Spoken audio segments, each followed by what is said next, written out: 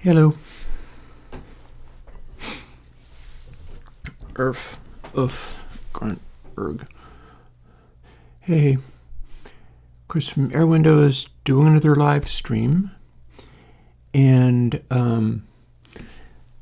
you just missed me screaming into the void. YouTube is still derping me around, making little badges for stuff it wants me to do that it's not going to leave me alone until I do what it says. And this time around, I'm not going to bother doing it because I just faked it last time.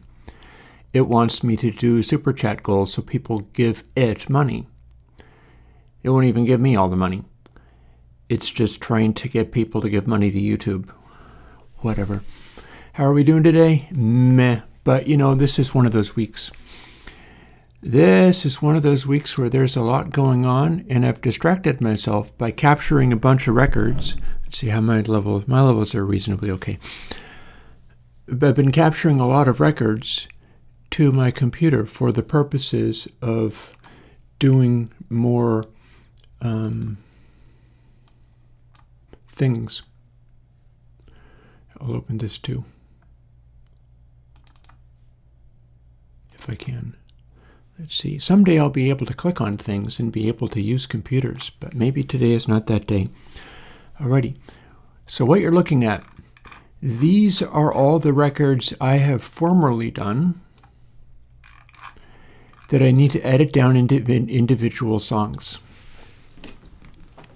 In other words, I have to open these up in an editor. Yes, there's 82 individual records here. Edit them down. Oh God, I'm too loud now. What the hell? Okay, be fixed, please. Edit them down. And then analyze the various songs in Meter, because I have a new version of Meter. And I've been busy doing other things as well, but that's been kind of a lot of it. It's a little intimidating, but it's also, there's no way around it, especially since yesterday. I went out, yesterday I also forgot to post my post for the Forbidden Music. It's just how it be. If I'm lucky, I'll remember to do that by the end of today.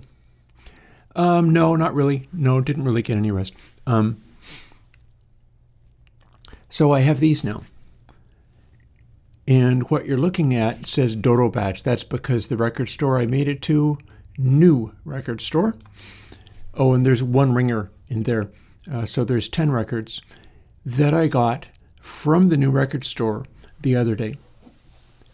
They had so much, and it was all in such incredible condition, and it was just crazy. And so there's a bunch of things I want to be showing people and measuring. These two I have to edit down. I've got them recorded, but everything has to be edited down into individual songs. Plus, there's more. I'm not quite done. There's even more that I can capture. One of the exciting ones, you'll notice that I have David Bowie's Let's Dance now. I never had that before. I've never owned that record. Now I do. I've never owned Graceland. I got a copy of Graceland. These are very big hits, very worth studying in Meter. And I'm going to, since I've kind of halted that, I'm going to do a little bit of that, and then we'll do a little bit of coding, and then my day will be done today. I got reminded a little bit of what I'm doing and why I'm doing it. You'll notice that I did like 6 albums yesterday after having gone to the store and gotten these things. Some of it's quite exciting, like the Led Zeppelin one is in nicer condition than the previous one that I had, which I've already shown on videos. The Overnight Sensation, that is a Warner's label, not a Discreet. I think it's slightly different sounding than the Discreet label. I think with the Discreet label, Zappa was able to remaster it, and he made everything a little bit more exaggerated and upfront. And the Warner's label sounds like a weird hybrid between the Overnight Sensation era, Zappa, and the like Mothers of 71 and just another band from LA. Because the Warner's label has a bit of that sound, that sort of old school sound that I actually prefer. And then there's a couple of Rolling Stones albums that I've never had that clean. I've had sticky fingers before, and it was scratchy and noisy as all hell. And okay, so remember how I have shifting of bits gain? Remember how I have a plugin that I can't say on YouTube because it will think I'm swearing? Okay, so familiarize yourself with the album Sticky Fingers by the Rolling Stones. You know what's on side one? Track one of side two. Oh, wait. That is a literal song, and the name of the song is Shifting of Bits. Not really, but you know what I can't say on screen. And my copy of every instance of, I think I've only had one instance of Sticky Fingers my entire life. I've only had one copy of that because it has the little zipper and the cover and stuff, and it's a fancy record that people don't want to let go of. My copy skips in that song. The new one does not. So I have a recorded version of the song Shifting of Bits, or, well, we know what that really is. And it sounds better than mine. And it's guaranteed going to be a hit record. Guaranteed this Rolling Stone stuff is going to light all of the lights on that. Also, I had Shakedown Street once. When I became homeless, I had to ditch half of my record collection. And a bunch of it I kept. And that is one of the ones which, for whatever reason at the time, I didn't like it. And there weren't enough of the songs on it that I liked. There are things like France that I was like, oh, what the hell with this song? So I let it go. And then I finally got a copy of it again. And then I mentioned on Blue Sky how I was recording that Grateful Dead compilation, What a Long Strange Trip It's Been, for a specific reason. That one is a record that Warner's put out after the Grateful Dead had left. They left to go to, I guess it was Arista for Terrapin Station. I'm trying to think of what album they went to for, like Clive Davis signed them or something. And they did Terrapin and they did Go to Heaven and so on and so forth. But they had left Warner's. And so Warner's was legally allowed to put out a compilation album with the stuff that they had the rights to. So they did this album. It's a double LP set, What a Long Strange Trip It's Been. And it's basically like some tracks from Oxa Moxa, some tracks from Europe 72. It's a really good selection. And for whatever reason, I don't know quite how this happened. I can only assume by 1978, which is when this came out, this was disco-era record company production, meaning they could do bass, meaning they could do highs, that the Warner's lathes and mastering suites in the era of disco were able to do super hi-fi full range. Like, this is also the era of Pink Floyd's The Wall. This was the era of people were going really hard into ultra mega super hi-fi-ville. So what they did for What a Long Strange Trip It's Been is they basically went completely and totally bonkers on making it be a hi-fi spectacular, but not in a cheesy way, in the best possible way. Because what they've done is taken these tracks that they had, in their archives, they had access to it, and they must have had access to like really good masters of these things. A lot of this stuff doesn't exist anymore. There have been fires in record company warehouses that have destroyed entire generations of masters, and a lot of stuff is just forever gone. But in LP form, I have a copy of this record. This was actually given to me by the lady that I was dating in Canada. There was stuff I gave her too. I don't need to go into that, but she was impressing me, and I'd mentioned this thing, and suddenly shows up in the mail. She had gotten me a copy of this record, which I never got records through the mail anyhow, so I didn't even know that was a thing. It was a complete surprise and delight. And I still have it. There's a lot I don't have, but I still have that.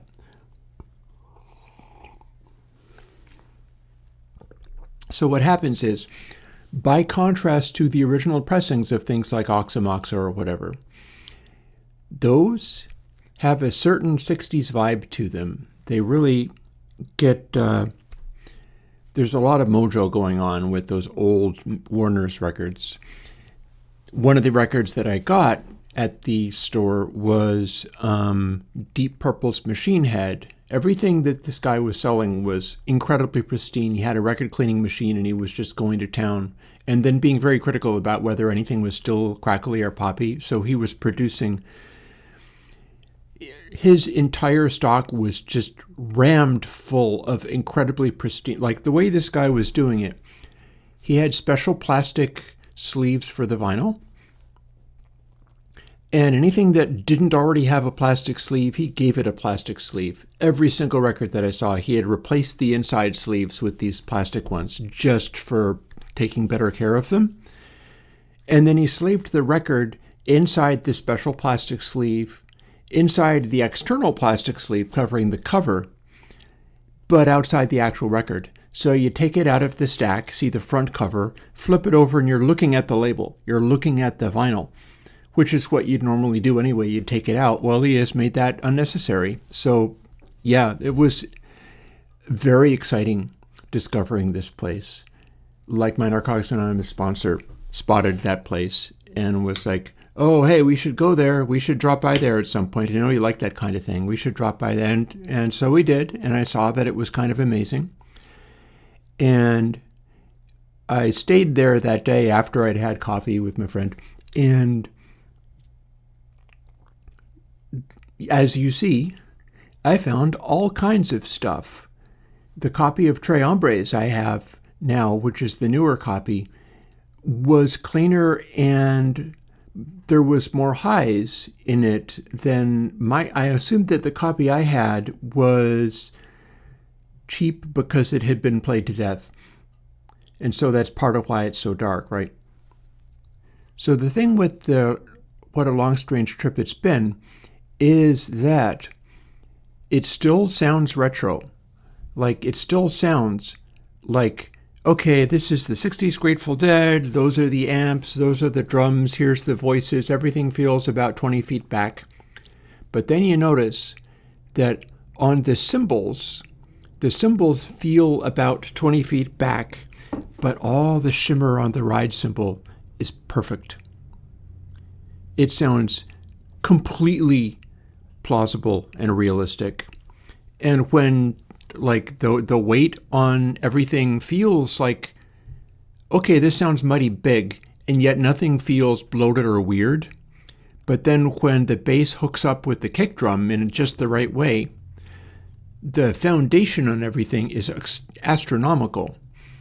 And, you know, that's this album. So if you ever find that in stores or whatever, know that is an incredible remastering. And I'm usually not impressed by remasterings, but in this case, I can only assume it's because they lost rights to the Grateful Dead. So they assumed that Clive Davis was going to make an amazing thing out of them and sell a bunch of records, and they couldn't anymore. So what they were going to do is put out a cash grab. And they made the cash grab as good as it could possibly be in production values. So yeah, if you're interested in what high quality sound off of vinyl is, and you find a reasonably clean, it probably doesn't even matter if it's clean or not. There's so much bass in those grooves that it's not going to be too scratchy and crackly because there's a lot of space between the grooves for the lands to be. But yeah, everything about it is just dialed in to the nth degree. It is an extraordinary thing. Yeah, that FLAC file is 1.63. One of the things I have to do, my sequence of things that I have to do, right? Here, I'll switch away from this for the moment.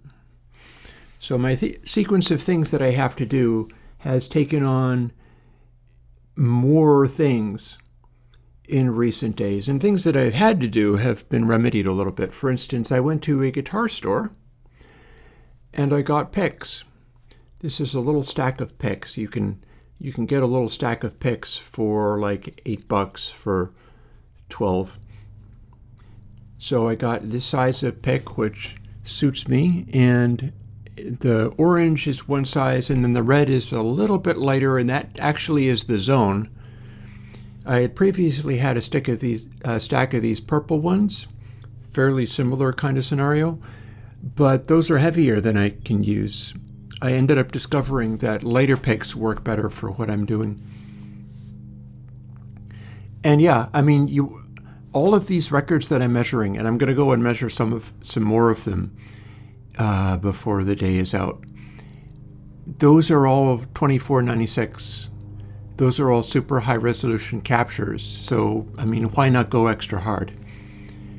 And they contain everything that I need for measuring this stuff. So yeah, this is what I'm in the middle of doing. I'm making this pile of unedited FLACs, and I will be editing them. But before I'm done, I'll add, like, you'll notice that I've got a King Crimson in there. I have plans for that. That's going to be a forbidden music with a twist.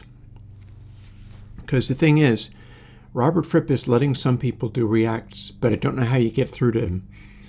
It's like, normally that is one of your classic forbidden musics, like the Beatles or the Eagles, and I respect it more from Fripp than I do from them.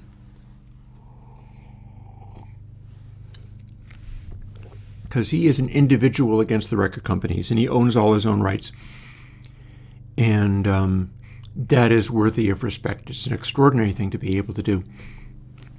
But there's been at least one person who did a React video for Fripp, and I think what you have to do is you do it and let it ping his content ID warning, at which point he decides. I have not played with Jazz 3 picks. Those are even heavier and kind of smaller and teardrop shaped. And the way I've learned to play now that I've started playing picks is I don't play with this pointy bit. I play with the pointy bit tucked up against my thumb, and I play with the rounded part and then angle it different ways. And I ended up figuring out that with a pick weight that matched your string heaviness lets you get into that sort of Stevie Ray Vaughan type zone where you can make all different kinds of attacks with it. But previously I had like, pick and choose. You can look on my channel. I've got one that I failed to post yesterday, even though I was supposed to. I had it all made and everything. There's a bunch of them called Forbidden Music, which is I'm talking about a track and then I play the track through meter, but you don't get to hear it because it's like the Eagles or the Beatles or something, and they don't allow that stuff. But then for the $10 and up patrons, I needed to come up with something special to do for them. So for the last 50 weeks or so, what I've been doing is posting a React video where I start by talking about the track and whatever else I can learn or whatever else I can teach about it, everything that I know about the thing. And then what I do is I play it through meter.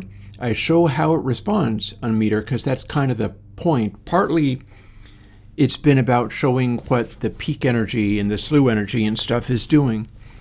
And that's still pretty accurate all the way back to the start. I'm making meter much better, but the raw data coming in is still about the same. It doesn't turn up the highs quite as much as it used to. The slew is a little bit lower. But yeah, and I am doing those reacts because there is not a plugin or downloadable sample or, metering plugin or anything that I'm willing to not let people have unless they give me money. And there is an exact, like here, I've been very busy. My plans with those stomp boxes I'm making, that's another exception because I literally can't give like $100 stomp boxes away. I'm building them by hand, painting their little surfaces with paints. I've been learning all manner of things. Like I discovered that an orange paint that I was using bleeds under the tape that I'm using for masking and stains the clear material. And so I have to be painting all of the bright orange paint freehand. I can't mask that because it leaches under masking and stains everything and screws it all up. So I still have a box that I painted up that way, and I kind of salvaged it, mostly, kind of. But I'm busily making those, and before streaming, which is why I wasn't on at like 11 or noon, before streaming, I had been capturing those records like this morning. That's why it says like Shakedown Street was 6:56 in the morning, and then What a Long Strange Trip was 8:31. Lark's Tongues was 9:27, and I was posting on Blue Sky like, oh, this is reminding me why I do what I do. This is making me want to experiment with the stuff that I'm doing.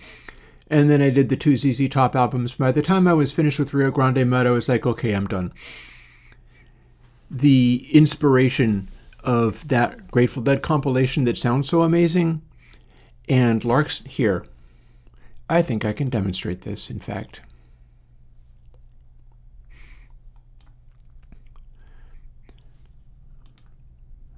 Give me a moment while I turn the things on. We're going to turn my things on. So,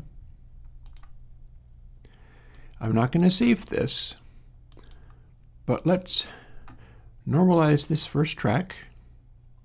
What the actual... Oh, I know why that did. I know why they do what it do. I put the vinyl record needle down and it made a big thump. So I need to not normalize that thump. Boop. So this is the first track off of Rio Grande Mud. We're not actually going to hear it, but I'll have content peak. And I'll have the zero hide there so you can at least a little bit get a sense of what's going on, even if not very well. And here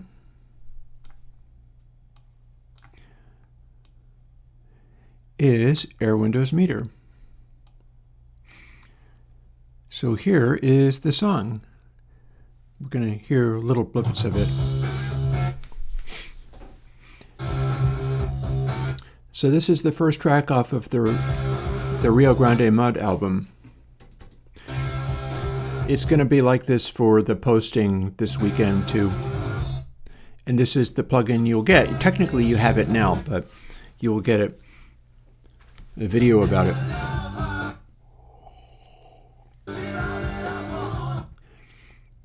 So as you can see, it's a classic vinyl record. It's doing a pretty good job, but look at what Authority is doing. That's a miserable score there. It doesn't have any bass at all. It's really lacking there. Detail? It could be doing a lot better on detail. It's just this really sort of unfinished quality. Mind you, it's good enough to get an A rating, but that was just the intro that went to the perfect balance. And pretty much what this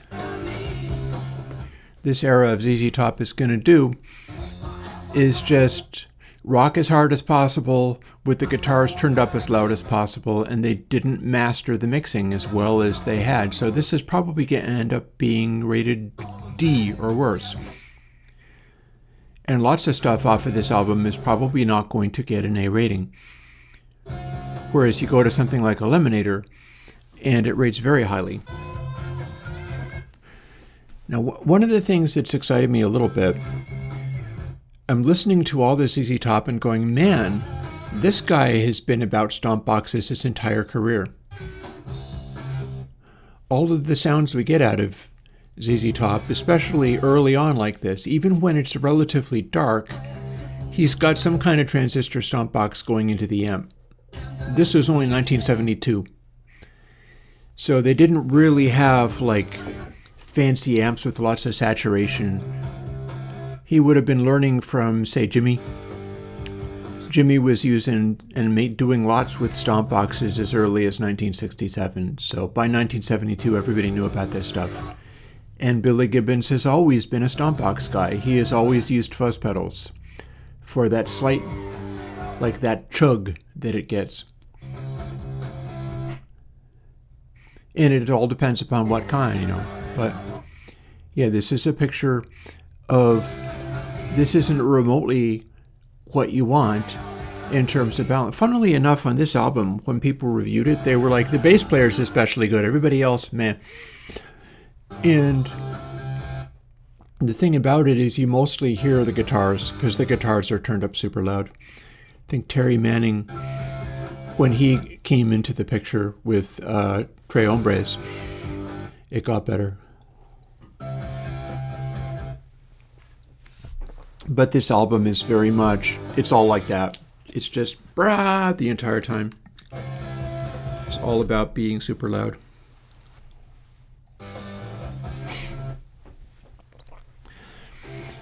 But yeah, that was a thing that I was trying here. Let's stop this. Stop. And let's close that. I don't know why it looped. That makes no sense at all. I didn't ask for that. And let's not save that. And I'd like to do some measurements today.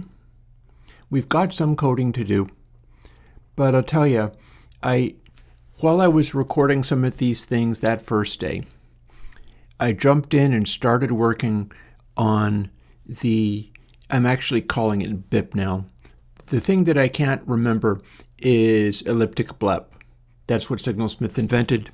It's what people are using. There is a open source version of that available. Unfortunately, he's a real programmer, so the way he writes open source available libraries is not one that I can understand. So I can't make head or tails of it, and I know better than to try because it's one of your professional programmer type things, so it's all classes and stuff. I could look, but I think it very unlikely that he writes things the way I do because I write things real stupidly. But, and then let's see, let's reset this. Here we start to be writing these things down. So I'm going to write this one down once I'm finished with it. Also, I should have it not loop. And it should be not looping, so hopefully that'll be fine. I think it stopped, and then I thought I needed to stop it again, and I just restarted it. But yeah, referring to the stomp boxes, one of my plans has been to build some of these up, and I'm still working on getting them painted and getting the enclosures built and all of the things that you need to do. And I am kind of being able to move forward with that stuff. At least that's the hope. When I do that, I've hooked up some of my gear in such a way where when I turn on the full studio, like so I can track stuff, it has its own little stomp box powering circuit. Also, let's just take a moment to appreciate this. This is not spending as much time in like that ZZ Top Hit mode that it's getting a high score here. We can see the bits that Meter likes, but we can also see that the bass authority is off the charts, and that's something that the ZZ Top completely lacked. So this is in that realm of everything is kind of louder. We can see where the clips hit. This is a new enough production that it's all clippy and stuff. But that is showing all the signs of the lows on this one are impressive. And that's because the authority section where zero crosses are counted is making the bass events show up in this dark black color. That means the peaks are especially hot on it. And if they were a weaker color... Oh, and this is a cool bit coming up where it goes into this crazy synth noise.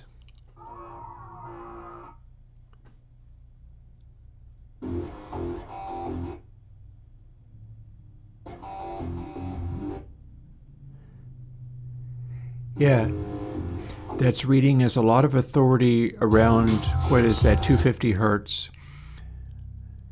So that's a 250 hertz noise that is coming across as very authoritative, and also it's a cool color contrast with the rest of the music.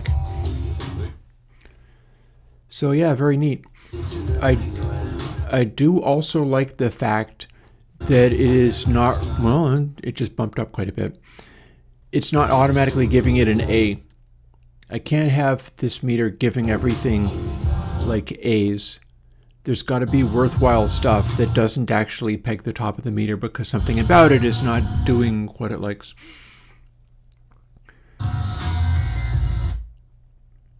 But yeah, the stomp box plans, I'm finding time like every day on top of literally everything else to keep that moving. I haven't got anything fully built yet. And when I do, I get to start using it myself. So the plan there is very specific. I have inputs directly into my Motu 16A. Once I'm ready to go with this, what I can do is set it up and like pre-adjust the gain of those inputs so that it will handle what for a stomp box, like for a professional line level input, something that is going to be a professional line level input that's clean is incredibly hot output for a stomp box.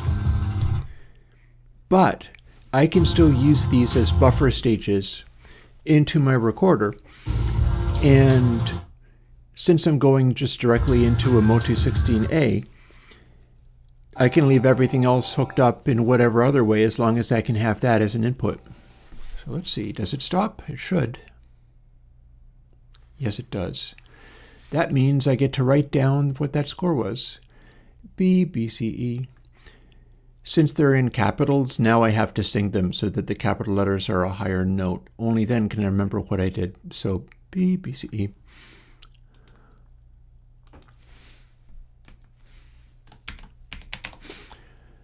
And now I have a score.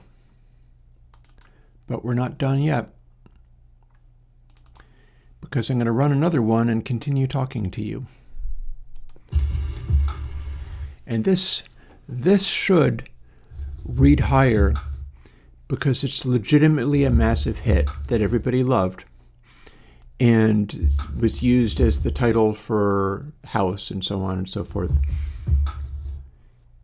So I should end up seeing some spectacular results out of this track once it gets underway. I think it's very likely that I will.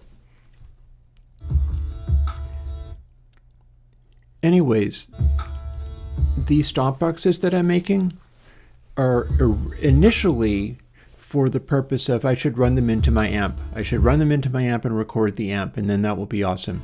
And indeed, I've been getting some useful things out of that. I can set it up so that rather than having the like nice but especially 60s sounding retro small tube amp, because what I've got is basically just a Valve Junior, a hot rodded Valve Junior. It's like $100 tube amp head. I've done stuff with it, and if I go directly into that, it sounds very 60s. And if I use a transistor stomp box to go into it, all of a sudden I have all the chug that I could possibly want. And a very, very intense, kind of all lit up guitar sound. And that works for a lot of different things. For instance, Pink Floyd have been using that for years. Like easily by 1970, Gilmour was doing stuff with stomp boxes to get that Gilmour sound happening.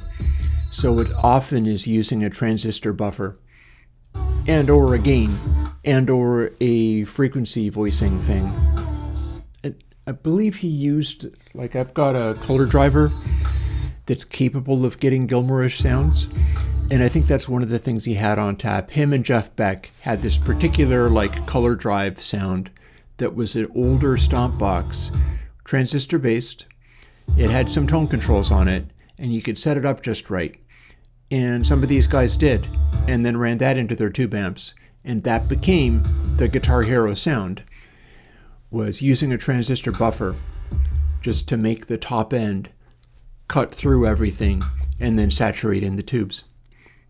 Well, nothing stopping me from running that just straight DI and then seeing what I can do with my plugins doing that saturation. So that's what took me so long to get online, is I was doing it. This morning, I ran guitar and bass through my prototype stomp box directly into the board. And I have a plan for something also that I want to do. I don't know how I'm going to figure out what the output impedance of these is. I'd like to, but I don't know how I'm going to do that. But you know how stomp boxes usually have a stereo plug on the input so that you can plug it in and it makes the battery go, and then you unplug it, otherwise your battery will run out? I have a stereo plug in the output. Run into an amp, nothing is going to happen. It'll just be shorted to ground. But the plug that I'm running to the 16A goes through sort of a long cable. I don't need it to be a long cable, but it is. And that's a TRS cable. That's balanced. So essentially what I'm going to be doing is running these stomp boxes and powering basically the hot channel of the TRS input. I'm going into the tip channel, which should be in phase. So what I have to do then is wire up the stomp box with its two outputs. I'm not going to do a balanced output. It's a stomp box. It's meant to go into amplifiers with only one hot and one ground. But what I can do is put a little resistance in there, and I've got a cajillion little trim pots that are 200 ohm trim pots. I might use those. I don't know if 200 ohms is an appropriate resistance for that, but it's a way of using these things, and I have so many of them. And if I do that, it'll be a floating ground, meaning that interference in the wire might have a similar, it depends. Are you counting my time? It's a fair question. I'm closing in on 60 years old. I ain't going to have all the time in the world, so there's a limit to what I can do there. Let me rate this. Remembering stomp boxes, you can buy the aluminum case for about $7. The paint I'm using, and I'm hand painting stuff onto these, like the vinyl tape that I'm masking stuff with. I learned that using this vinyl tape, if I paint specifically orange, it like leaches under the tape and stains everything and is terrible. So I can't do that. I've learned that. Let's see. Be busy.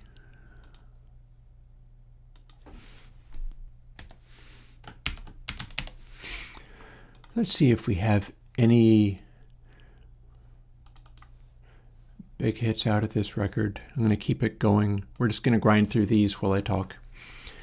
But yeah, like how much is a capacitor?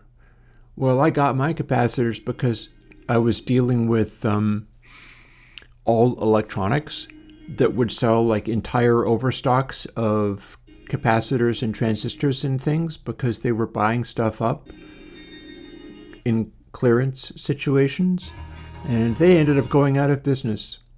So I bought some stuff from them by making a bargain to buy from the clearance house at a clearance of the clearance house price. And at the time, I couldn't do it now, but at the time I was like, how much will you accept for the entire collection, like everything you've got? And they would quote me a price, and I'd end up getting transistors or capacitors for like 0.5 cents a unit, which normally you'd pay like 40. And it made sense to me to do it at the time. But you're still only talking about, like, say, the most expensive transistor I'm working with is like $4. So case is like $7 because it's an aluminum box. Fairfield Circuitry uses those aluminum boxes directly, by the way. They stamp into them, but the surface is just what Hammond produces. Transistor, 40 cents. So yeah, be careful what you ask for as far as what is the build cost of those boxes. You have to consider my time. In order to do what I'm trying to do with them, it's taking a lot of time. Hours and hours and hours of time. But yeah, I'm going to put in a floating ground so that the, and man, this is weirdly loud. That's probably why it's rated only C. Oh, it just bumped up a little bit.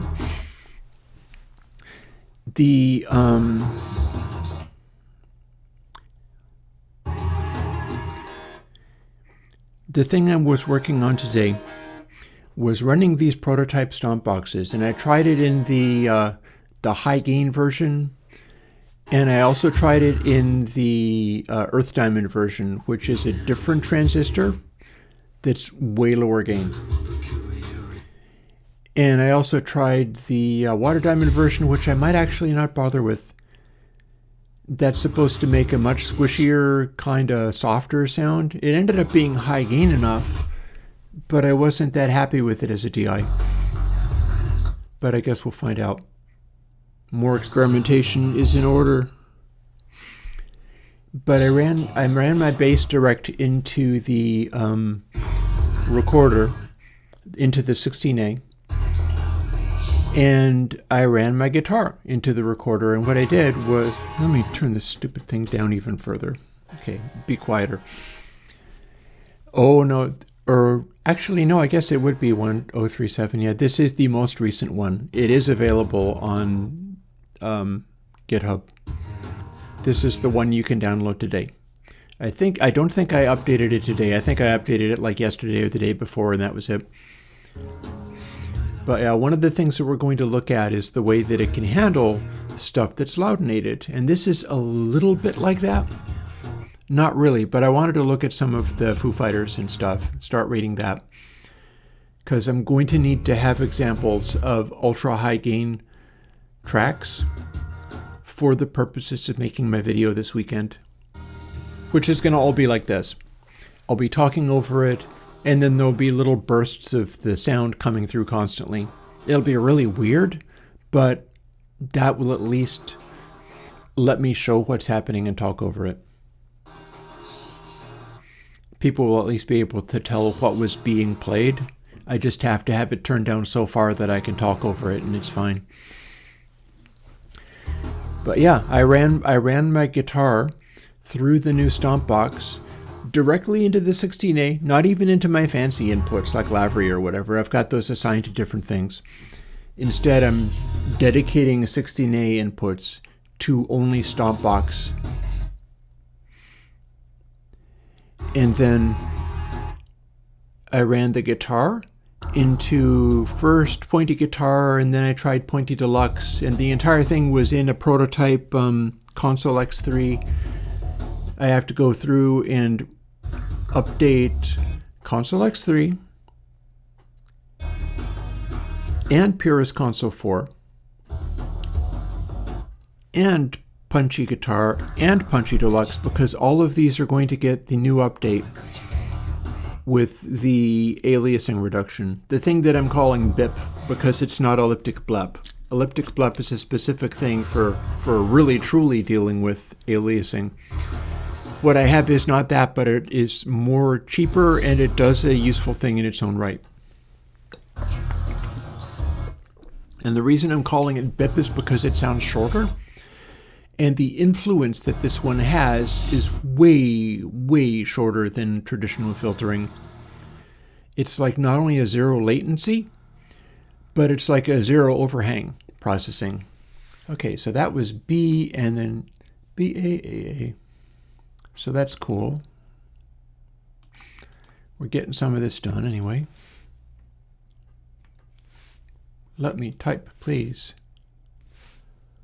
You fiend, I'll forget. There we go. Let's bail out of here and go start looking at some Foo Fighters tracks. And see, I've already done Everlong. So I guess it's going to be time to ask people for requests, because we're going to look at what all these things do so that I can get a sense of what I should use as an example. Because I'm going to use a Foo Fighters track as an example. This happens to be not as loudinated as the other ones, but I do want to see what it does. And these should have something going for them, even though the loudness of them tends to be pushed to the absolute limit in a way that has never worked for a meter before.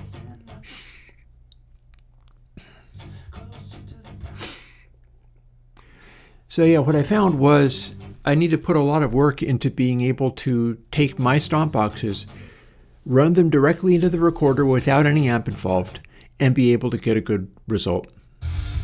But there is some hope for it. And I'll tell you why. It's because I knew I wanted to run the bass into the input directly, not even running it through like the API pre. I want to just run the thing straight in as if that was all you had, and you didn't get to run through a proper preamplifier or any of that stuff. There's sounds I'm going to use, like recording my drum kit where you have to have a pre. Stuff like recording the guitars. Speaking of guitars, here we go. You can see how loud that is. It's going to really restrict the ability to get a high score there because everything is within the top 1 dB of loudness, even when it's not clipped. And we are still seeing some clipped here. The size of this is the duration of the clip, and the way I'm doing it is that when there's large extended clips up here, it's as if it has the data coming down from the top again. So the clips actually replace information here, and that's what I made it to do.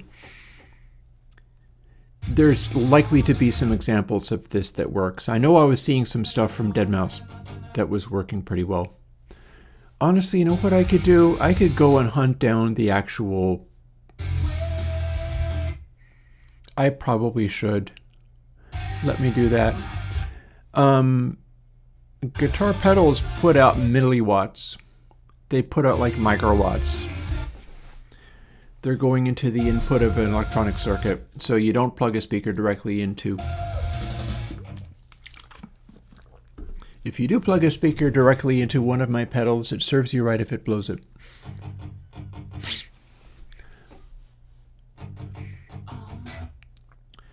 So yeah, you know what, I'm going to mute this. Do I have a mute button on this? Not directly. But what I can do is turn it to 0. Yeah, so, I could also use the shift and a bit gain.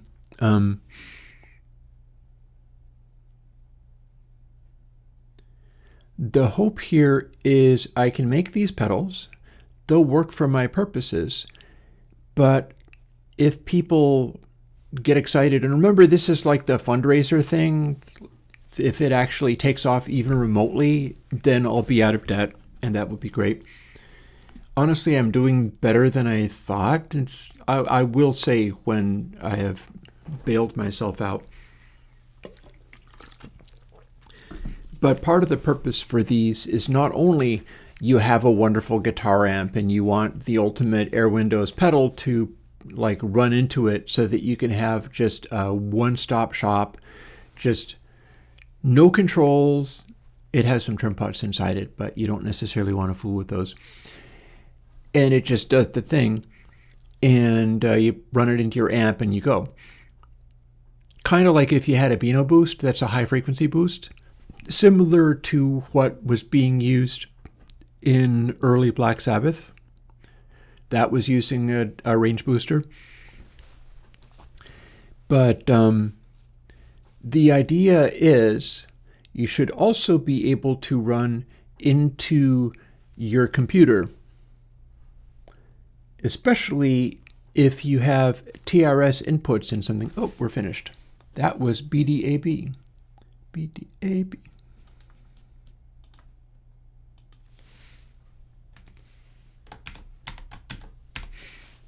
Capitalization matters. Yeah, what I wanted to do, and I will do this. Let's go and look up all the hit record scores. We're measuring these. Let's go and measure the ones that were actually hits. So here's how we're going to go about doing that. Going to use a little DuckDuckGo, which is how I search. DuckDuckGo, no AI.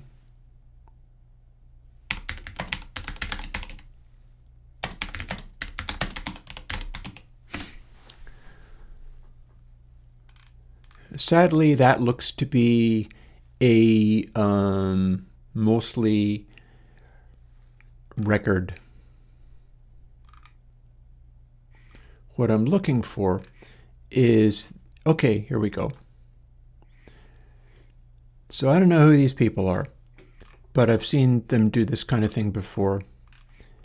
And I'm looking for singles. This is not showing me singles. That sucks. That's showing me albums. Okay, let's try again.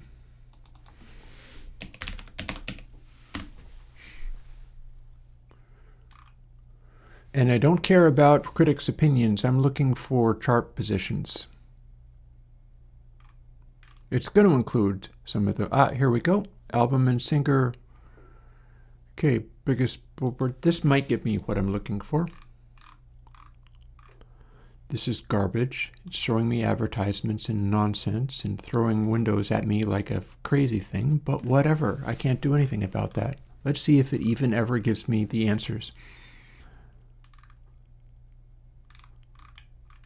Maybe it's never going to give me the answers.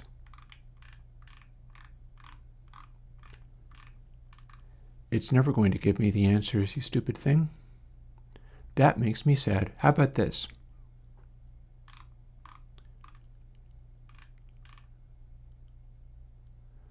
Okay. I'll take it. We're going to go through and mark these appropriately. I got to scooch this over to the side. Some of that, I think we probably have all of these. Let's find out. So, walk, top 100, I color that yellow. Rope, top 100. Top 25 is colored orange. Top 10 is colored red. Wheels. Okay, I don't have that one. Long Road to Ruin, probably do have that one. Okay, yep. And all of this is so recent that it's all going to be loudinated to the nth degree. And then I get to see what that means. So let's see, the Pretender, do have that. I've listened to that for pleasure sometimes, even though it is that loud. DOA, how about that? We have that? I don't think we do. That's, well, why don't I have that? You know what? I don't know. Can't help it. I've measured Everlong. I've measured all my life. I don't know why Everlong isn't showing up as a hit, but whatever. Okay. Why am I not seeing Best of You? I think I've not done that album. That's weird, but okay. It's probably on this. Yeah, it's 2005. So I don't have the 2005 album. I have some of the earlier ones. So let's see, do we have times like these? Yeah. That was 65, color it yellow. All my life, I've measured that. Also colored yellow. Do I have Learn to Fly? No, apparently not. So did they not release any singles off of the first two albums? That makes no damn sense whatsoever. I don't understand. Whatever, I'm doing my best. Sometimes these things just become undoable.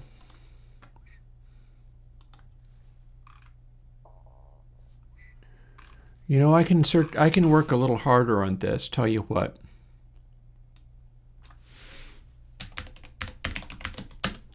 This is more authoritative than some dumb website.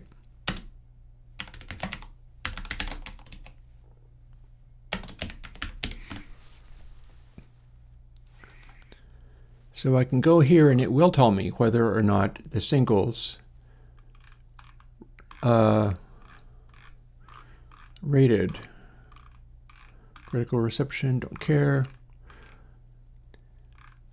Don't care about the certification, but I'm going to want to look at those singles. Those are included in a little box up here, so I ought to be able to get through to there. And, you know, there was a vinyl record of this. It just wasn't actually the release record. It was some kind of reissue from much, much later. And that is in the Dodo Music record store in Keene. So if I really wanted to, I could go and get this on vinyl. It just wouldn't be the right version. So this, at least, I bet I've got. Yeah. So what's our highest chartings, if any? I'm looking for US charts. Okay. That's a subchart. We'll call it 35. I'm not interested in looking at alternative charts. I'm not interested in looking at weird subcharts, but we'll call that a 35. Really, I'm looking for US singles, but it's not rating there.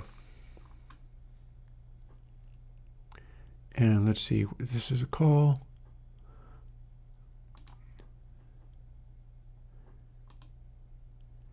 And 35 means that's colored yellow. I'll stick around.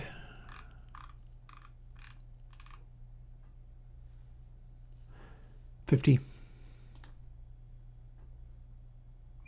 These are not going to be as loudinated, and that's a little frustrating, but I can keep going until I start, like if I've got the one with the Pretender on there, that should help.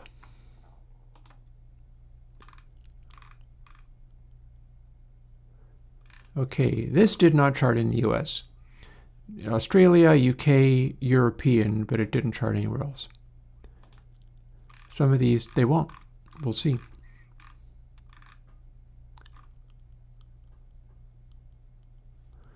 Oh, hello, okay. So Big Me.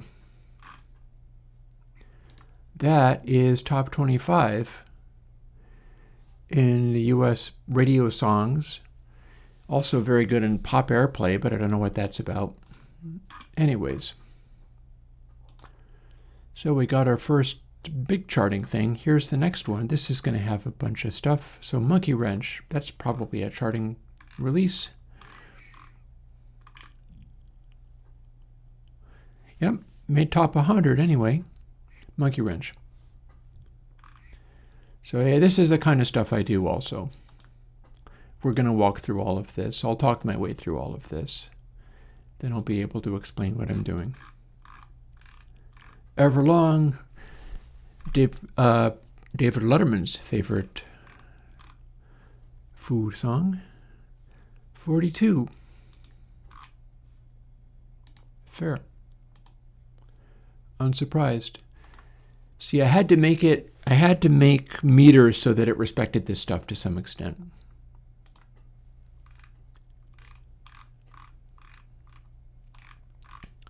Charting. Okay, radio songs.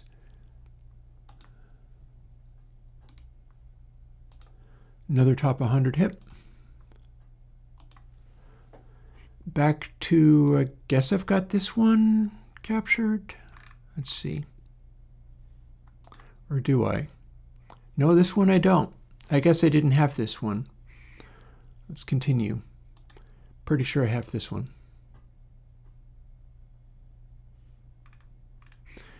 This is the high tension one where they were fighting, so it made some of the biggest hits.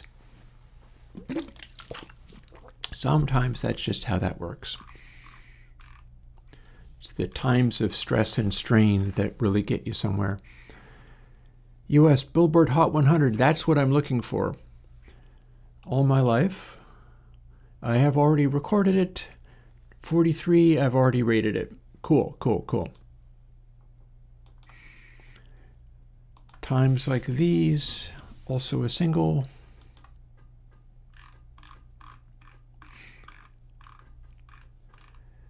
This is easily more authoritative than looking up some dumb webpage. US Hot 165. So that is also, yep, and I've already got it covered.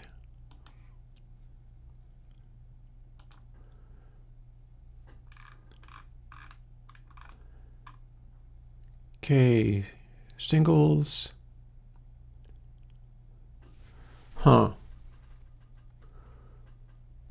US Hot Singles, is that the same as Top 40?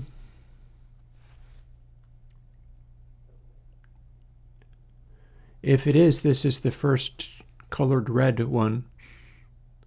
It also rated high in videos, not that that counts for this. You know what, I'm going to accept that, and then we'll go and measure it and see what it does. Low, Foo Fighters song.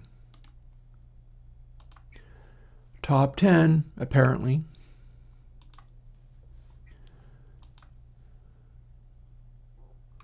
And final single did not chart in the US. Well, alternative chart. The B-side charted. A-side did not, so we're going to ignore that one. I don't think I have this one. If I did, I would have Best of You, and I don't. I've got selected stuff on CD, and some of it I don't have, so oh well. But I'm pretty sure I have a more recent one, like Echo, Silence, Patience, and Grace. I think that's the one I've got. So that I am sure I don't. That I'm sure I don't. That maybe. Do I have Wasting Light recorded here? Oh no, I've seen this. We're going to skip that. For whatever reason, Foo Fighters chronology jumps from albums to videos. I could do better than to have that. Let's Foo Fighters albums. We apparently don't have a category for that. Thanks. Okay, so this one I bet I've got. Yep. So here's our singles from there. This was a giant big single. It is also one that clips like a maniac. So looking forward to measuring that in meter. Billboard Hot 137.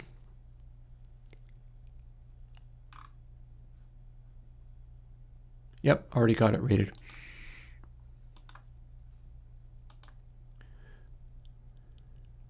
But this, at least I've got these down on my computer. Hot 189. Long Road to Ruin. Yep, got it. I think I've got everything from this covered. Guess we'll find out. Did this chart? No, not in the US. That probably didn't chart either. I don't see any reference to it. Oh, I stand corrected. Okay, Hot Singles 3. I don't remember this one. Cool. Hot single is 3. This turns out to be a big selling single. Bubbling under Hot 100. I don't know what the hell that chart is about. That's ridiculous. And of course, it's #1 in the alternative charts, which is fine, but not what I'm looking at.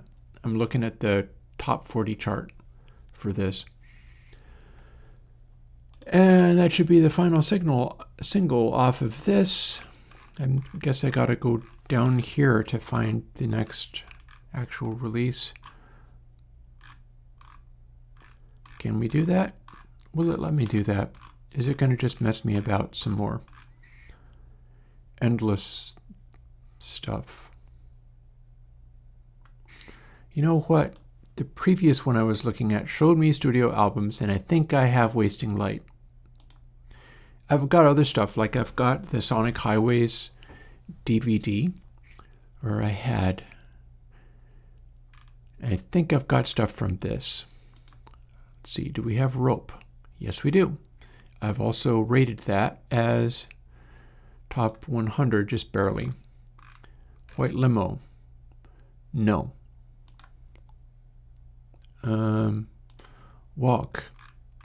I can also do Arlandria, and I know that that is a Hot 100. Hot 100 this, and I've got it covered. And I know this is clipped to within an inch of its life. Did not make US top 100, but I can measure it just for fun. And no top 100, but bubbling under, apparently that means it's 111. I guess that's what that's supposed to mean. Go figure. So we're ignoring that. And alternative charts don't count for me. I'm only counting the top 100 singles charts. I don't think I have anything further. Wasting Light is as late as I have. It's all going to be even louder and louder the longer it goes. You know what? Goodbye to that now. Done. I think Arlandria was a lead single. Look at it. So this is going to be a darn good reference. We'll even let it be vaguely heard for just a bare moment. So here's what modern Foo Fighters is like.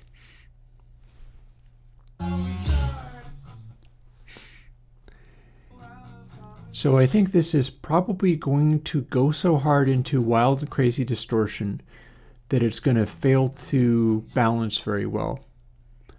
That said, the things I'm doing with it are doing a fairly good job of still giving it a rating.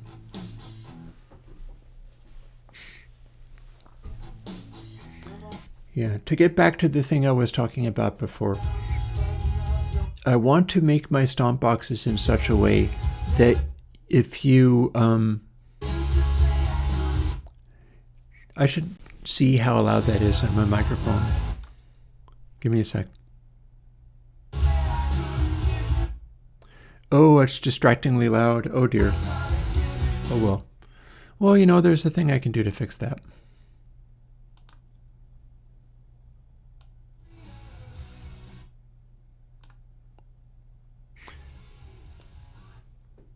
There.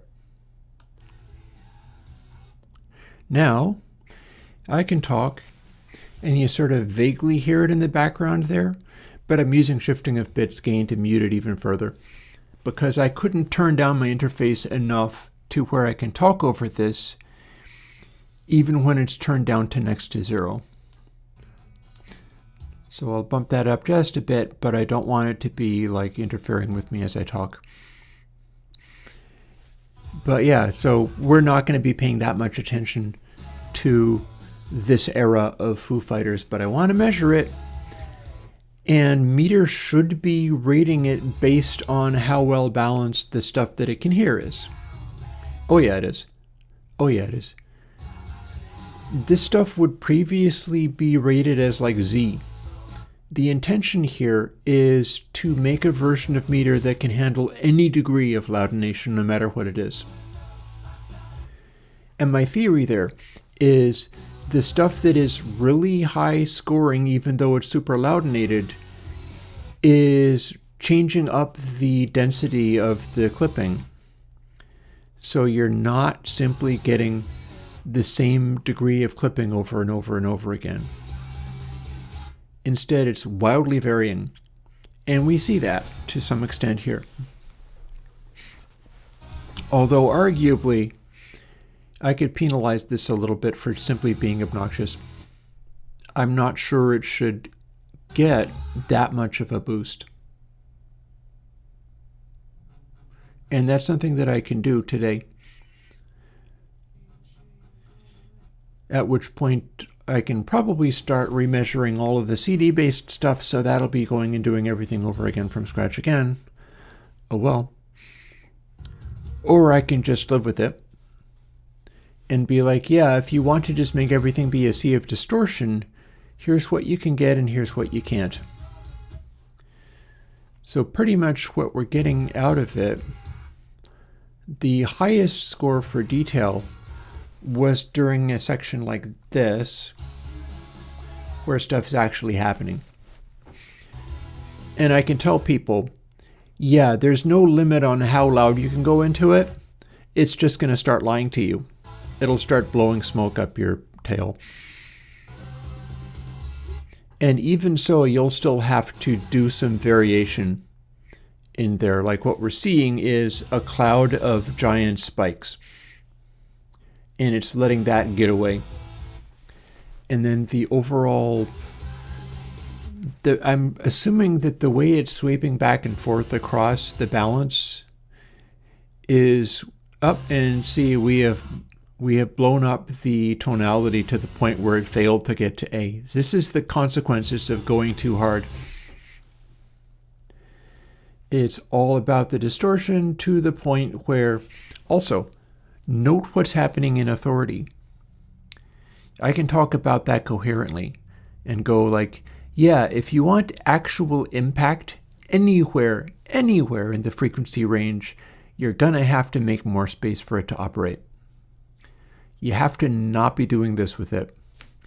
Because as you can see, the authority meter, even if it is not directly affecting your like quote unquote high letter score, if the authority meter doesn't have any dark green or black base dots in there at any frequency, you have no impact. It's showing that it has no impact. It's telling a story of, yeah, this is no impact. And it's not wrong. This is a track that had no impact. And it's rated BABA.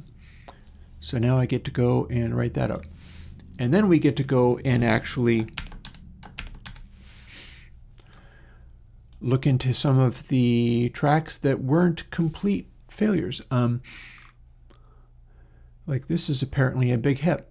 Arlandria, not as big of a hit. We'll see what this is about. It clearly is ending very loud, but we still don't know what it's going to do with those red spots. Yeah, well, your stuff isn't obnoxiously loud, is all the thing. But yeah, that's a pretty good demonstration of meter is never punishing you for being loud just for being loud. It's going to do its level best to cut you a break. And what's going to happen is the authority meter is going to tell you, yeah, this is very lightweight. Because it's going to say you have no bass. And if you want to be hitting like Aerosmith doing Walk This Way, you're going to need bass. So you're going to need to make space for it. But that's a whole other story. I think maybe we're going to keep doing these measurings and I'll see what it does. But I might simply leave it as it is. I don't understand what you mean by circuits, John Sand. Rephrase that so that I can understand. Because if you're talking about what you see here, I can probably answer questions if I understand them. I don't understand your question.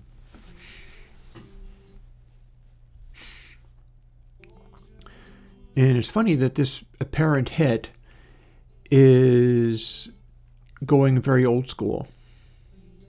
I wasn't expecting that. Whatever. I guess we'll find out. Band section? No, drums came in.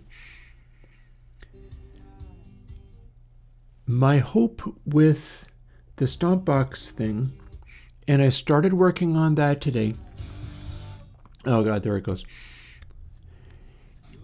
Is to be able to run Stompboxes directly into not even a fancy converter. It's almost like that guy that did the whole compare a Focusrite to what he thought was a vintage Neve. I think that's kind of nonsense, but if I can make stuff where you can run a guitar or bass into a Focusrite, your line level input, your line level TRS input. So I can do two things with there. One, if there is a sort of FET-based buffer amplifier, that is going to do as good as a dedicated input, except for I can Airwindowsize it. I can include the high frequency boost section where I've got a circuit in the beginning of this. It goes through a capacitor network that is doing a better job than just going straight DI. It does a little bit of that. It does it in the analog domain. It's working for me.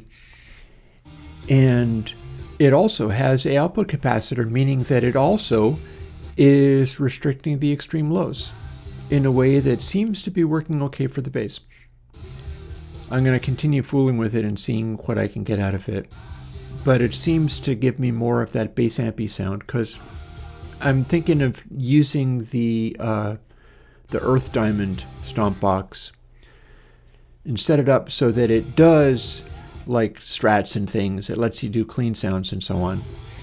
But then you can also plug an electric bass into it, and it'll give you a sort of amped up, more clear and kind of treble hyped bass sound that doesn't take much in order to make it be a full range electric bass and meter.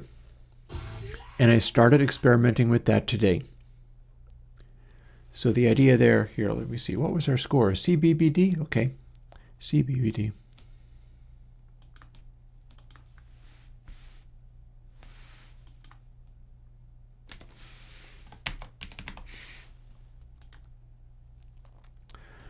Let's do the top 10 hits first. Here's one. Okay, that's immediately loud. Look at you go. However, this is much older, so apparently it's not doing the peaks quite as much. Anyways, I tried that for the first time this morning. That's why I was slow to get online. I had the studio turned on so that I could capture all those records, and then I fired up Reaper, and I fired up a Console X3 mix, even though I don't have Console X3 updated yet with the new code. That's something I also have to do today. Maybe I'll switch over to that pretty soon. And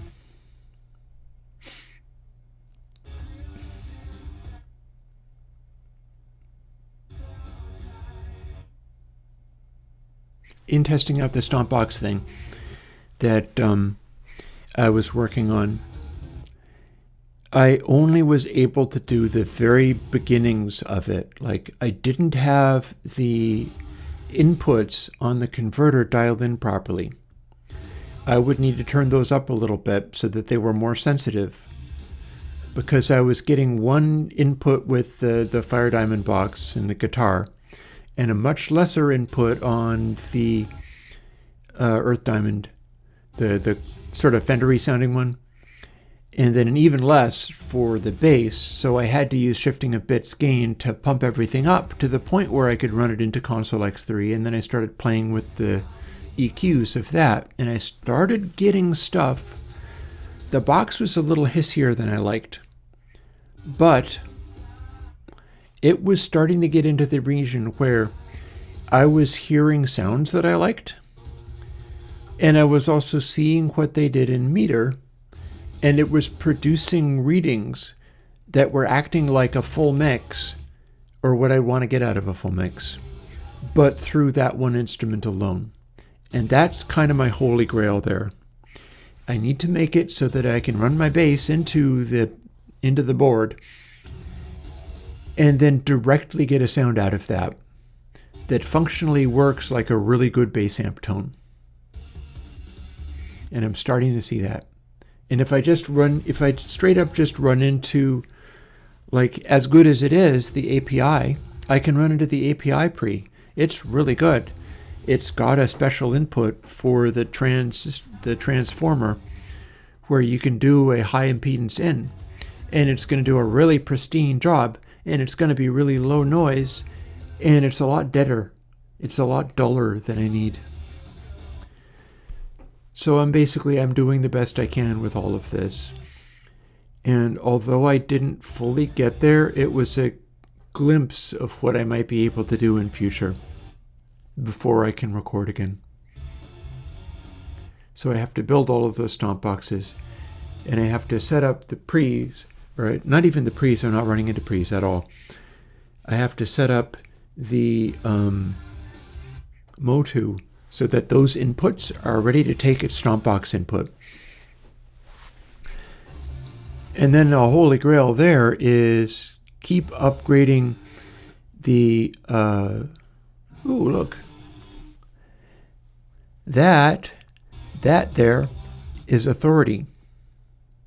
Those are authority dots. The noises it was making in there, and we've got little hints of more authority showing up. It's like hinting at the sound having authority to it. It's just a little bit too loud. It goes a little bit too hard. If this was like Aerosmith, it would all look like this area, scattered throughout. It's going a little too hard for it. But still, the overall balance is pretty good. It's honestly showing up pretty well. B-E-A.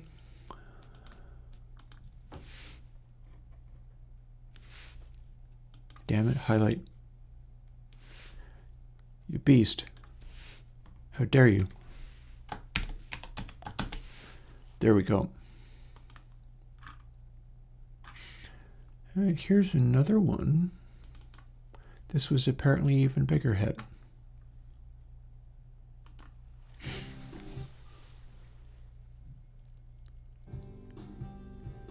Okay, this is what I'm talking about when you have authority in the sound. Look at the darkness of these dots. Weirdly, it's not showing up in the meter yet, but that's because it's not occupying a big enough space.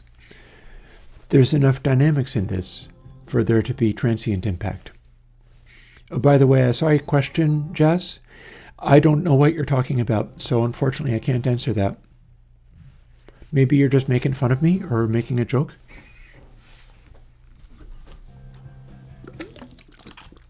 One of the things I'm trying to do with the Stompbox plan is be able to run guitars and basses into the computer in such a way that the coupling capacitor is taken care of already.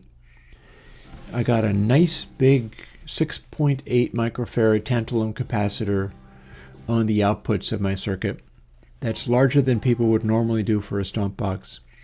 But in this context, it's doing a good job of making the bass guitar be restricted to bass guitar-like sounds without throwing messy subsonics everywhere.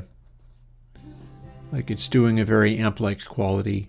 And that's a natural process of being an analog circuit with coupling caps. So a coupling output cap is what it's got.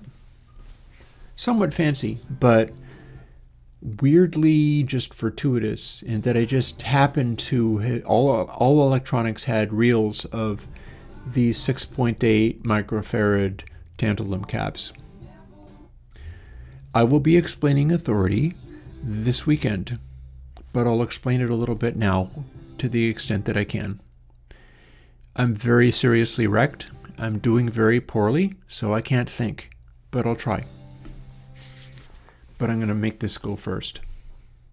This was a C, A, C, G.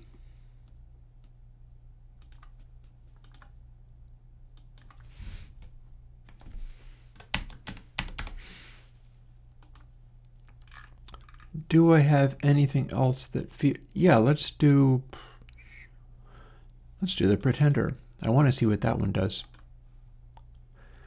This one impresses me. I enjoy the sound of this one.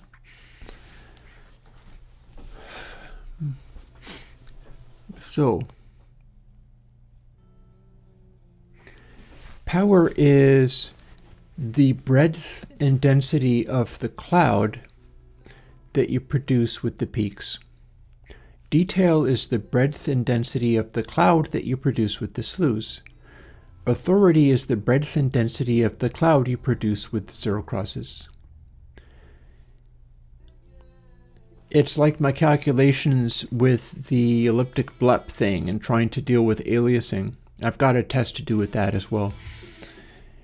The aliasing thing, I'm basically keeping track of not simply just how much distortion is happening, how suddenly does that distortion come on, how much of a change is that, how much of a change is the change from what was previously happening. It's layers of difference from previous thing. And when we're looking at stuff like cloud density, this is cloud density. It's not just about are the dots as high as they can go. It's how much space do these occupy? How much space on this meter does this stuff occupy? How much space does this occupy? How much space does this occupy? Or is it just a line? You want a big, busy space happening in here. And interestingly, one of the things that I'm seeing about this is bearing, it's not giving me the score yet, but my assumption is that the clip world stuff is more tolerable when it's varying madly. What I'm seeing here in this track that I've listened to before and enjoyed listening to, especially when you get to watch the video along with it,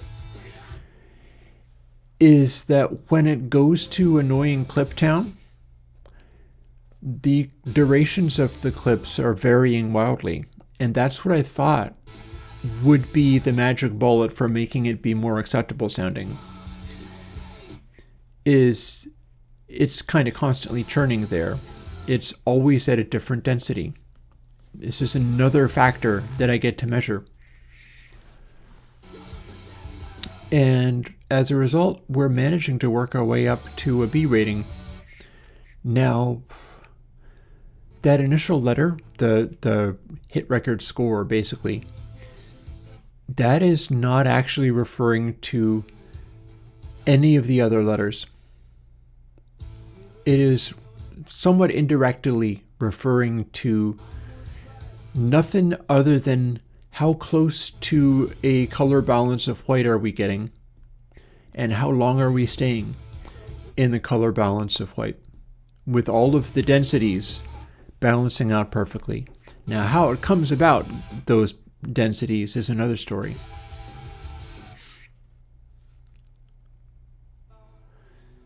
So a change like that will help with the densities. What has happened is we've got this stuff up here, and then all of a sudden, we have this happening.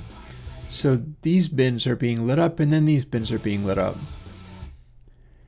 It is not really quite enough to do it, but that's because of the loudination getting in the way. What we're seeing, peaks are acting like this is legit data, and then it's also expanding down to here with these overlaid on this stuff. Oh, okay, fair enough. Yeah. Okay, funnily enough, I've not seen the Back to the Future movie, so that's why I missed that one. And yeah, when you go this hard, it's like, yeah, this is what the Foo Fighters do. There is no texture to any of this at this stage. It's just nothing but a wall of loud. That is fairly common. So a lot of people do that. But it got a B tier score, and there's plenty of stuff off of vinyl records that has done worse. So I think that's pretty legit. BABD.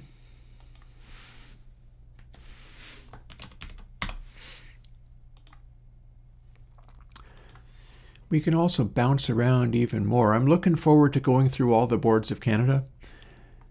There's other stuff like this poses interesting challenges. So this is carbon-based life forms.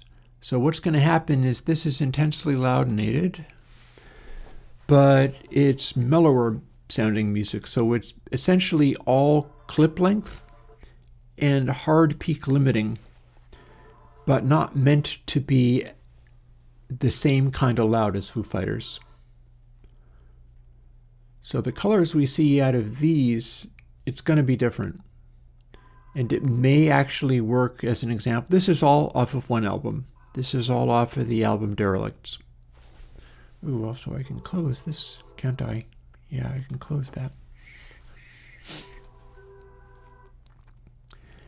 Yeah, so yesterday, one of the things that I was doing was recording record after record down to my computer. While doing that, I started work on the bip aliasing stuff that I was talking about. Because it's not elliptic blep. I don't have the code. Well, technically I could go and look at the code for that, but it wouldn't probably help me because I don't understand how to speak those languages. But I took some of the basic concepts, in particular when the guy that did the elliptic blep thing started talking about nothing worked until he was high passing. That told me a lot because I hadn't tried high passing with any of my stuff. And as soon as I did, I started getting some results. And it's actually a surprisingly small amount of variation, but when I stacked up multiple instances of the aliasing canceling stuff that I'd made, and then running my vinyl record recordings into it, what I started to get was a scenario where I could go into extremely heavy distortion and stuff would get much louder, but the high frequencies, things like cymbals in the mix and whatever, and I'm talking about stuff like AC/DC's You Shook Me All Night Long, or Led Zeppelin's Immigrant Song, or Jethro Tull's Cross-Eyed Mary, stuff that I know by heart. I know the sound of these things. And I can hear where the sounds emanate out of the mix. And when I did the distortion canceling in this particular way, what started to happen was, no matter how far I went into distortion, the apparent position of the high frequency elements like cymbals stayed the same. And I feel like this is a different thing than I canceled all the aliasing, it doesn't have aliasing anymore. It's not doing that. I am confident that I'm still getting aliasing out of this stuff. But it's changing something else. Also, isn't that cute? It got to a very high score point where that section, ironically the section that's good and loud, was doing a really good balance. You could almost say that I might want to buy this record. Oh, hey, I did. Clearly, there's stuff going on in here where I was like, that sounds good to me. I want this record. And I bought the CD from their Bandcamp. And this is it. Mind you, this isn't necessarily the track that I loved the best. But it's putting on a pretty good showing. The theory of meter being the balancing of these clouds produces this result. And more than ever, it doesn't matter whether you go loud or not. I've got the loud stuff essentially fixed. It's completely forgiving of that now. Although you'll notice the difference between this and Foo Fighters is that Foo Fighters could not produce low-frequency authority. And carbon-based life forms is all about the low-frequency authority. They've constantly got something happening down there. It's all above 45 hertz, mind you, but yeah. Meter probably likes it when songs have big density changes in different sections. There's examples that I could try running that would highlight that. And again, if you think of stuff that you'd like to see here, I do have to start going through all of these. I've been busily recording stuff to my computer off of vinyl records, and so I've fallen behind in my efforts to run stuff through Meter, which is why we're doing that now. And I'm going to do at least an hour of coding, if not 2. If I switch over to coding at 3, then that will constitute 2 hours of coding. And hopefully enough of my brain remains that I'll be able to do that. Part of what I've been trying to explain this entire time, because I can't talk and I can't think, is while I was recording those vinyl records to my computer, I fired up the retro laptop and it did some of the plugin coding that I often do on stream. But I did it off stream just because I could and because I was focusing on this other thing and I wanted to sort of patiently put stuff together and see what I could make happen. Speaking of which, I will show you a track that is a good track from this album. So BGGD.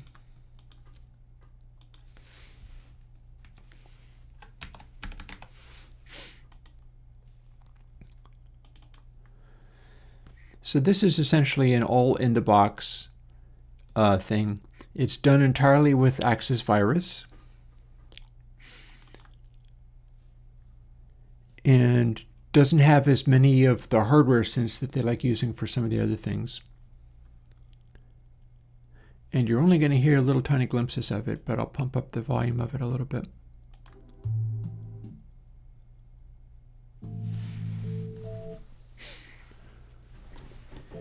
It's this very vibey thing where it's doing almost a trip hop thing going on.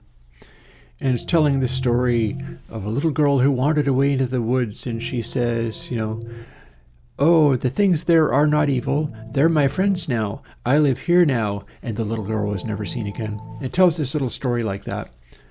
It's very vibey and spooky.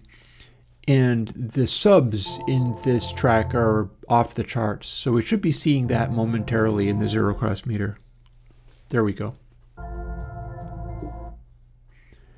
If even, I'm not sure it's quite kicked in. I think this is still building up to it. See, that's only 45 hertz. But I think we have even lower coming.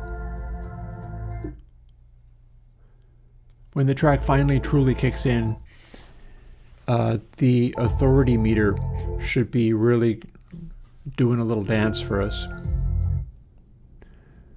Now, what it's lacking is power. It's just bass and these sort of chimey, vibraphony sounding things. But something happened. See? Events. I think it's that walkie-talkie voice there. So a contrasting thing is happening in the mix.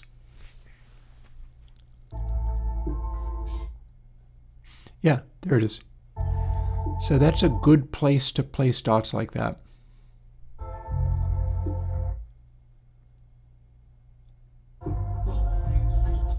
See, they are friendly creatures, not at all evil. They went with me down underground.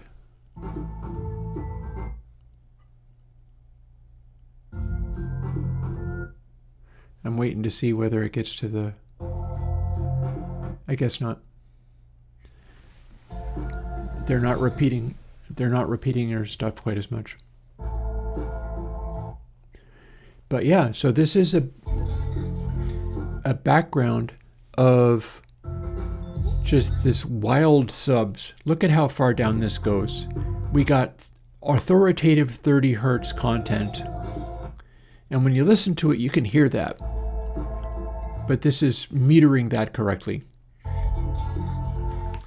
And what the color story is happening here is this is basically just all about bass. There ain't nothing else happening. It ain't nothing but bass. But then when the voice comes in, that's a little walkie-talkie effect kind of thing going on. And that's what produces these dots. But it's probably not as loud as it should be. It could be a little hotter in the mix. Maybe they'll do that in the final part. Yeah, hey, deleted.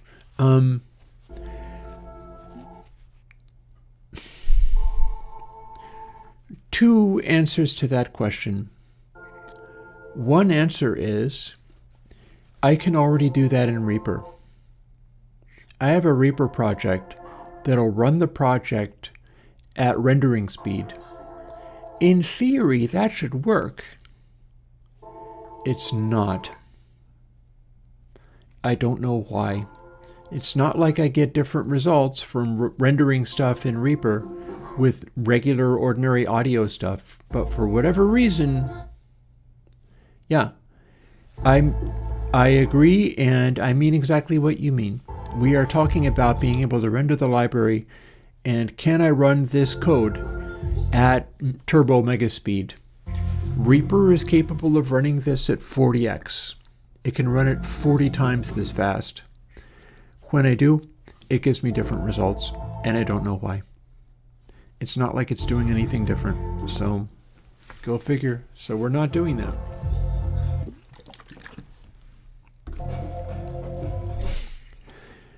Also, you do have to make some concessions for, this is a meter. It's not just for existing. It's not just for producing result. It's for teaching me things like I am talking about right now. When I say, look at what this is telling us. We have massive authoritative bass all over the place. The authority meter, the color of these dots is peaks and the loudness of the peaks. It shows where those are, which they're all basically peak limited to full crank at all times. And then we see the stuff that pokes through and is power. And there's very little of that in this track. But when the voices come in, that's the part that works for balancing it out a bit. And there's like no freaking detail at all. There's no highs happening in here at all. It's almost never anything going on, so it's this very narrow window and it's all kind of sitting in the same place. That's what bass looks like in this Lumeter. Full amplitude bass anyhow. And then up in the power meter, we see where that voice comes in. Much like if you listen to the song, you can hear when the voice comes in. And it sounds like nice and appealing, and it's a contrast, and it's the kind of thing you want to hear. Well, you get to see that. And you see it rendered in appropriate colors that tend to make the case of, oh, hey, some of these moments are good. The size of the dot means that they balance that out right, and the frequency is right, and the amplitude is right. They could make it be better because everything is so loud. They should have had it about 2 dB higher, but they didn't. And they did their level best with it. So CDHB.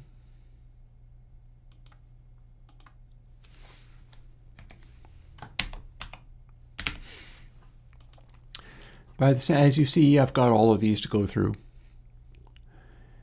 And we can have a little bit of fun here. First track on Dillinger's Under the Running Board EP, CD version. I have their album with Mike Patton on vinyl, and I've captured that to my computer, and I have that to edit and do stuff with. But we get to measure this.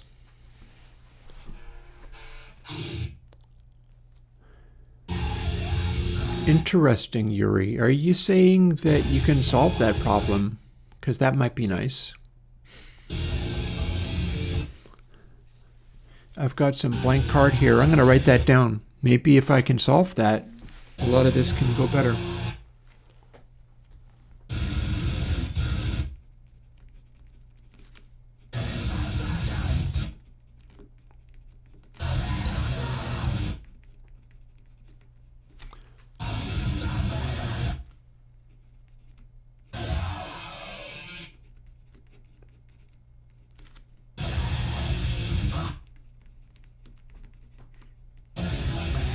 So, anticipative processing.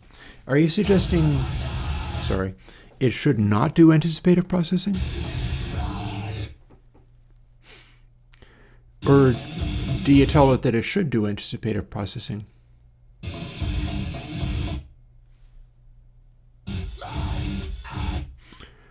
John Sand, I still don't understand what you mean. I'm sorry.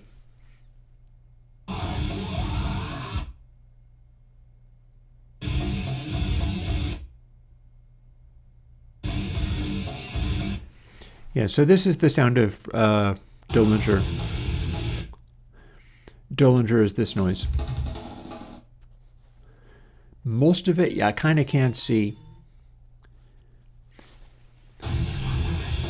And that's because it's almost all overslew. And most of the overslew is this particular shade of magenta. So it's just on the edge of turbo bright, but not quite as much. Ooh, interesting. Okay. I'm going to add disable anticipative processing, and then we're going to find out.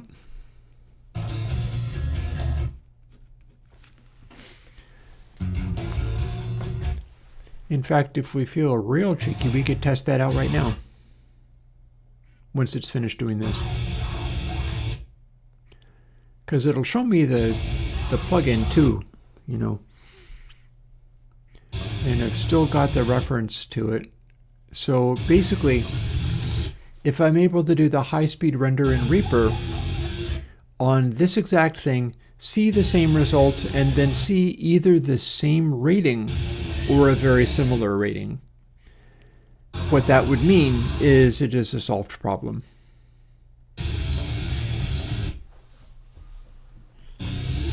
And that's going to be interesting to find out.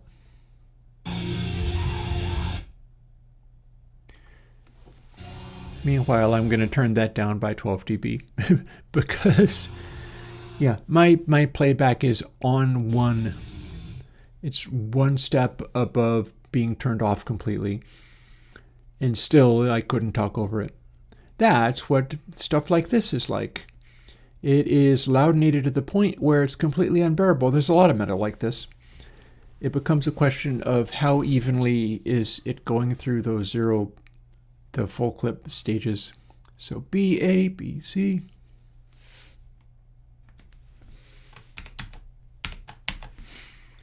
There. Now we know what that's supposed to be. I'm going to quit out of Twisted Wave, and we're going to go and play with that very thing.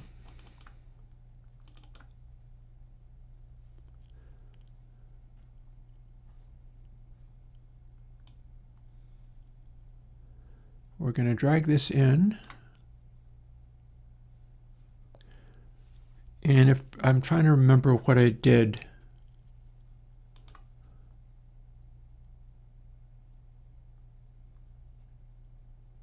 Trying to remember what I did. Okay. I think it's Command Option R. I'm looking at the controls and things. So here's what's going to give us our end result. If it says BABC, then it does in fact match. I see your screen under there, and I can't see what you're saying because it's, as you see, it's off screen now. But if I do this, it didn't work. How about I try that again? Also, I should move it to the beginning. It's not honoring this properly. I swear to you, I made it so that it wasn't constantly scrolling in meter, and now it's gone back on that again. Dumb thing. Okay, let's try that again. Maybe it needs a capital R? Command Option R. didn't work. Command Option capital R. No. Maybe it was... I'm confused. Oh, this makes me sad. This makes me sad. I had a shortcut where I was able to open this before and it has failed me. It don't do what... Oh, but I didn't do the Reaper setting. But we could do a pre-post. Okay, so... Well... I'm pretty sure I was going into the render menu. Maybe I have to... Oh, maybe I have to have that open? There was a shortcut that I was using to get this. It failed. So instead, let's quickly render one file. We're going to tell it to overwrite. And off it goes. And see, it's not filling in those colors properly. And now it's continuing to go, which is not what I wanted. But still some bugs in the system. I doubt I'm going to be able to fix that. But see, it says KHHE, where it's supposed to say BABC. So we'll put that back, and something went horribly wrong. So now it's time to go and look for what made that happen. And also, why is all of my windows acting wrong now? Damn it. That breaks my heart. It really does. It would be so nice if things worked. Project settings. So Reaper settings, project settings, settings, rendering settings. I don't see anything having to do with anticipative here.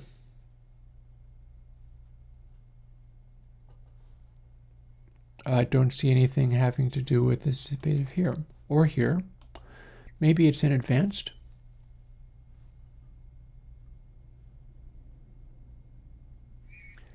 We don't want to auto bypass anything, but then it shouldn't have been.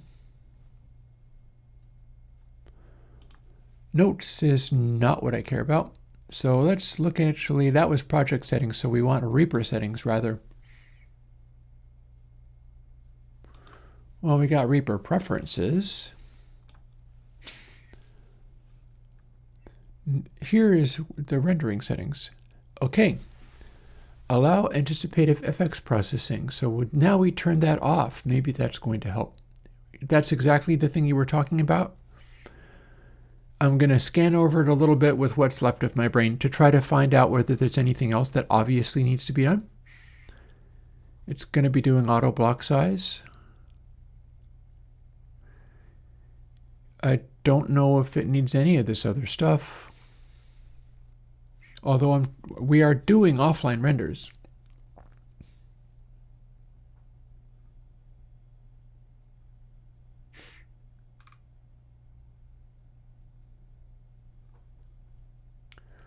Let's find out if just only that does a significant change. So it still seems to be not responding to this. Oh, okay. It needed not to be with the window selected. That's what it was. Okay. So you leave the window not selected, and then you go and hit Command Option R, and then it opens that.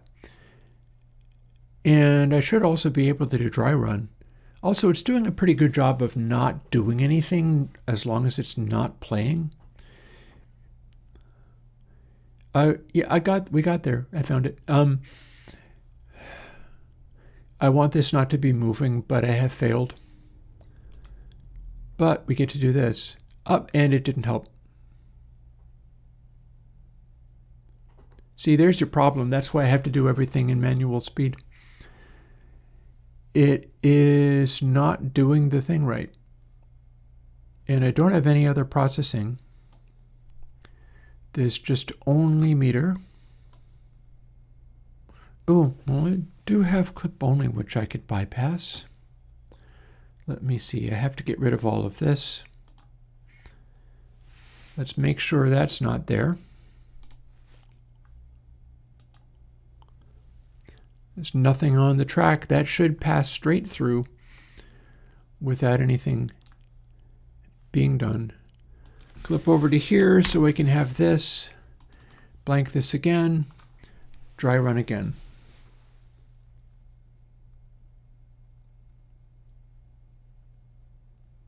Okay, now it says EGCF, but it's supposed to be saying BABC. That's still very different.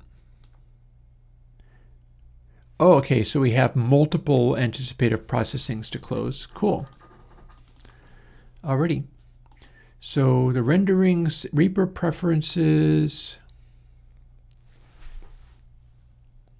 I don't see where it says anticipative here.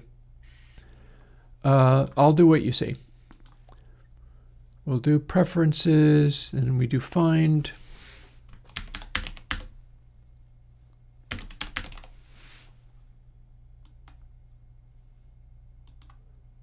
Nothing.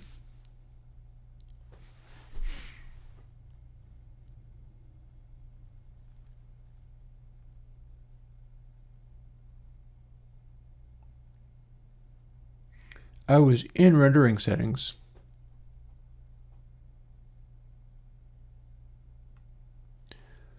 So honestly, it would really be cool if I could fix this. Sadly, it's a giant problem, but we can still try. I mean, why not? It would be so cool if it worked. I have to do everything in such slow... Granted, it's... I don't know.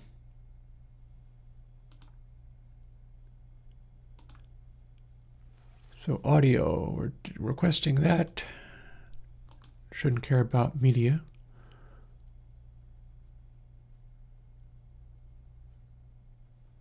Ah, look at that. Look at that buffering. There's another anticipative processing thing in here. We get to turn that off.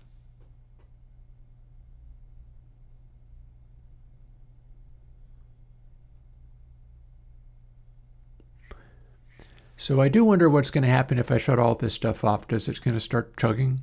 Really shouldn't be that much of a problem. But that is a separate anticipative that I have now shut off. Now let's see what we get.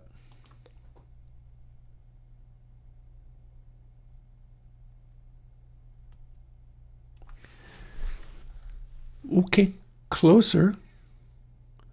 Closer. Problem is, now the dots are being drawn wrong. The slew region is a sea of magenta, but it's showing it as a sea of red. That is wrong. That is wrong.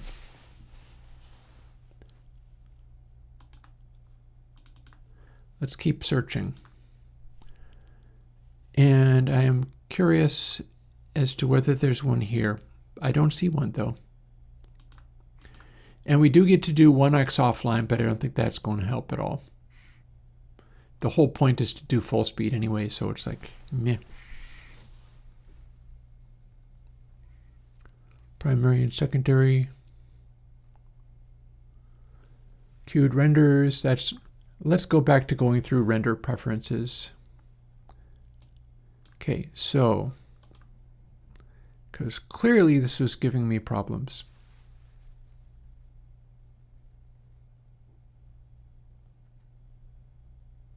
Auto bypassing doesn't sound like something I want. We should be good with the device. Here's where I disabled one of these.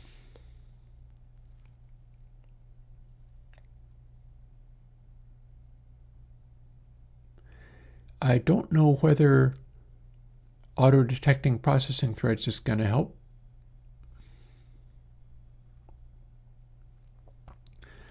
Live FX multiprocessing.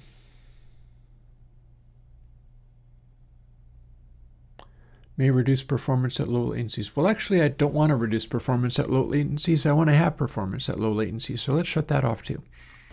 Mute.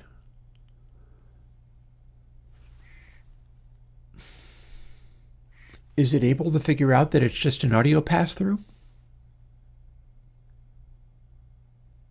It shouldn't.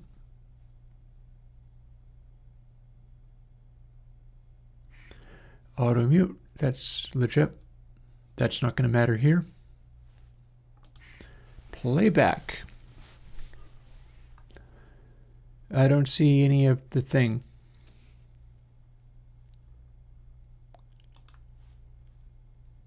Seeking. Recording.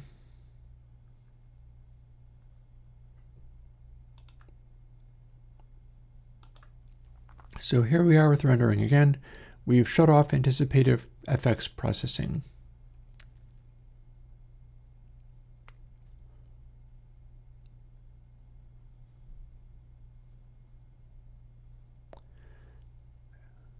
This is about tail length, which is not as relevant to what we're doing.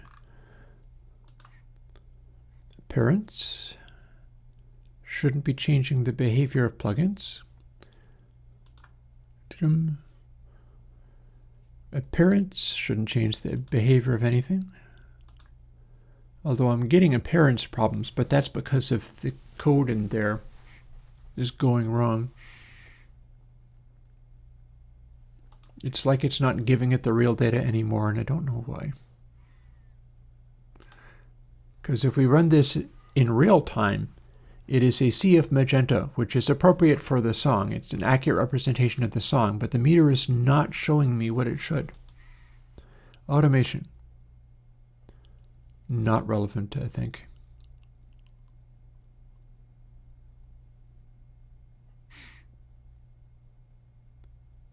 I suppose one possibility is to run that on the track rather than on the master bus. Because, yeah, the way this is working, it is processing all the audio. But maybe the sizes are different or something. Maybe it's giving a different buffer size. Well, no, it can't, though. That can't happen.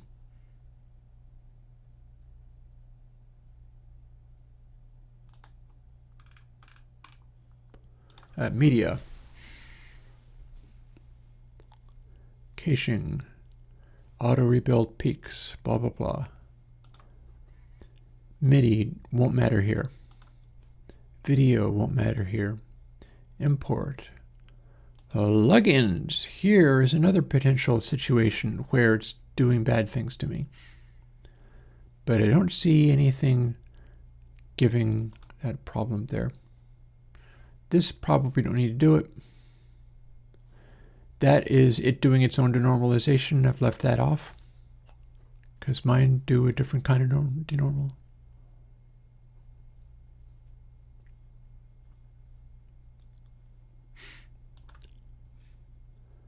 VSDs, we rescan. Oh. Could it be that Juice is doing that to me? This is Pample Juice. Juice has all kinds of stuff built into it. We've just told it, this is an offline rendering. Maybe I don't want to be telling it that. So before, it did a particular thing. We are now going to change only this one setting and apply it.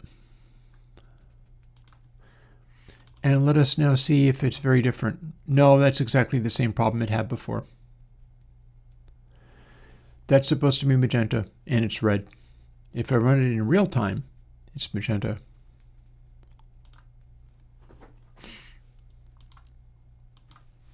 Okay.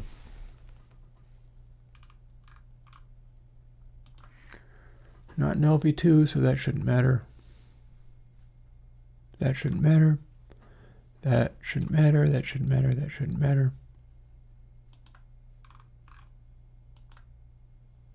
Okay, we've been through everything.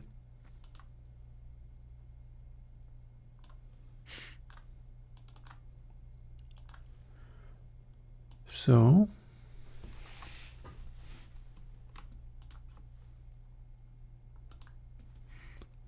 here we are again. This time it's on a channel. Let's try once more. Blank you out, and off we go. Nope, that's all purely red. No bueno.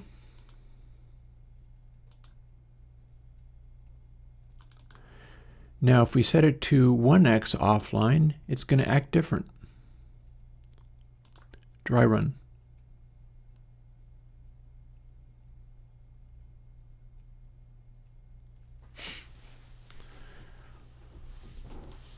Or are we still looking at problems even now?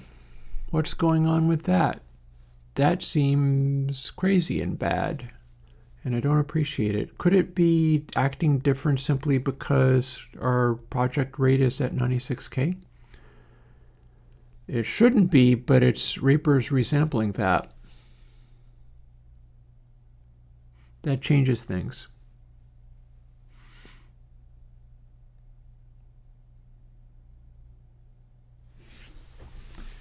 So just for funsies, let's cancel that.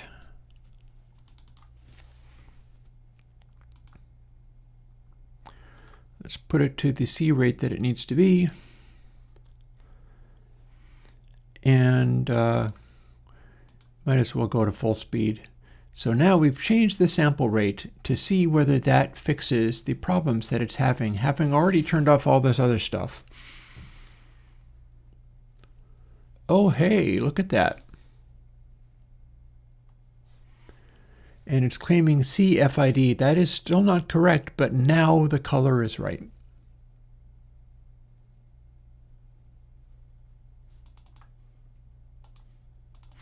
Let's do it again, see if it's different.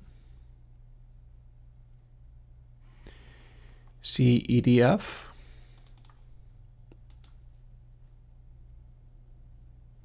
CEEG.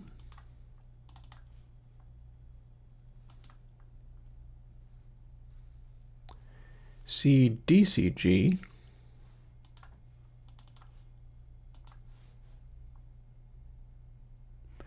CEEH.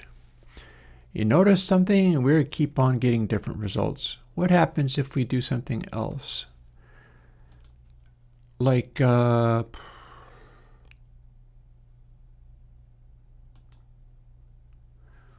I don't know what idle means here, but we're about to find out.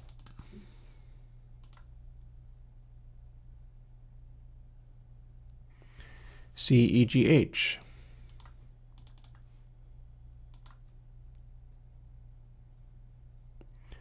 CEDD.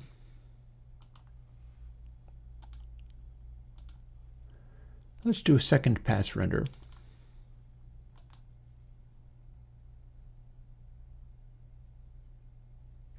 CDDD.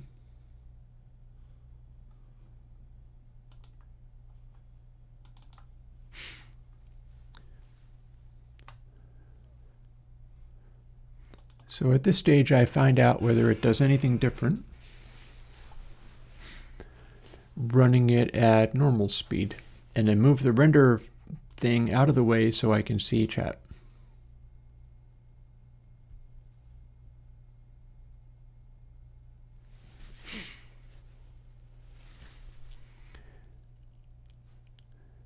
You can see how loud it is in the Reaper screen.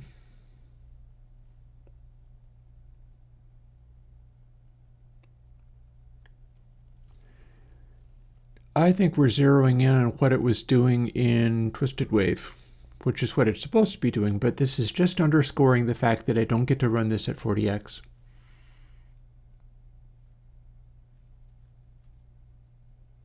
We shouldn't be resampling when the project rate is set at 44.1K, although that was a problem that I was running into before. I was running into that problem before. If I have Reaper resampling this, and it is excruciatingly bright, by the way, then it's giving me ridiculous results. But what I'm seeing here is it's converging on the score that I got running at real time in Twisted Wave.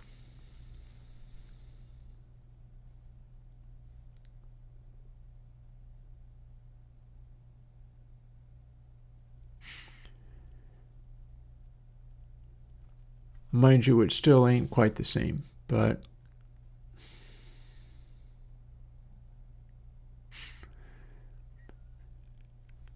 essentially, the way these letters are being calculated, like the colors should be pretty consistent from run to run. The letters have to be quantized a little bit, and it always gets a little sketchy, like it's a wild thing to me that meter is informative, yes. It tells a consistent story, yes. That said, it doesn't give me the same results twice. And that feels very weird, but there's not a thing I can do about it. Like here we have it in this context.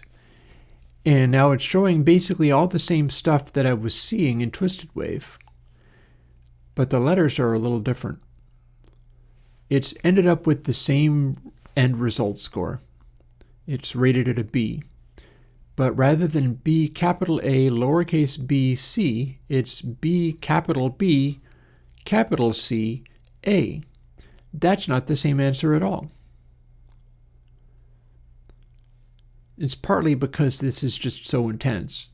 What you're seeing dot-wise is basically the same. But in order to make sense of it and assign these scores and things, it's a very complicated situation.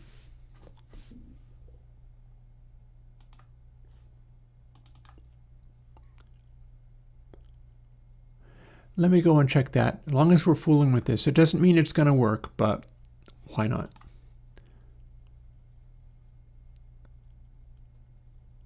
Okay, we are in plugins. I don't see what you're telling me. Disable FX windows or rendering. I don't see it. Presumably you mean the media section. Maybe it's somewhere else in this. This is just the main one.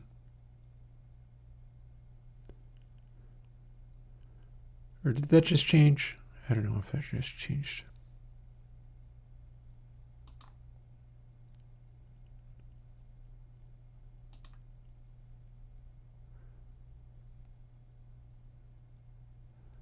Disable FX windows when rendering. I don't see it. I don't understand. You're telling me to find a thing and I don't see it. I can keep looking. Rewire shouldn't matter here.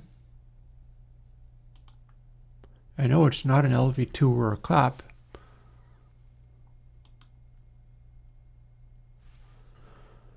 Ooh.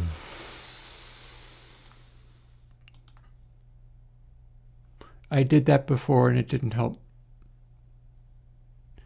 I'll try inform. See, it just does this. Oh, okay. It did nothing and then it did something.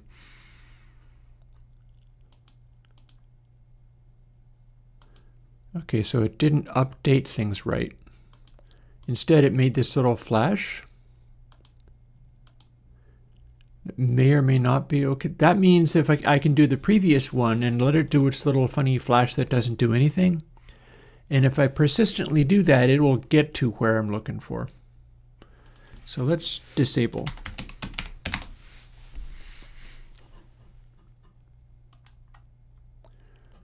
Restore. General. It just flashed. It just flashed. It just flashed. It just flashed. It just flashed. There, we went to somewhere else. Audio buffering threads.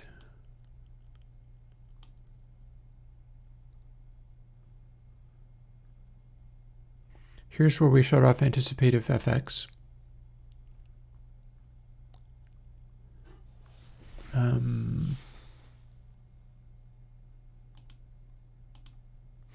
It's flashing at the things that it's thinking are relevant. Okay. Stop, repeat, playback. So I'm searching for disable. Damn if I know why it's giving me that. And there, disable FX auto bypass when using offline render. Well, maybe that should be checked.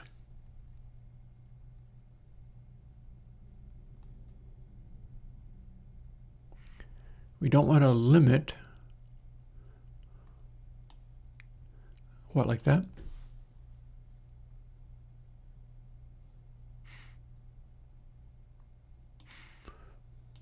So if we tell it process all tracks, that shouldn't matter to it, but who knows. And then disable auto bypass using offline render. We're doing offline render.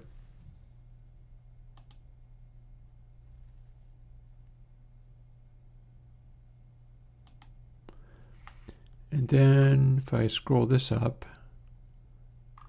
I'll see anticipative. And that's the thing that I searched for before, and it just flashed at me.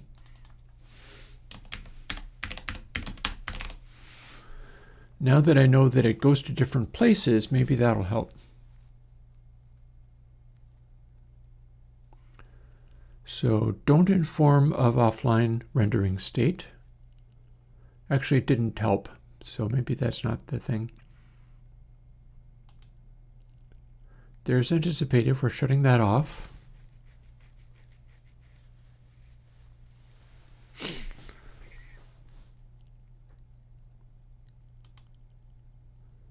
Allow on trucks without FX.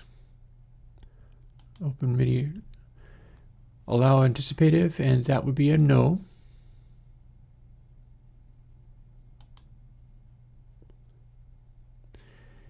Bypass, well, oh, okay, UAD 1 synchronous mode. We could play with that. I'm not sure it would help, but nothing else has helped. Apply. Let's give this an old college try. Render. We are at full sample rate, and it was giving us roughly the right colors. Let's do our dry run. Let's see what it does. Okay, right colors. Still not quite right. And in particular, the bar there, I think that's highlighting a problem that I was already having. That said, I'm happy enough that it's able to deal with the correct sample rate now. We're gonna, we would quit out of there if it wasn't for the fact that it has a modal dialog open.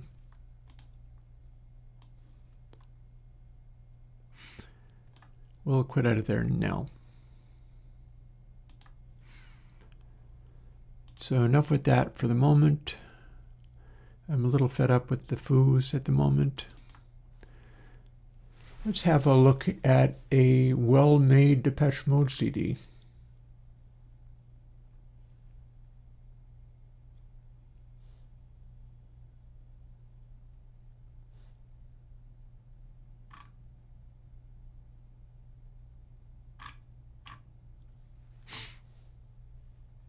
I'm reading.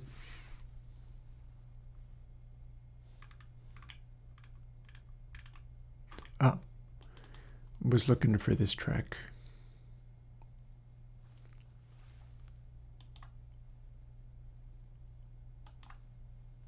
Boop.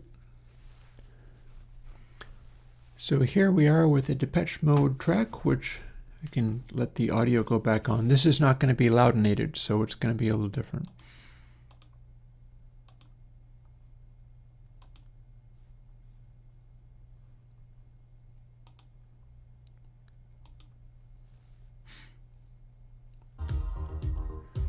And this Depeche Mode track is off of the CD, and it has all kinds of dynamics and authority, although what you'll notice is the low frequency authority is not as strong as some of your rockier or funkier tracks. Which is correct, that's what we're hearing.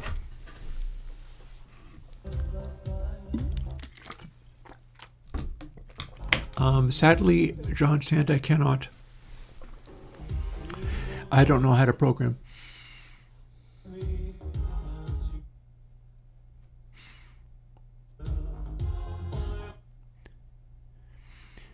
So yeah, one thing that this era of Depeche Mode had going on is a really good behavior for its peaks.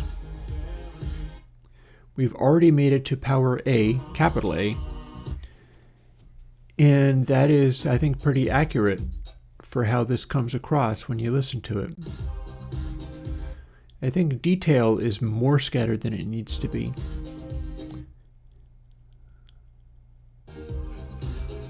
You could actually have it go a little brighter. And authority would be heavier if there was like a heavier beat going on. I am also wondering about whether I want to scooch the peaks, slews, and zero crosses labels over a hair. That is probably doable. I don't remember seeing the claims about digital summing. I got distracted and was trying to work. Ooh, all of a sudden authority A.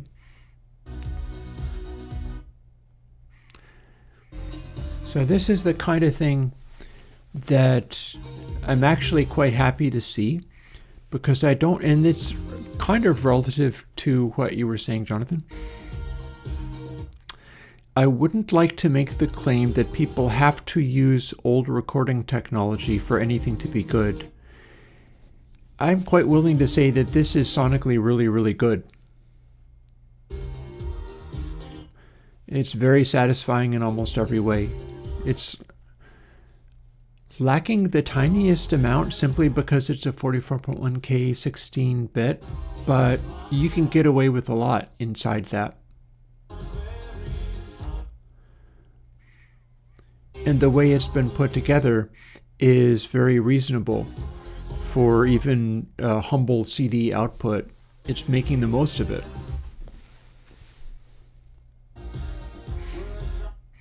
Yeah, I could scroll up to look at AP mastering claims about digital summing. I haven't. Also, we're zeroing in at the time when I have to switch over to doing some coding. I really wanted to do some of this stuff, and I have. For instance, I've done a little bit of that, and I don't get to do this while I'm also capturing vinyl records to my computer because it's the same program to be used for them. So that becomes challenging. It means it slowed me down, and I wasn't able to continually do this, and I don't get to do it at high speed. Obviously, we weren't able to make Reaper behave.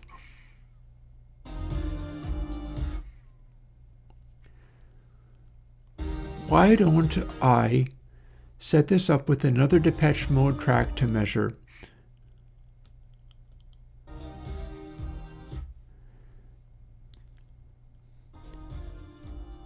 I think it's actually going to stop at this point. Whatever is this can't possibly be part of Enjoy the Silence. I'm going to write down the score from this point. It will go Enjoy the Silence, though.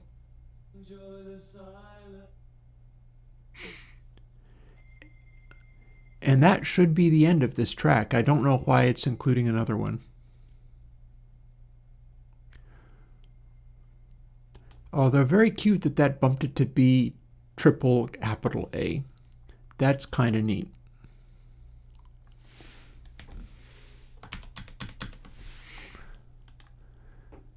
Also, I could be going through and writing down all of the hit record scores for all of these, too.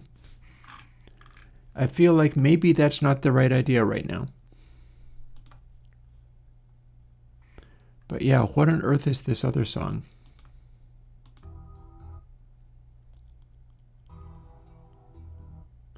It's another song.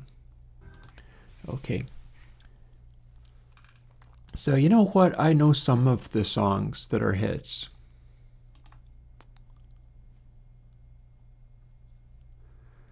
Like Personal Jesus, that's a hit. Enjoy the Silence, that's a hit. Think Master and Servant, People Are People, that's a hit. So I can get this going, and just to be a little bit cheeky, what I can do is set this to be a little quieter than it was. It's not very loud, so I'm going to just take it down 6 dB, and that should be enough. We'll get this rolling, and I will scroll up. I'll scroll up, and I'll see what Jonathan is talking about. Here we go. So AP Masterings claims that digital summing is better than analog summing, and analog gear can't be transparent and pristine while being warmth and provide character. I'm a bit at a loss. I don't think I agree. I do not. And I'll tell you why.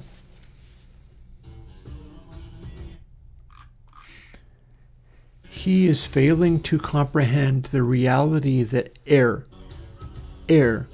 is not linear. You cannot simply add things mathematically and have them be sonically accurate. Now, whether analog boards are accurately reflecting what happens in air when you sum, they're not.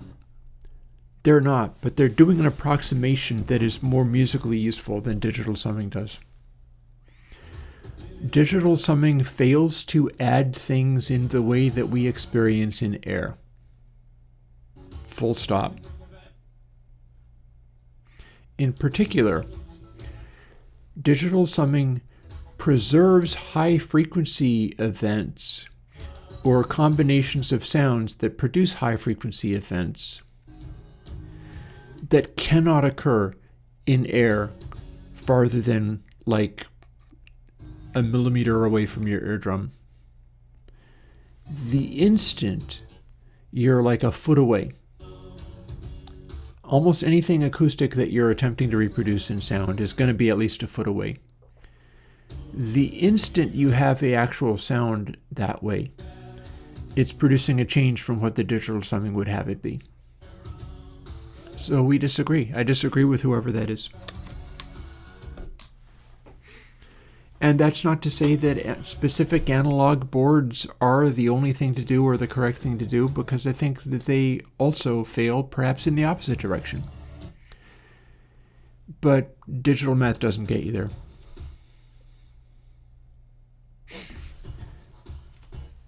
So I never did rinse out my coffee cup, and I'm certainly not going to refill it. It's already 3.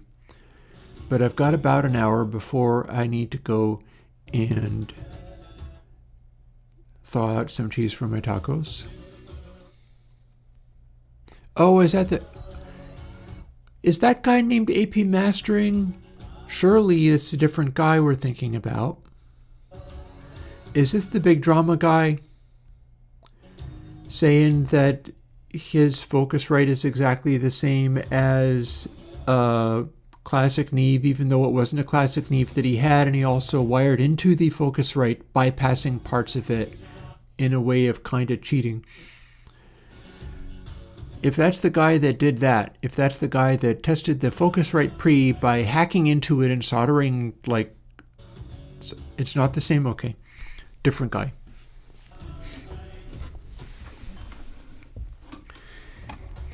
Yeah, you know, we know at least one instance of what an Abbey Road engineer of the past would have done, because we have Jeff Emmerich's autobiography.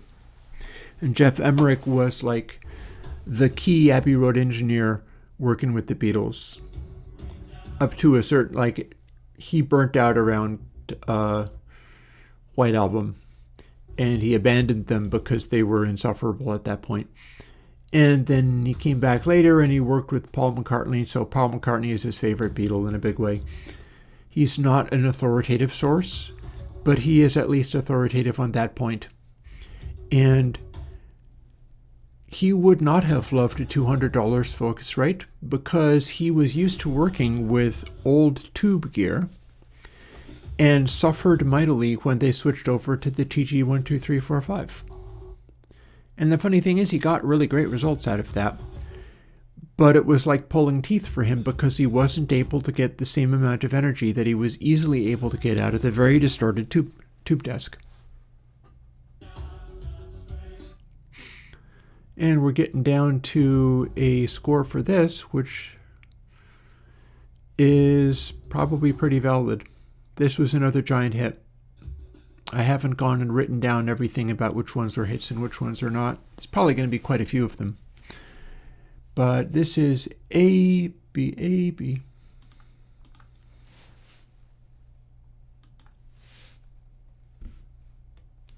Select, damn you.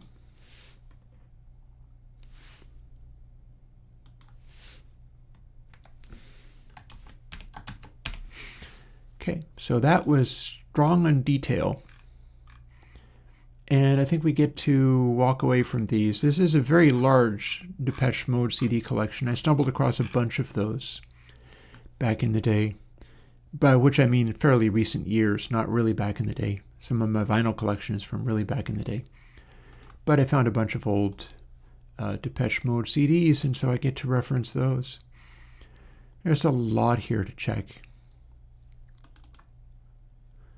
For fun, we could run classic Skrillex through the new meter. Let's see what happens when we do this. We're going to have to turn the shift NF bits down, because this is what the full volume is going to be like. And then we'll go and do a little coding. So here's your Skrillex. Here's what meter does with this. This is sort of a ultimate case of ultimate distortion and saturation. Yup. Okay, so that's, here is Scary Monsters and Nice Sprites.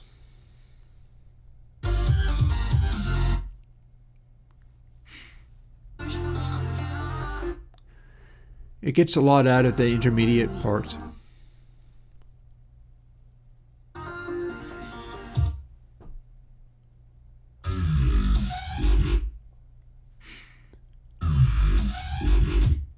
Yeah, I think this is actually not going to perform very well, in spite of me giving it every opportunity. It now does its level best to forgive clips. This giant red marks are actually being scored as if they were legitimate, but it's not helping.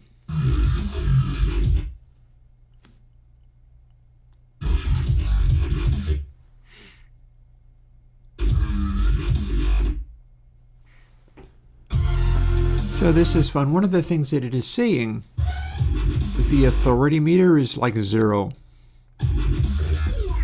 There's no authority to any of this, and I can tell you why. Authority needs to have bass transients that are louder than the high frequency stuff. Like for something to hit, it has to balance in a roughly pink noise-ish area, and this is so busy doing full-on clipping at all times with the highest frequencies it possibly can. Ooh, hello. Something else happening. Oh, and remember that? Yes, oh my God. We see that here. That's this marking. So our loudest bit does exist, but it's only the interstitial. It's this scream here. Yes, oh my God. And we see it, and it shows up, and then it's lost to distortion again. So yeah, Skrillex, ladies and gentlemen, this is what he did on purpose. Yep, that's the one. That's the one. Oh, I think people have told him worse.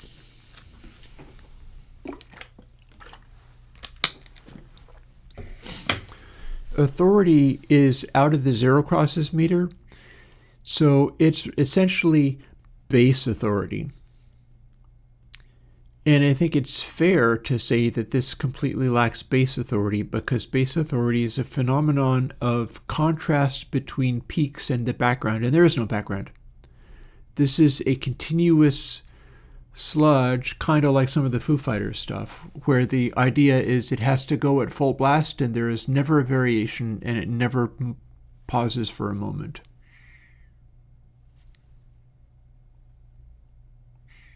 And yeah.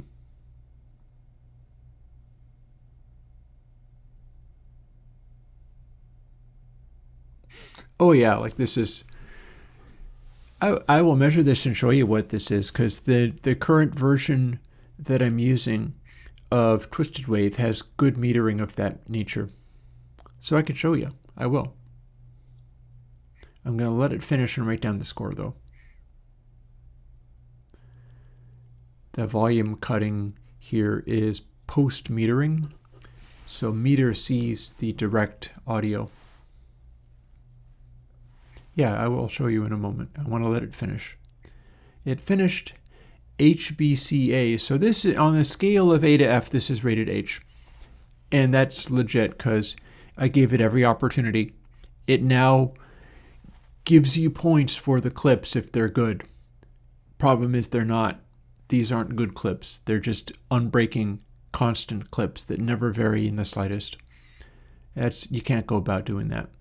HBCA.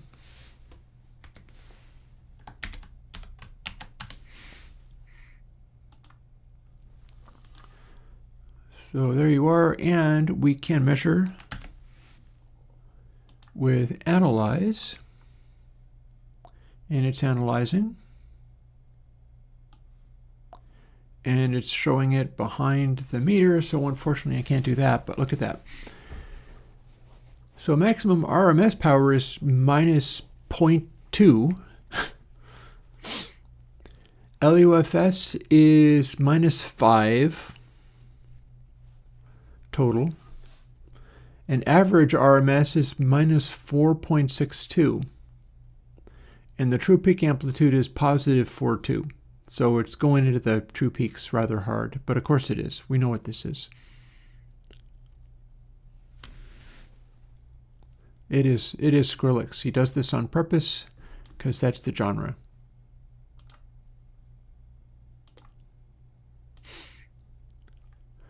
And by contrast, all of these are giant hits too.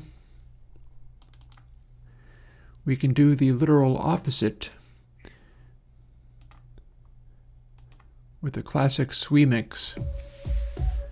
This is like what the Backstreet Boys and NSYNC became. So these guys in Sweden doing their productions here. And this has a lot of space inside it. We're looking at only the peaks.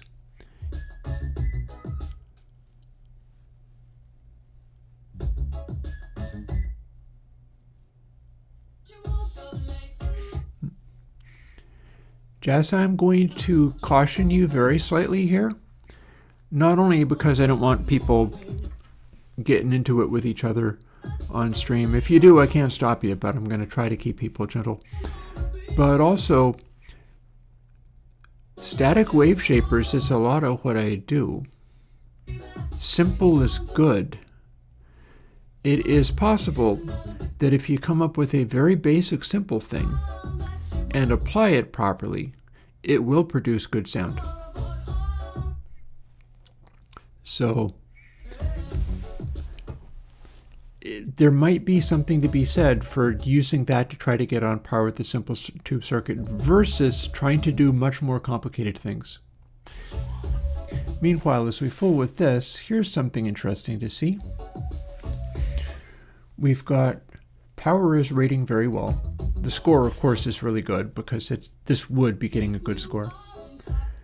Peaks, mostly it's in this range. And then there's a range of peaks that goes even hotter than that, but the authority, it's showing authority all the way from about 180 hertz down to 45. There's a really even distribution of those dark dots there, and those represent moments of bigger authority in the bass. I'm going to show you Walk This Way in a moment on this. It's one of the ones that I'm going to demonstrate. It's just that this is such a spacious like Swedish mix that nothing about it is that heavy. It doesn't really go for heavy, it's just occupying heavy appropriately. There's some deep lows happening down here. They went right down to, what is that, 45 hertz or so? And in this little breakdown, we've got deep bass happening. It goes down to 35 hertz here, but it's not that it's becoming overwhelming.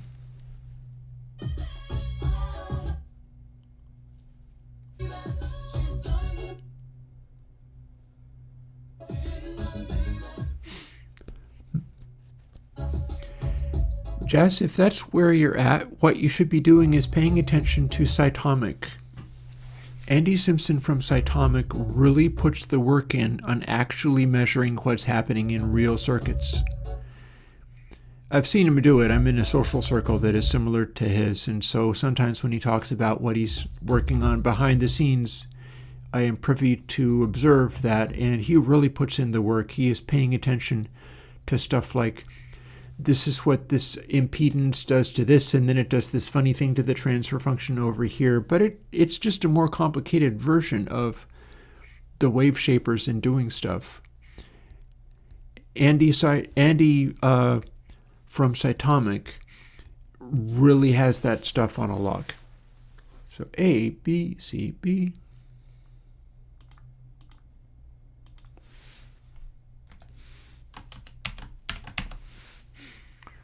Did I just do that right? Or no, I got it wrong. A, B, C, B. Well, we'll fix it. I'll fix that and then it'll be fine. That's what I had. And then while I'm at it, I don't think I've gotten around to this. I do think I've gotten around to this. Okay. Fancy that. We've done a couple of these tracks. This is the one I was showing off. So it turns out the most recent version of Meter set loose on Walk This Way returns very clear results. But the thing I'm going to draw your attention to is something going on in Authority. As they sort of get busy and start getting going, you'll notice we've got low mids here. Low mids are really important, but if you do them just right,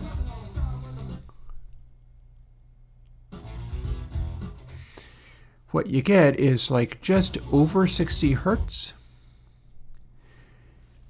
We've got this stuff going on. It's one of your nice little clouds. It's like evenly distributed. Things aren't really out of balance. But then we see these really dense, heavy areas here down in the bass, and that's the band combining with the drums. We have a good solid thump down there below 60 hertz. But yeah, the little specklings of dots in here, that's audio data. And we get to see what it's doing. And if we're trying to do stuff like, oh, let's do a really Aerosmith thing going on, well, you're going to have to match this dot pattern and the colors and the positions. And it will show you whether you're too light on low mids. Because when you dig into that riff, it needs to be doing stuff like this. Here, let me stop it. It needs to be doing stuff like this. Look at the darkness of these dots. That is peak loudness applied to moments that have a very low zero cross. And the combination of all those things. Remember some of the other ones, including tracks that were much louder.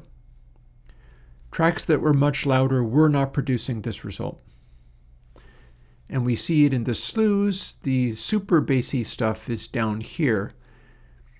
We don't really have a formal frequency basis for where these slews are, although it might be fun to figure that out. That's like advanced work there. But what's going to happen is if you have bass happening, peaks will be higher, although it's not going to show on these dots because these dots are focusing on whether or not stuff is hitting that sonorous loud quality. And we got the loud quality there at all volume levels, because it doesn't have to be at just one volume level. It can appear anywhere.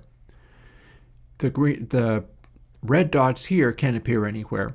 They're how much the detail stretches above the body of the sound. And then the zero crosses are where the bass energy balances with everything else and dominates relative to how much peak energy is happening while that's happening. So that's what you get. When you have authoritative bass, it shows up as this dark blue to black color in the appropriate place. And if it is producing density here and authority here,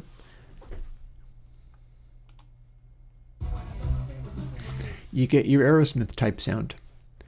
And if you've not got it set up to do that, well, it's not going to. It's about peak energy and what the peak energy is doing. And people just leave peak energy out these days, but you shouldn't. And this weekend, I get to talk people through all of this kind of stuff and show these examples. And explain what it's about. Explain what that means. Now, I don't technically have to measure that, so I'm not going to. We can bounce out of there. Oh, although I'll quickly run another before switching over to the coding section. It's 3:21, so it's going kind of late, but I know I'm going to want to check this.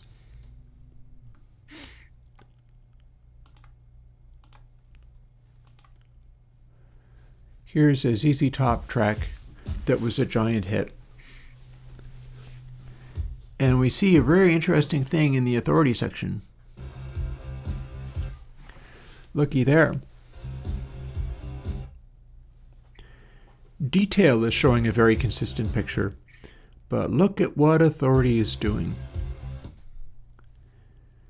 Eliminator has a very characteristic sound, which Meter is convinced is a giant hit. It was. But you can't just get this. This doesn't just happen. It's about being able to control all the aspects of the sound and knowing what you're doing with them. And it's going for particular things, and it's leaving a certain amount of headroom for the peaks, but notice we're using all the peaks constantly.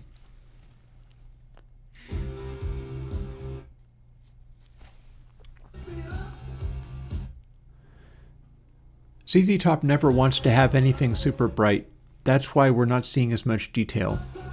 Even Eliminator, you could add a little bit of brightness to it and get away with it quite finely. But the peaks are very maximized. This is really, it's going super hard. And then the authority, the zero cross meter stuff, it is extraordinary.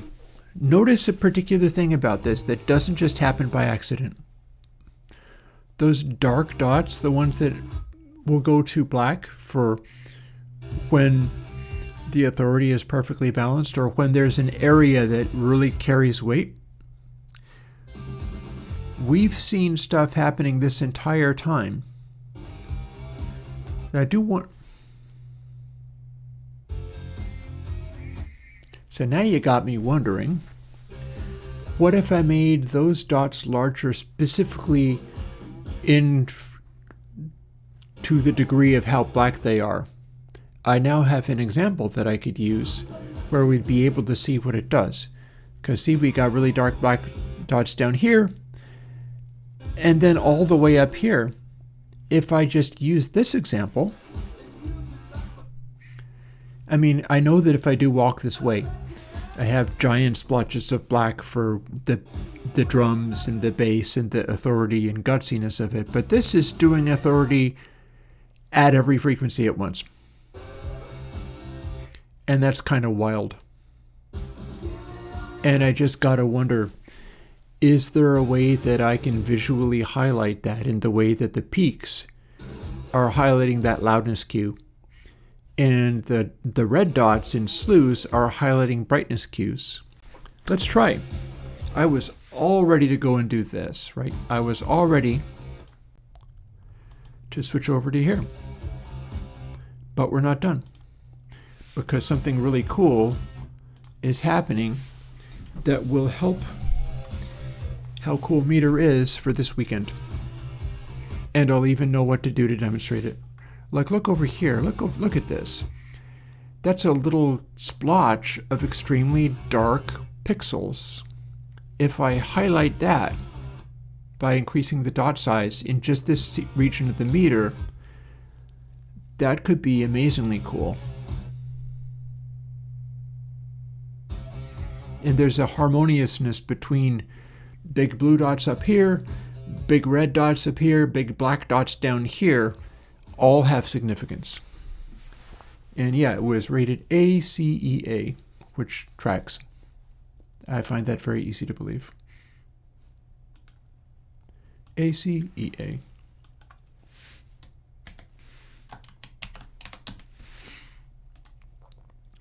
That makes it one of the biggest hits I've got so far. So, time to open up Juice Windows. And it looks like we're going to have another meter update before the day's out. In fact, I'm going to be porting that over to Console X3 as well.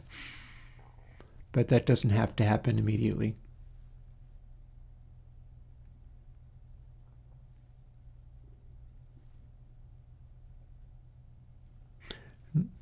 Jonathan, I hope people are learning to not clip as hard as all that. It would be good if they learned to not do that.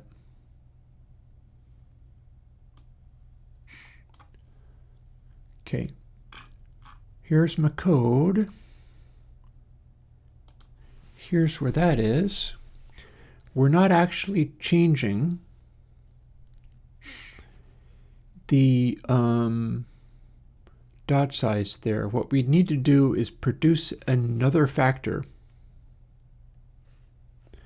that's going to add if our color goes to like black. And I might be able to build that into, well,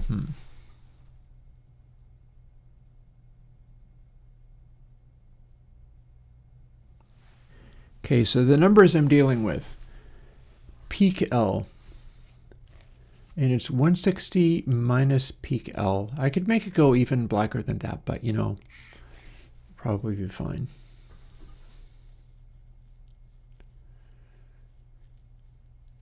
Oh, also divided by 160 to set the color.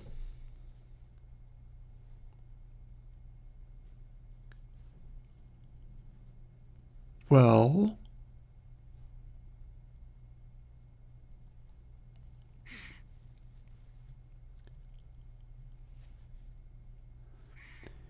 and the size is it's being drawn across and down, so it's depicting width and height, and I want to boost both of those things to some extent. If I try to do it directly with peak L, that's not going to work because it's 160, so it'll become impossibly giant dots that are useless.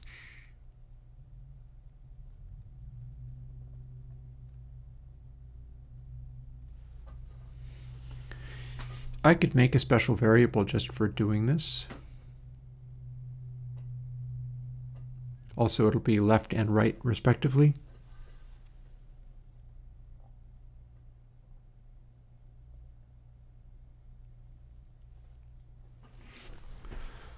So I could, well, hang on.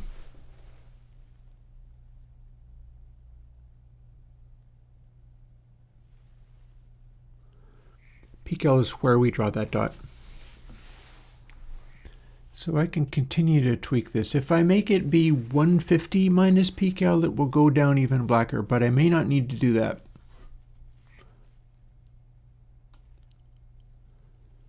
And then if I take this entire chunk,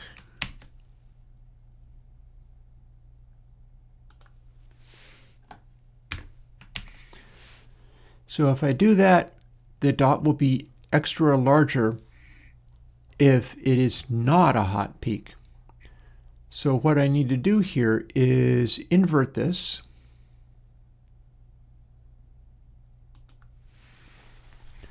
Or do I? Hang on.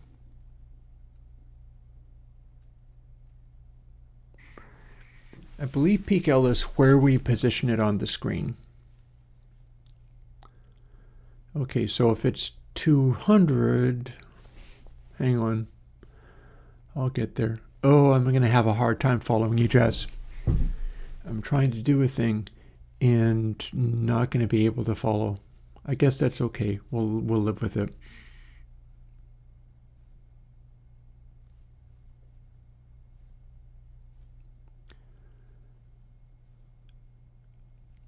Alrighty, so if peak L is larger than 197, that means it is high, meaning it's clipping. So peak L starts at 0 and then goes up as it goes. That means if I want the dot size to be larger, we're going to go with max, but it's not going to be 150 because that's making it go to 0 when it becomes larger.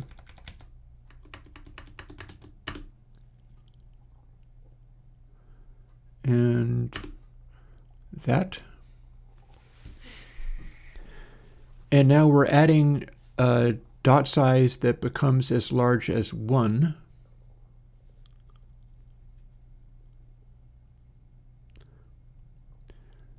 We could also scale this.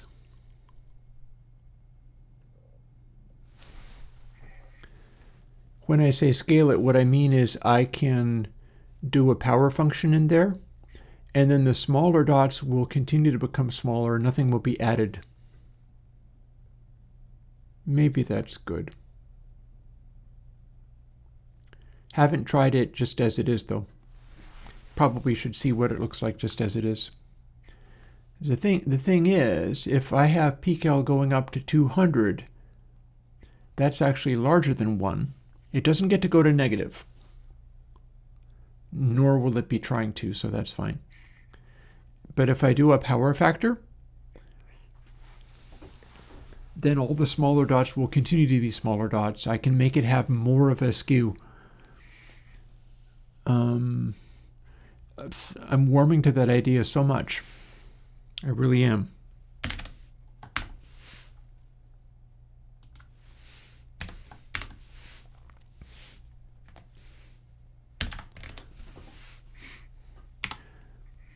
Let's do a neat squaring of it. And then we have to put this in a paren because it's being scaled by size. And then I have to add a plus. And then it bounced everything around all across the screen, but that's just how it rolls. Can't do anything about that. And then we have R. So again, add a plus, add this between the pluses, and then peak R this is now. Add parens, add the plus it needs, add the thing, and then we're going to roll this, and we're going to see whether it does the cool thing of rendering the same dots that it had before, except for when we play Aerosmith or whatever, all of a sudden, when it's really authoritative, hoo boy, will it show up on the screen.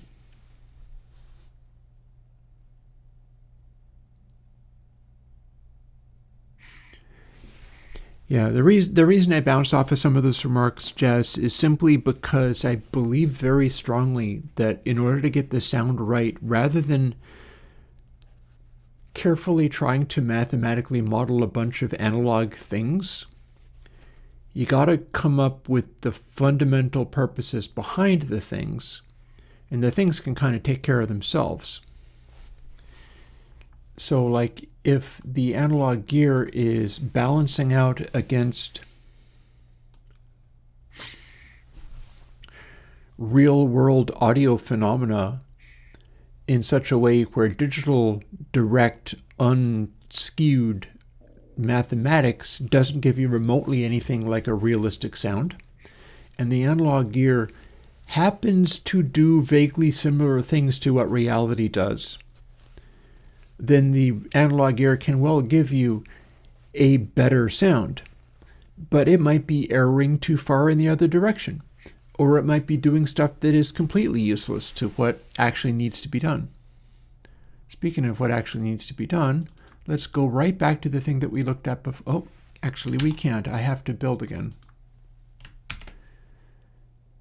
There we go.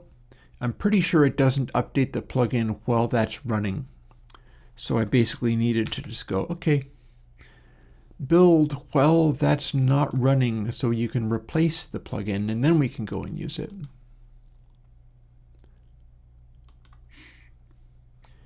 And having done that,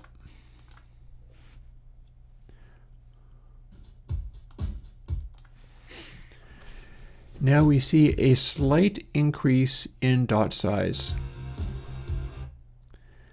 But it ain't as flashy as the blue or the red dots, I'll tell you that. I wonder if we can do something about that.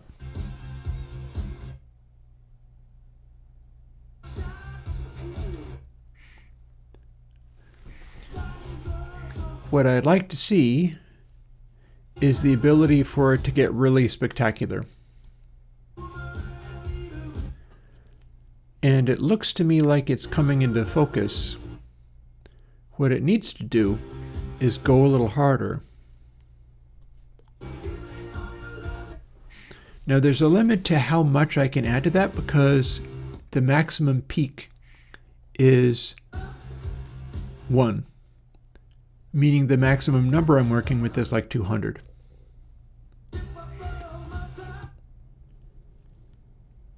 So one of the things I can do here is similar behavior like what I'm seeing with the peaks. Peaks ended up being like really ignores everything that isn't important. And we're focusing on those blue dots.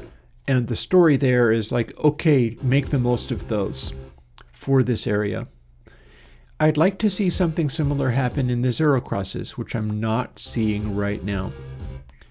And I think what I can do to help that is increase the power factor that I'm using. It's a power of 2. I can go to a power of 3. I can cube the result. And then if that's not giving me big enough dots, we can sneak that 160 down to a smaller number.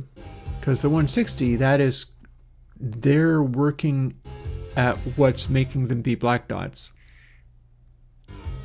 But I think we're close enough to making them be black dots.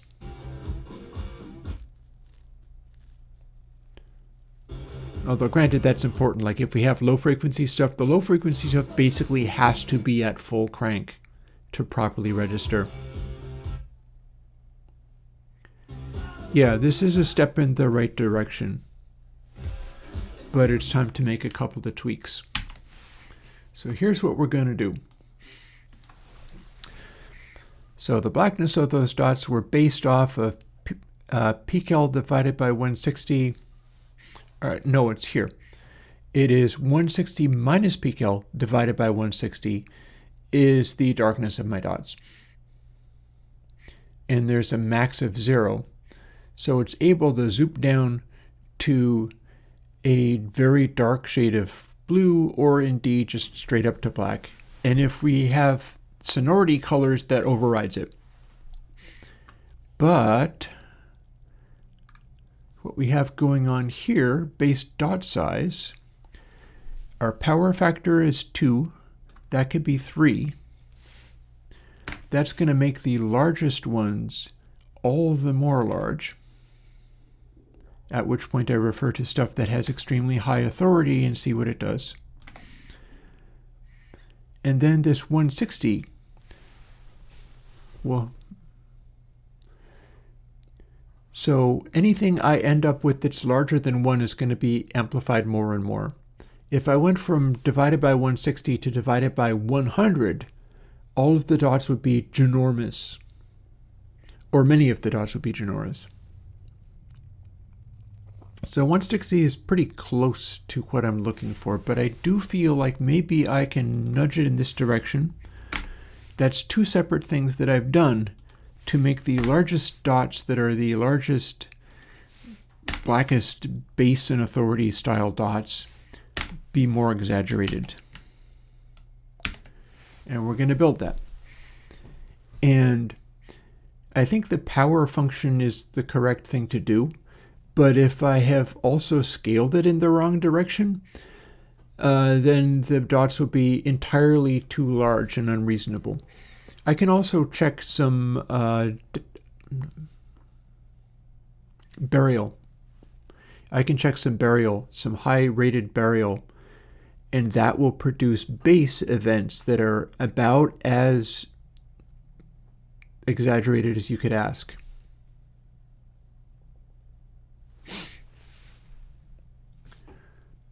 But yeah, this is good to add. This is good to add before moving on to, in fact, I'm pretty happy with doing this without actually having Again, when I was recording vinyl records all yesterday and today, I was doing my retro plugin coding on the distortion and aliasing suppression things.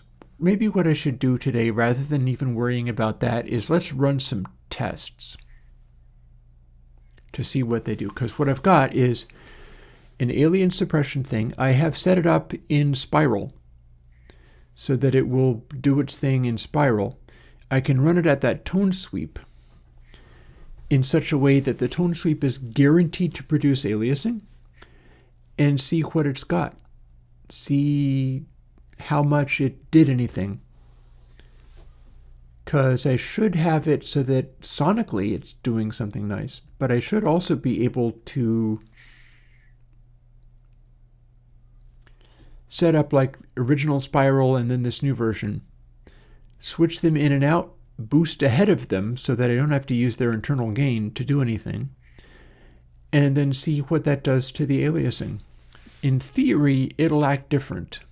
If it doesn't, that gives rise to further questions. But we've just succeeded building that, so now let's see what it's doing as far as its dots are concerned.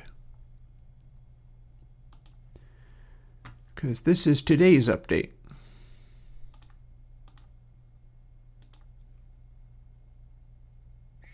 And again, zero crosses is where we will see it. Right down there. Doesn't seem too unreasonable, but look at that. I am happier with the dot size. I feel like I could still go a little harder.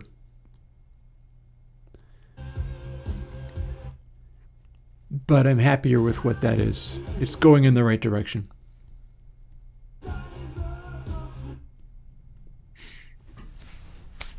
Well, if it does good with that, let's see what it does with Walk This Way. Walk This Way very quickly gets into authority territory. Let's see, where do I find you? Aerosmith, Walk This Way, 2 notches above. Blank. Play.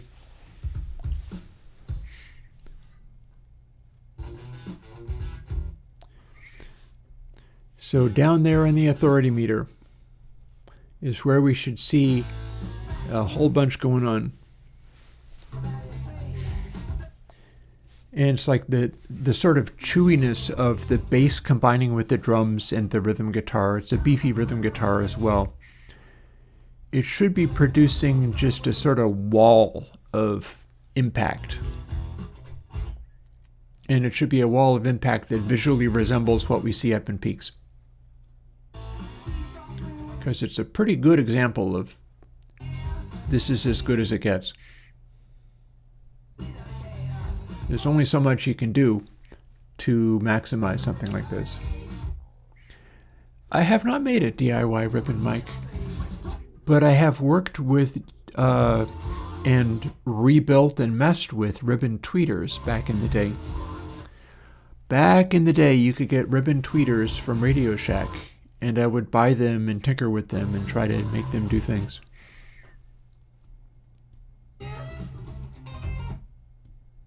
Okay, let's see what it does as it digs into the riff. Here's where it should be doing authority stuff.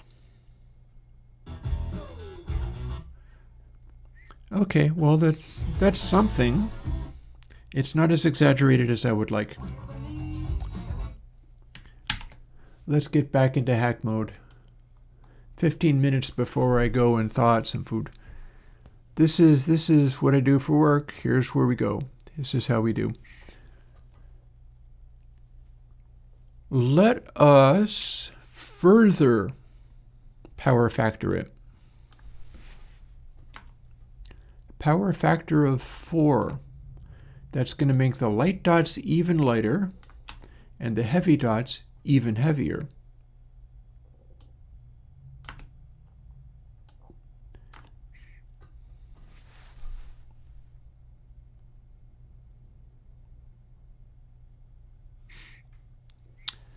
And let's continue nudging literally everything.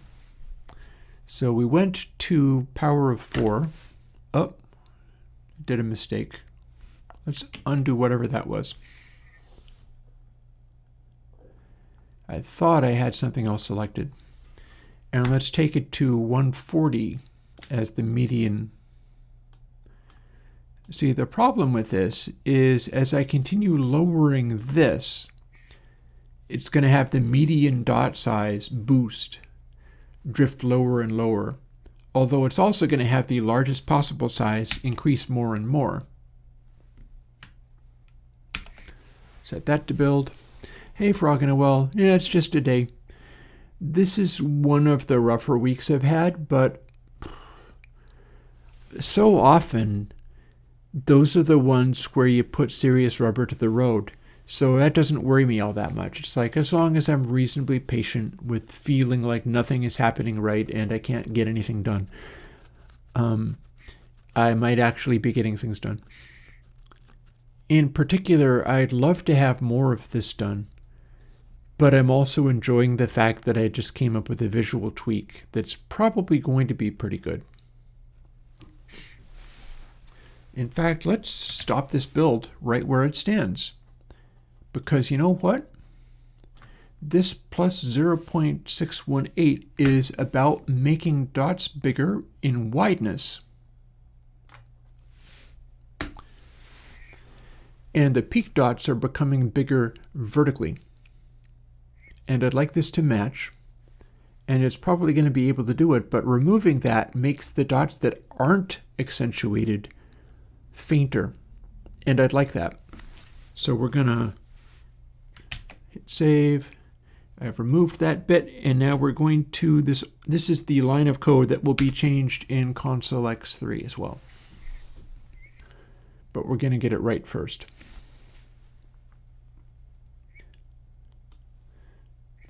So that should have done something useful as far as having the dots that are meant to not be big dots get even smaller.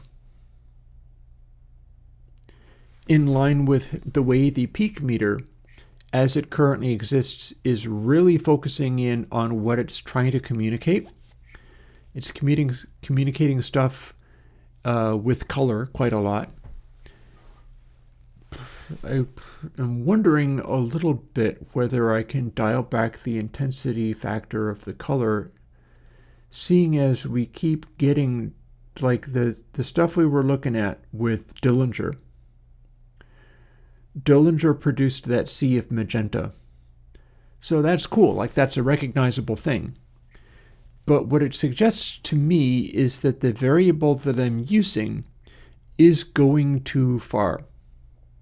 Because if we get a sea of magenta, that means that factor has maxed out. There's no variation left in it. And if the sea of magenta instead has like tonal variation, then it's telling a more sophisticated story than just, oh, this is loud but also very bright. So we're going to also do that, because that is a factor of color from float RGBA with ps.size larger than 1. And it is a times 0.1 and a times 0.01 in both places. So we can neatly have that and then do the Dillinger thing and see if it changed it. 0.5 or 0.005 it becomes.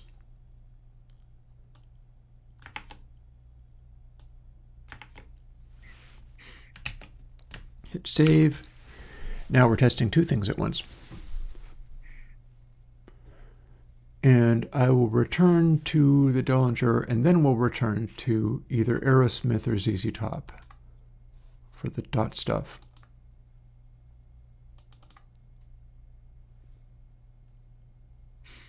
But we have a Dillinger test here.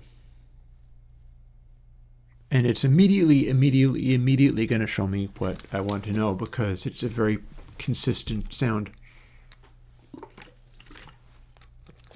Ugh. It's a pity we weren't able to get Reaper to behave. I like this. This is doing a useful thing for me. It just seems a shame that it's not able to produce consistent results when run in batch form. But, you know, I like observing what the meter tells me, too. So there's that. I know I'm just making excuses for it taking up all of my time, but it's funny how it works, because when it's taking up all of your time as you patiently run stuff through there, it's also time to think about things and I get ideas for stuff. There is a validity to that. And it is something of a lost art. People aren't doing stuff like that anymore, so maybe I should simply just do stuff like that. Also, if this 0.5 takes things down too much, what I can do is simply increase it. If I made it be 0.09 and 0.009, that's almost the same as what I had before. I've just halved it rather than reducing it by a factor of 10. And it should be finished before terribly long. There we go. We got it.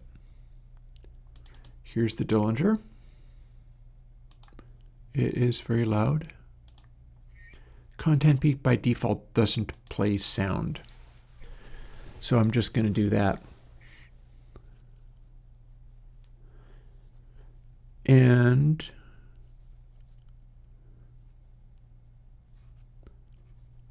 okay, so the dot size is also telling a story here.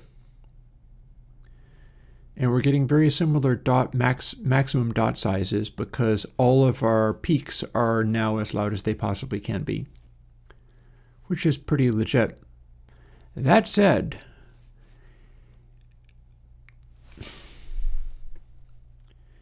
we're still leaning so damn hard into that magenta, aren't we? That's all we get. Can I make this so that it varies the shade of magenta rather than just automatically nailing it with the maximum shade? Like, that's cool and all. I've got the shift. Technically, I don't think I needed to manipulate the shift to base. That was going to be fine. But the shift to magenta still needs help. Funnily enough, that's the one that I didn't push as hard. So tell you what.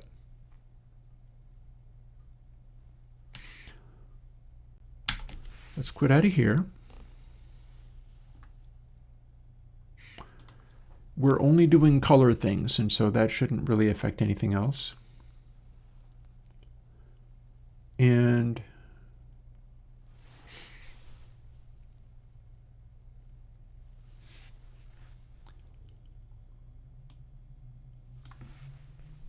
that went from 0.5 to 0.1.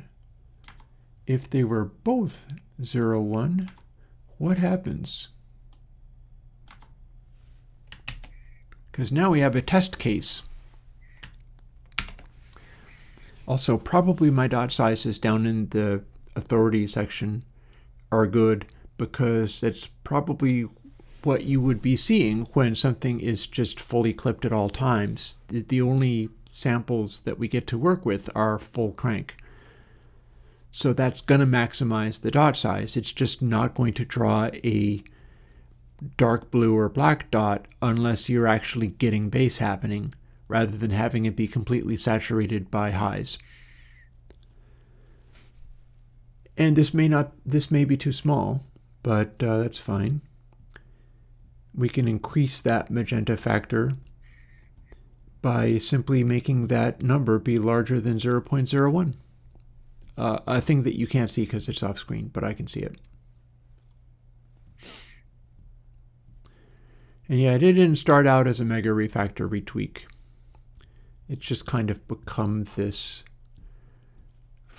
on the grounds of having discovered new stuff to do. That's really what that's about. I wonder if it's no more expensive to do really high power factors. Seems like my power factor of 4 is fine, but I mean, you can do ridiculously higher power factors, and I wonder whether that just eats more CPU when you have it at that high, or whether it's fine and you can pick any power factor and it'll just do the math, and it'll be the same math regardless. Don't know. Keep assuming it has to be something like, oh, if you're doing a power factor, if it's a power factor of 2, then it's x times x. But if it's a power factor of 3, it's going to be x times x times x, and so on, and so on, and so on, meaning that you're accurately doing something like that, and it would get more and more expensive the higher it went. But I don't know if that's true. I guess it all remains to be seen. Let's now see what kind of color we get on this overly loud. Yeah, okay, so that's a complete failure. And when I say a complete failure, those are the colors of dots that originally became totally magenta. And now they're barely shifting towards purple. See in the authority section? And that is the right size of dot as far as I'm concerned. I think that seems good. I can push it just a tiny little bit more maybe, but mostly that's good. In order to match the size of the dots on peaks, I can nudge it just the tiniest bit, but only the tiniest bit. But then I have to put back some of the magenta. So let's do that. Let's do that. So if we, here you can see, if we divide this by smaller and smaller amounts, it gets bigger. So if we divide by like 139, it's just the tiniest amount bigger. But then it's emphasized by the power factor as well. So we will try going to literally 139.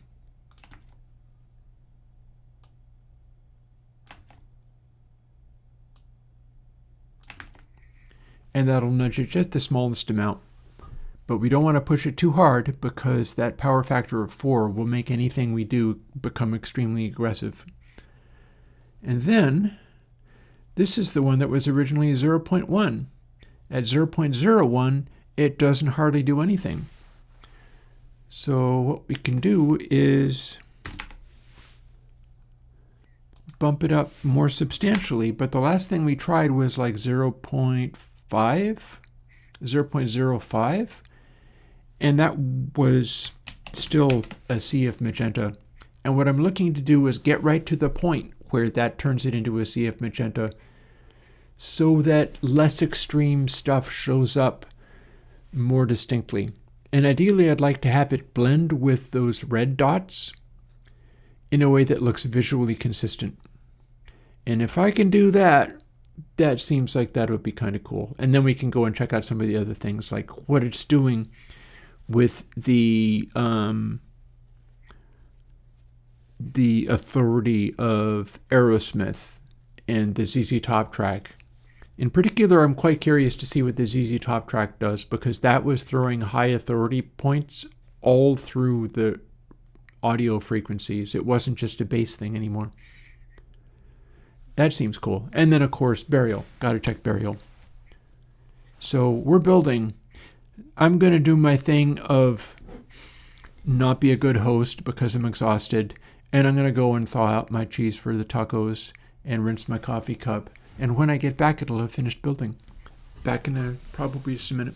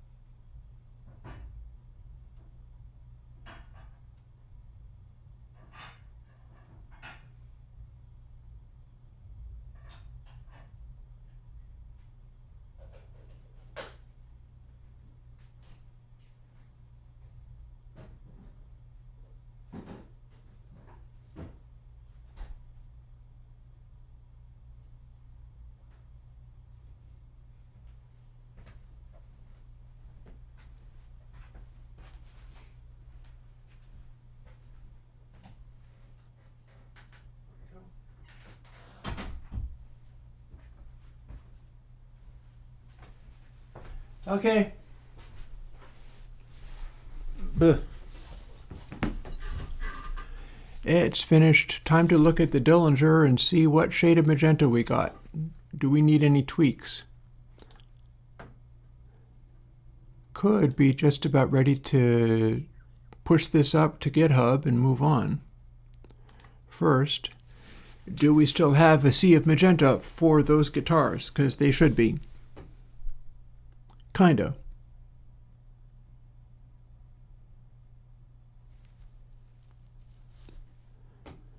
Dot sizes seem consistent with the dot sizes in the top area.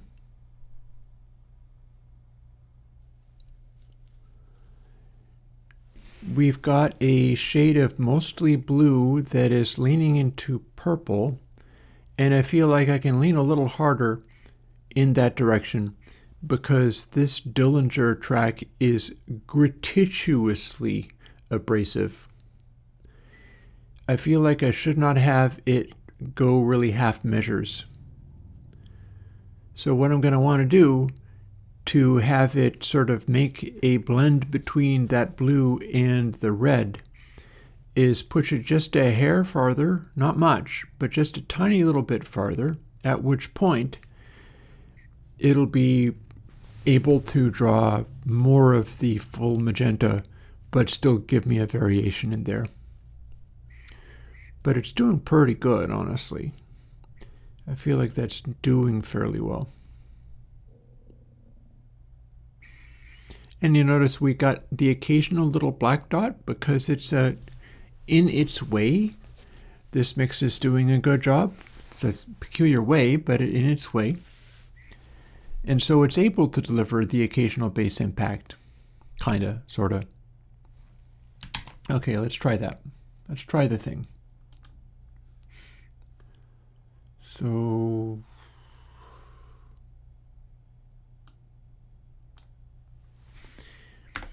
I'm going to nudge the dot sizes from 139 to 138, leaving the rest of it the same. And 0.25.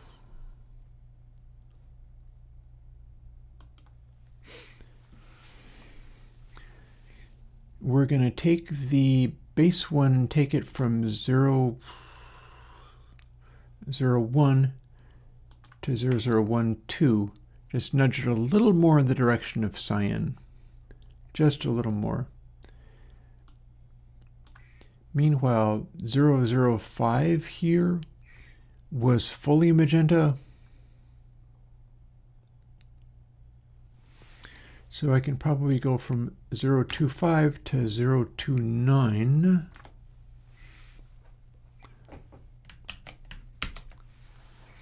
And we're widening the range a little bit more, but not so much that it should turn into just monochrome.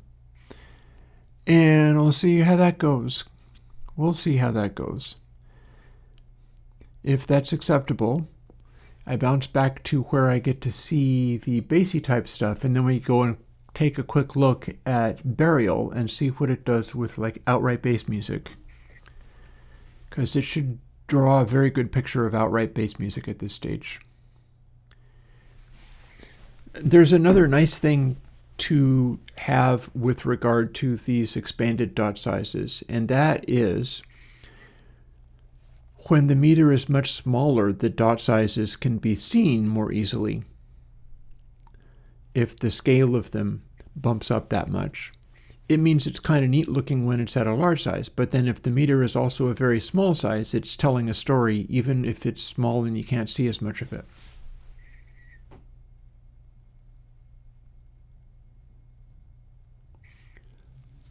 Oh, God. So, yeah. In a minute, it'll be done doing that. I don't need to go out and thaw out cheese twice. We're going to sit with this one until it gets there. 19 of 21, 20 of 22, 30 of 34. It's almost done. It's almost ready to go. It's doing its best. It's doing the final little bits of building. It's coming in for the final stretch. Look at it go. Look at it not go. Come on. You know how to do this. I'm waiting for it to say succeeded. There it is. It said succeeded. Now I get to check to see whether that is dialed in perfectly or not. It's better than it was. I know I needed to add a little more magenta to this. Here's what we're dealing with.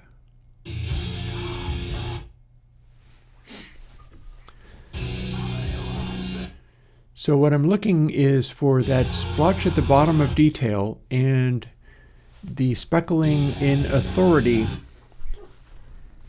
to lean as much towards this is a wall of magenta as I can without necessarily fully being there. And I'm wanting it to balance between the red of just straight up only bright.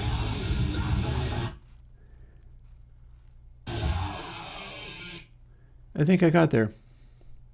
I see basic shifts in tonality, like this is red bluer, and then this is more redder or magenta-er. There's a sort of viewable shift in tonal color that is not just only one thing or the other. And that's what I was looking for. You need to be able to see as it gets a little denser or heavier, or as it gets a little bit more brighter, or if it shifts into a slightly mellower zone, that should be represented in color. And I think that is done fairly well.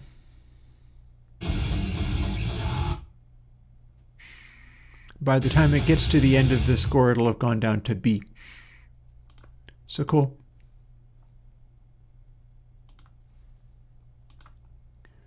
Quick detour into Burial. Here's a classic, although maybe I want to pick one that's an A.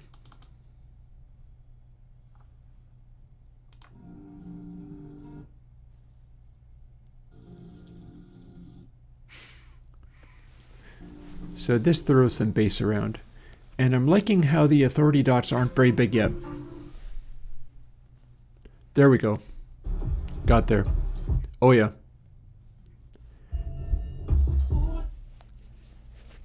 Okay, that's better than I could have hoped. So the deal with this Burial track is it's all about completely subsonic stuff going on. And we see it drawn in the meter. We're seeing it drawn literally here.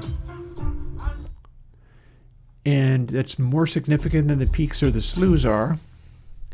And it is drawing it in such a way that the importance of the various sonic things happening are represented.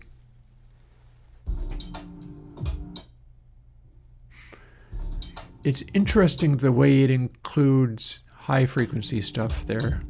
I didn't totally expect that. I feel like to some extent that's justifiable though. So when you have a full blast peak, that's what's scaling the size of the dot up. The dot's matching with the power dots pretty well. I could make it go a little bit smaller though. Oh yeah, it does. Yeah, this is a Burial track. This is from South London Boroughs. We will dial the zero cross scaling down just the tiniest amount, because now we have a known example of maximum amount. So how do we do that? Well, peak L divided by 138. You know, we can probably go right back to 140.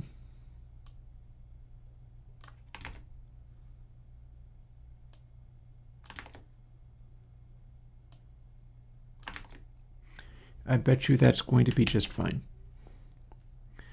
because it's doing such a good job of maximizing it. Bearing in mind, of course, this has to do with peaks. It's not tracking RMS for anything anymore, and that's important, because bass impact is more about whether there are bass peaks.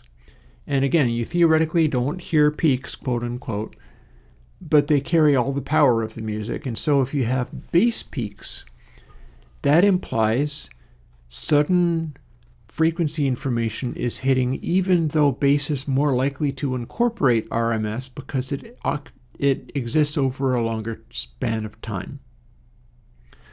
So bass will inherently be including RMS. And what's causing this to do what it do is simply that the peak energy tends to be extremely loud when that subsonic stuff is happening. That subsonic stuff is making loud stuff happen basically at full crank. And that gets to scale the dot size up that way.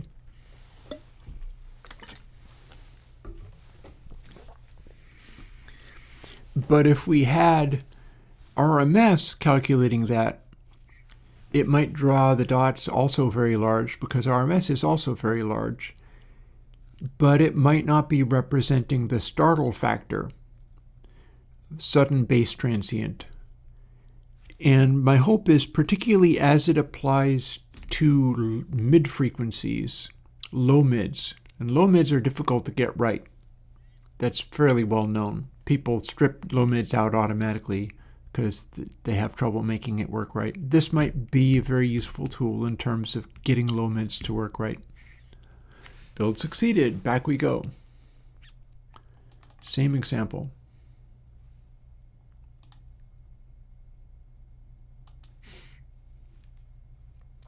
Whether or not I'm able to do testing on the spiral, I'm going to be finished at 5.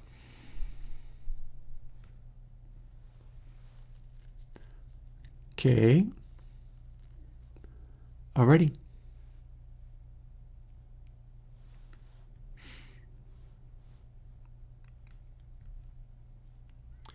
I think that works. Honestly, I could scale it back even a little bit more, but I don't feel I should. I mean, this is burial we're talking about, so that's what that burial track looks like. So just for funsies, here's the track at the end of Untrue. Also a very impressive track. In fact, we'll content hide it.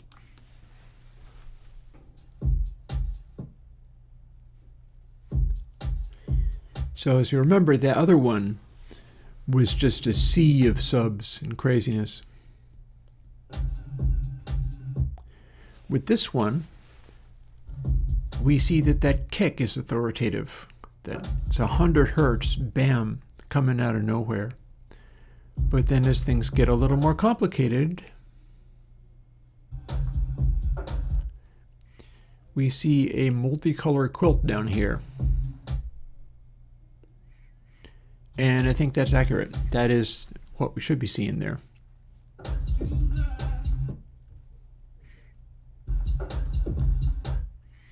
So one possible direction with this would be, in order to do cool things, in the way that Burial was doing cool things, you can try to design it in such a way that you have a wild riot of color at all frequencies.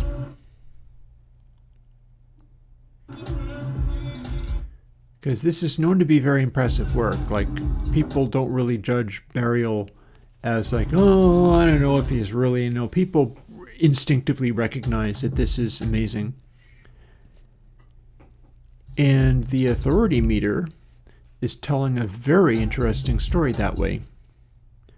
So remember how the previous one had just black smudges right around 30 hertz? This is doing a completely different job that is very similar to what you see out of Walk This Way.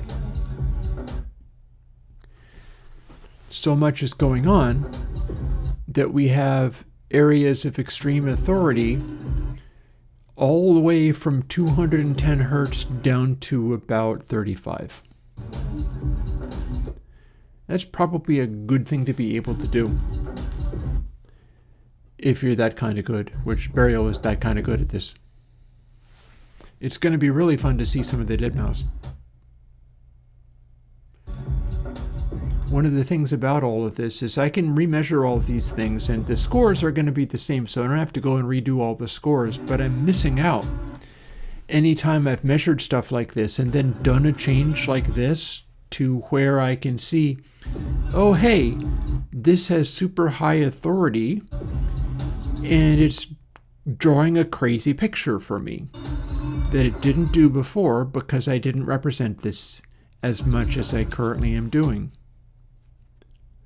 And now that I'm currently doing it, we see that there's a fair bit of clips in this. It's not going all that hard on the clips, but there's a fair bit of clips. But what it's doing with that maximum volume is very complicated. Yeah. Massively successful track, that. Looking forward to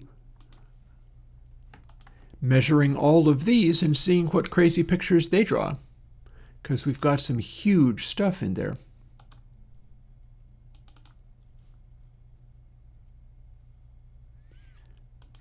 But we can return to Aerosmith now that we have the authority meter really putting on a show.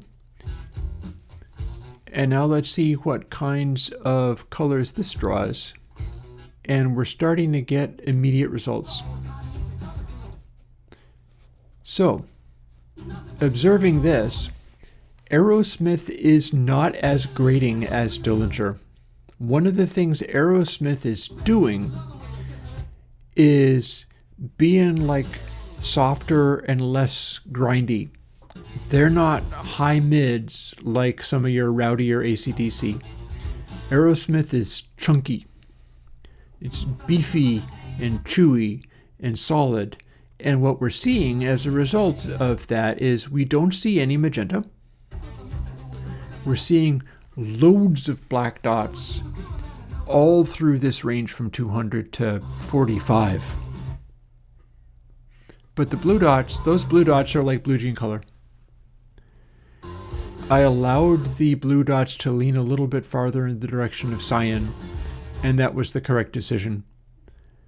Because now what we're seeing is in the authority category, which is where I think we're going to be seeing the colors most easily. Especially since those are peak related, they're loudness related. We have a whole distinct color that is Aerosmith's own. And that's what I was hoping to be able to see, because again, if I have this working consistently, and I'm willing to say that this is in the direction of working consistently, if you can reproduce the color and behavior and positioning of the dots, you've matched the sound.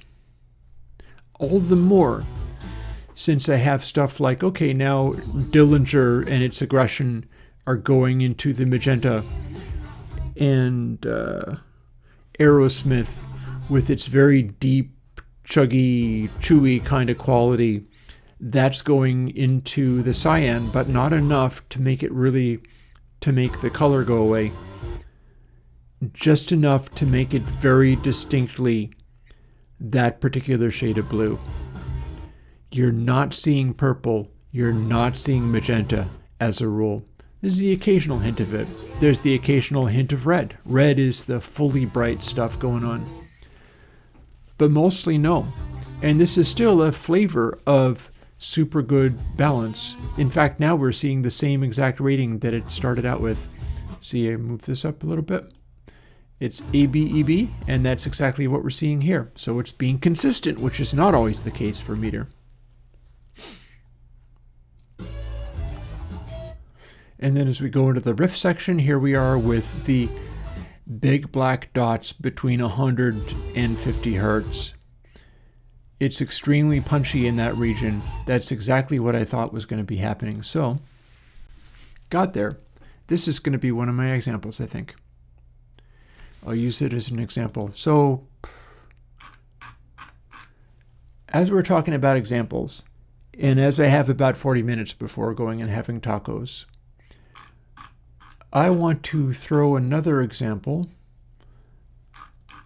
because I know that particularly working with Def Leppard, there's going to be a tonal color associated with Mutt Lange's production. And want to see how that's being represented currently. I can also do things like the Donald Fagen there and some Steely Dan. That's going to be Aerosmith type shades of blue. It's not going to go into that purple and magenta because that's brighter. That's too bright for Steely Dan. It's too bright for Donald Fagen. They're going to lean into the cooler tones. But here we have a Def Leppard track. So Aerosmith in that blue shade. Meanwhile, here we have Def Leppard, very tightly controlled, but I'm thinking this is going to be more in a subdued purple. And you note lots of extreme dots up there. It's going really hard. Sure enough. Not only that, here's an observation. Look at where the color sits in the authority meter. You can see where the kick drum is, you can see where the snare is, but notice the colors of those respective things. The kick drums will go all the way to black, or at least be a deep blue color indicating low frequencies. But these snare hits are leaning towards magenta. If you want to do a Mutt Lange big snare, it has to also be bright enough. And Aerosmith wasn't doing that. Aerosmith was more just a sort of chewy mass of rock there, whereas this is way more into the high gloss, overproduced. You can say overproduced, but look, every single, it's like quadruple A rated ultimate hit record thing. And it might lose more of that towards the end, but look at the score that's getting. I'm going to keep that. I'm going to run this through to the end because I think that's fair. Mutt Lange, ladies and gentlemen. Mutt Lange, this is what he does. And if you study it, you can see things like, oh, hey, bassy things shouldn't have high stuff interfering with it. And aggressive stuff like snares or whatever should light up with enough highs. But also notice when they sing in the harmonies like that, it's not going more magenta. I bet it will for the guitar solo though. When you've got those harmonies are not going more shrill.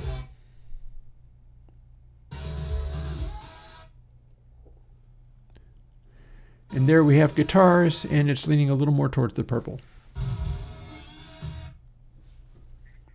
Let's see whether we have a consistent shade of purple in there. None of it's going to make as large of a dot because none of it is as loudinated as modern stuff.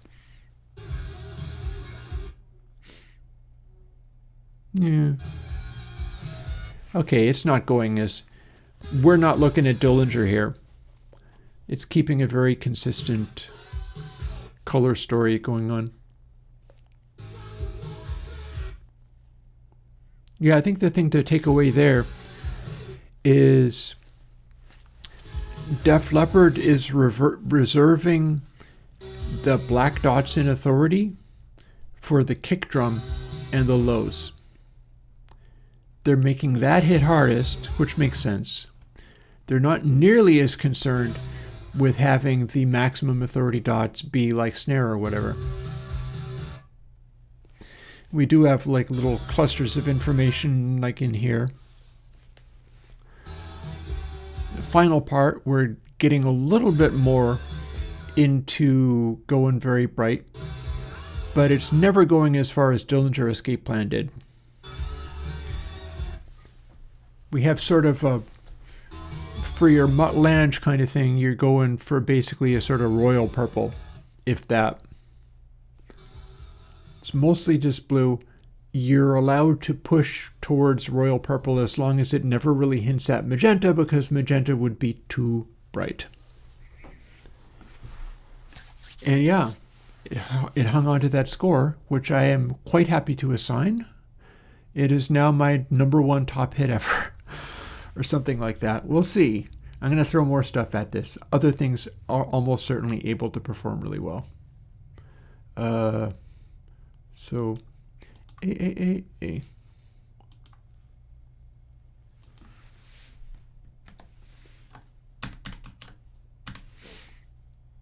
I'm sure there's tracks that are like 4 capital A's.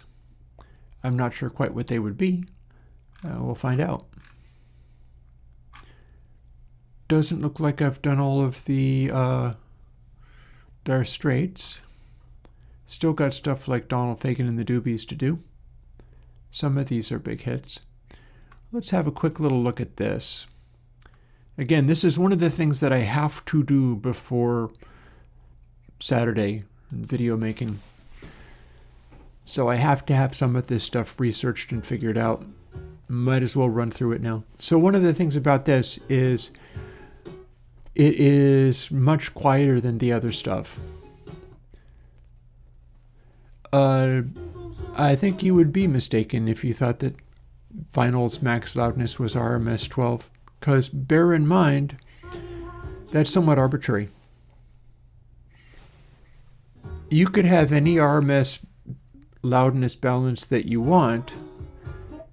The limitation you're thinking of is maximum loudness, but you can still reproduce any RMS loudness that you wish, as long as you do it within the maximum volume of the record's output. So yeah, in order to have a higher RMS on vinyl, you cut it to vinyl more quietly. And since that's the only limitation, that's not even really a limitation. You just kind of do it. If you want it to be a hot record with loud peaks, well, then you do have to have more peaks over RMS. So let's analyze this a little bit now that we're listening to bits of it. And I knew this was going to score well. This is a Deathless classic track, even though it is like RMS quiet. So I'm noticing something about this that is very different from the Mutt Lange mix. And that is, we have plenty of authority, but it's scattered all throughout and there's no rhythmic quality to it. What I mean by that is at no point can you tell like where the kick drum is. The whole thing. Oh, also the authority is lighting up a little bit for vocals. Lead vocals are registering there sometimes, which makes me wonder what would happen if I threw some of the Journey at it. Fair enough, yeah. Yeah, with me working with this, when I finally get to, like, I've got to build stomp boxes, I got to set up my studio to work with them, set up the bass to go into the right kind of stomp box so that I can, set the interface up so that it records properly and is set to the right volume for each of those things to be input. And then I can go in and start actually banging stuff out. And that will be very exciting. But when I do that, I won't be thinking about a target loudness at all. I'll be thinking about what to make this stuff do.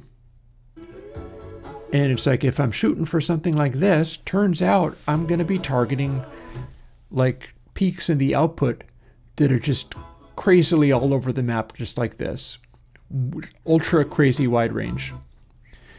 Authority, if I'm targeting this type of sound, I will want the heavy dots here to be just scattered throughout, wherever. And I won't be looking to see specifically the kick drum show up. much less kick drum lives at 35 hertz. Need to have that happening. I wouldn't be doing that if I was shooting for this. And let's see, so this AB, but there are always exceptions.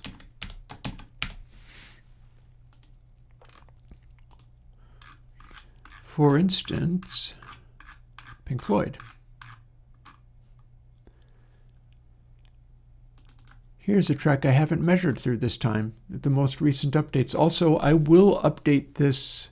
I think we might just about, this is close enough to done, right? I mean, I can get back to it when it's time to update, or I can just be good and do that now. How about if we just do that now while I'm thinking of it? Far be it from me to forget. This is Console X3. So technically what I'm going to be wanting to do is duplicate what I did here, which can be done simply by changing those bits. So these numbers change to 0.29 and 0.12. Or 0.29 rather.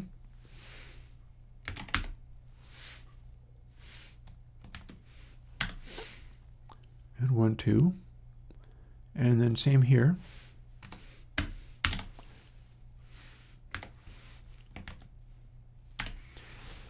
Zero, 2, 9 and 1, 2. Okay, got that updated. Then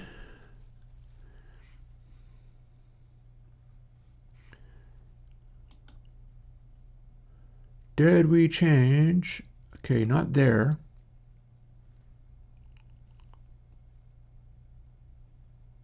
That didn't change. That didn't change. But where we draw fill rect and zero cross subs, from dot size on becomes very different. So I got to pick only the dot size areas. There they are. And I leave alone the other part because the other part's different for the different meters. But this is the part that becomes the new hotness. Same for here.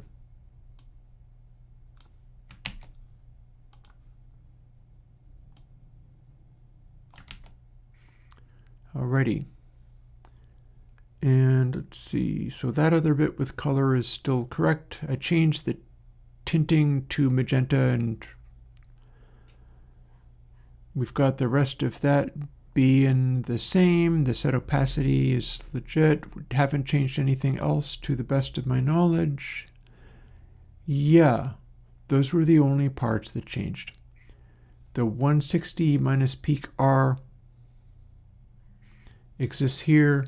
There's a 64 plus slew R that's right above it. That's still the same. Yeah, dot size stuff I added. That's the new thing. And then the tinting I've also just changed. So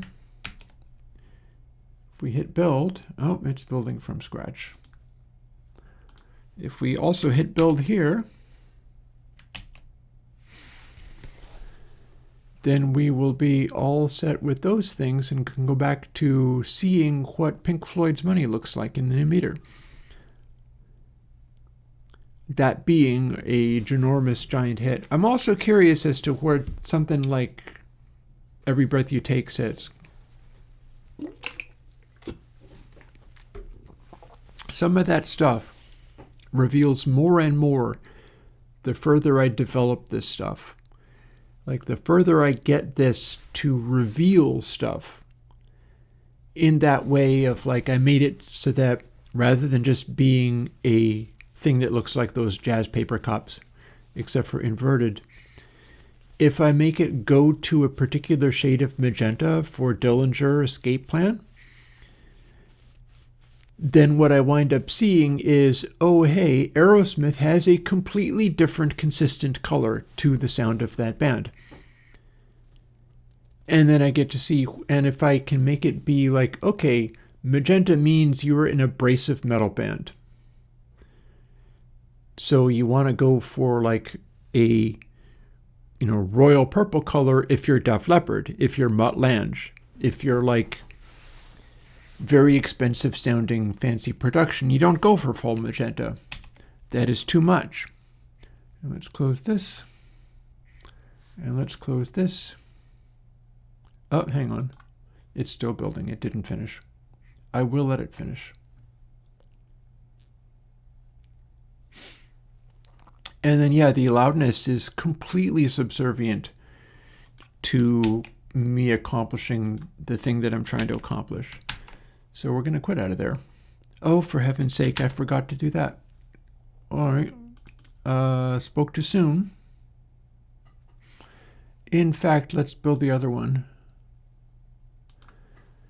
I had Twisted Wave open. So maybe we can build quickly, seeing as I haven't changed anything. Let's find out.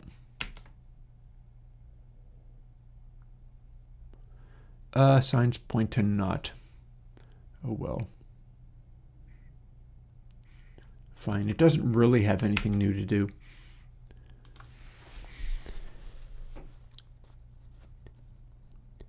So yeah. So what I'm shooting for with all of this hard work, Jonathan, is I have high hopes that you can determine whether the kick is too loud or not loud enough based on what you're trying to do with it, based on this, especially this most recent, like if we're talking kick, oh yeah, I'm gonna upload this as soon as it's finished building and set the GitHub to building a new version of it, because this should really be the one that helps you with that kick volume. It doesn't have to be a problem anymore. And I'll tell you why. Because if you're shooting for that stuff that is just very evenly blended, like the Doobie Brothers, you'll notice as we went through that, oh, and we finished building meter. Good for you. And we finished building console X3. And we can quit out of Xcode.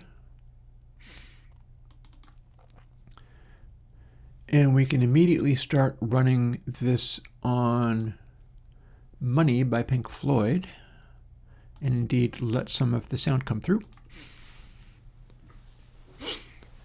And this should put on a real performance as far as colors in meter. This beginning stuff with all of the change jingling and so on is just a sea of red dots because it's all high frequency information. And none of it is actually loud, so we see nothing in authority. But then as the bass and guitars come in, we start seeing a little more happening. And then we start seeing where the loudness and authority actually sit.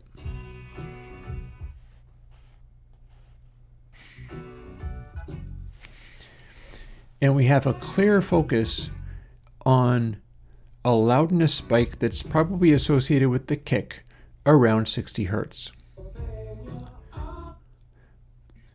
Wanders up to 100 hertz at some points.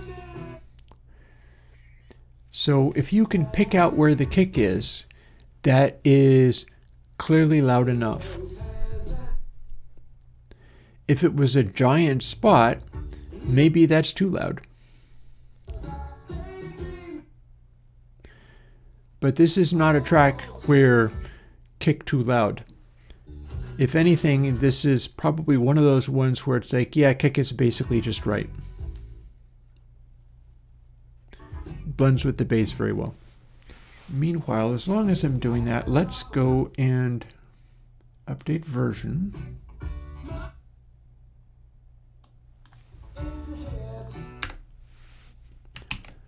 to 038.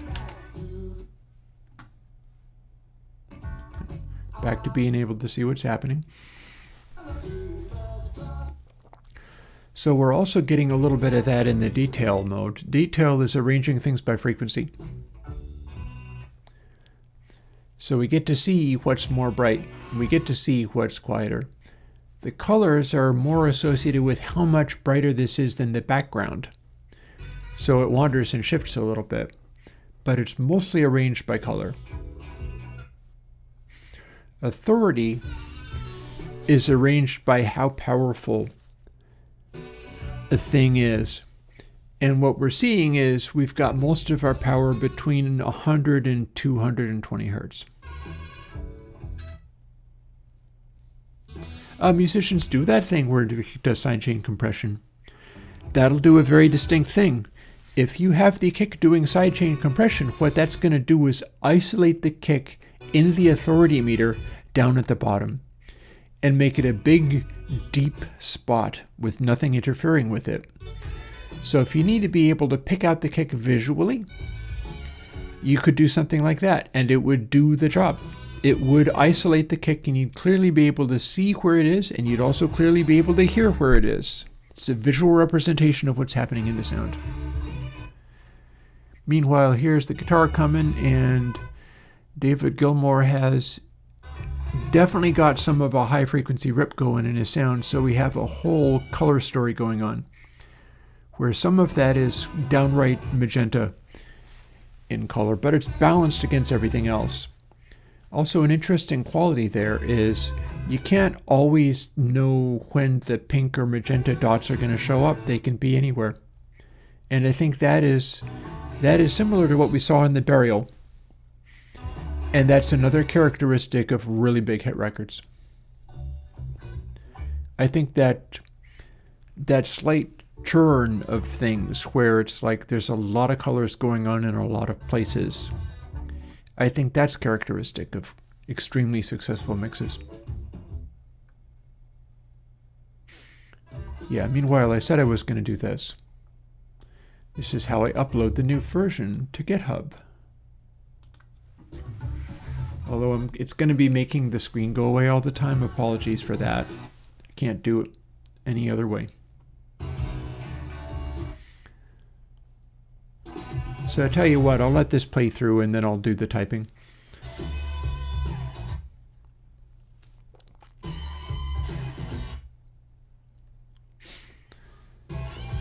Here's our big, loud culmination.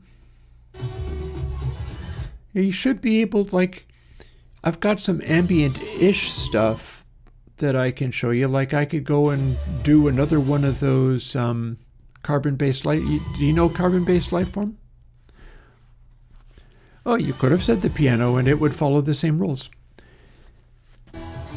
I think I'm pretty much unearthing rules about this, and a lot of it depends upon things like me being able to get these shadings of blue into cyan, blue into magenta working properly, which it's working better than it was. But yeah, same deal with the piano. If the piano needs to be authoritative, it should show up in that bottom meter. The color that it is depends upon how people will react to it.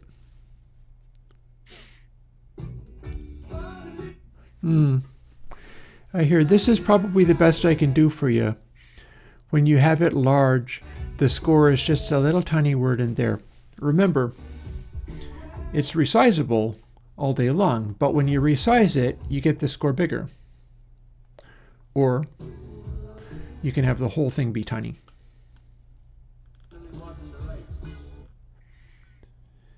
But this is about as small as you can get that word to be. So I would say, yeah, disregard it. Or you can double click to neutralize that score and make it go back to nothing again.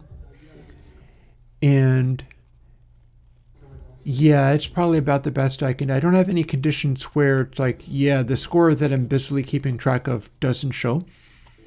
But it doesn't have to show as big. If you don't make it be a tiny, tiny square, then that word will be as small as all the other words on the screen. And interesting, look at how that is turning to a sort of spring green color rather than fully green, and that's because some of the high frequencies are coming through. But yeah, A, B, A, B.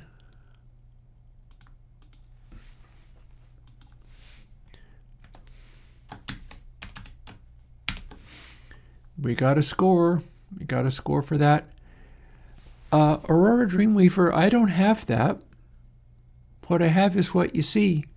There's 1,384 songs here, and Astropilot is not one of them. I'm adding to that list as fast as I can. I copied 6 records to the computer to bust into these songs yesterday, and 5 more today. None of them were Astropilot. I'm sorry. Let's see what we can do with this. If you see anything on the screen that you like, here we can sort by tags and scooch up to here. If you see anything on the screen that you'd like me to run so you can see what it does, we got a bunch of Eagles, we got a bunch of Springsteen, Chic, all manner of stuff. Tell me something that's shown on the screen and I'll do it right away after doing my upload.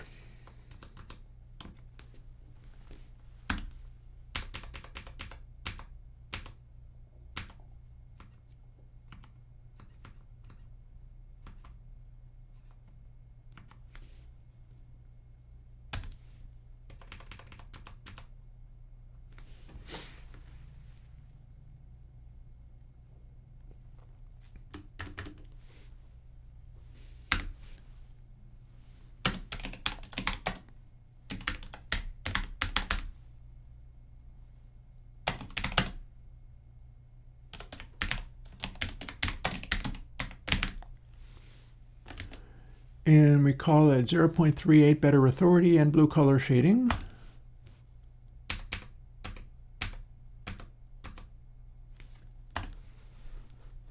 We'll get it building. Then you'll be able to download it by the end of the day. I'm making sure that that's able to happen.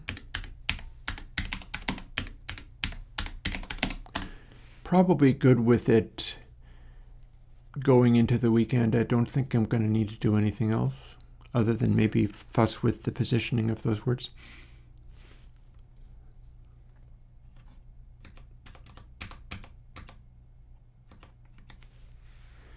It's going to be tag 038.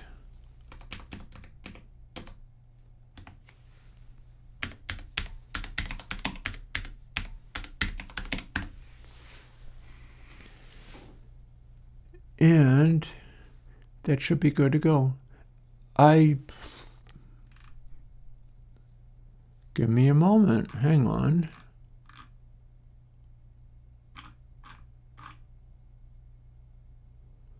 Okay, so it's not going to be tagged that way. That's just looking at top 10. And it's fine looking at top 10, but I'm pretty sure I know what to look for here. Space Oddity, it's the version of it changes. That's all I've got. You can measure heavy metal. We can do that. I've been asked for Space Oddity, though, so let's do this.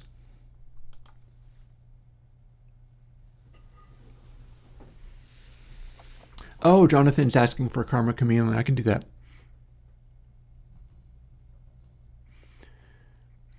So this is starting out kind of deep and dark because it's quiet and a bunch of surface noise. It'll probably be fine. This is going to struggle to get to a high score because it is not doing the pop hit record thing of bumping up to something exciting happening right away. This is a very slow build, and it's hard to get a huge hit record out of a very, very slow build. Gratifyingly, however, it seems to handle the rumble factor much better than it used to. Oh, it's got content height, but look at how quiet everything is. Like, I ain't even turning it down.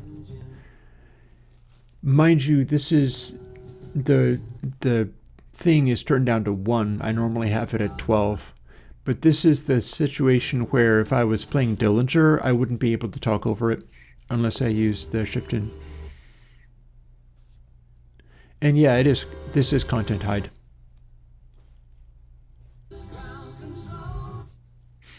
So this is kind of cool. It's not necessarily about minting a high score, but look at this. The authority factor is telling a real story here. We've got a sort of orchestral balance. And we're really producing a lot of stuff around 100 to 220. And our tonal coloring is tending to be on the darker side. It's got that sonority, but it's leaning towards being a little mellower.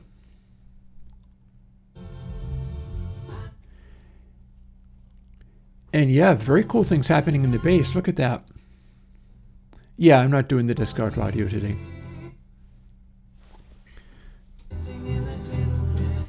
We can pump that up a little bit though.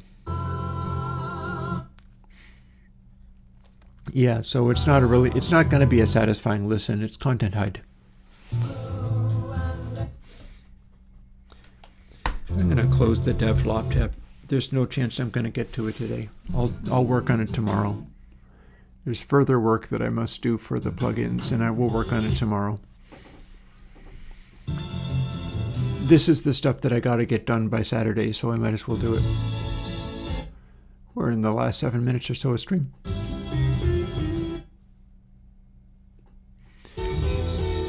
Yeah, get a load of this deep shades of blue. Oh, did you see that? Oh my god. Somebody goes, that's authoritative. That is an authoritative. Doesn't even show in peaks, but it shows up here.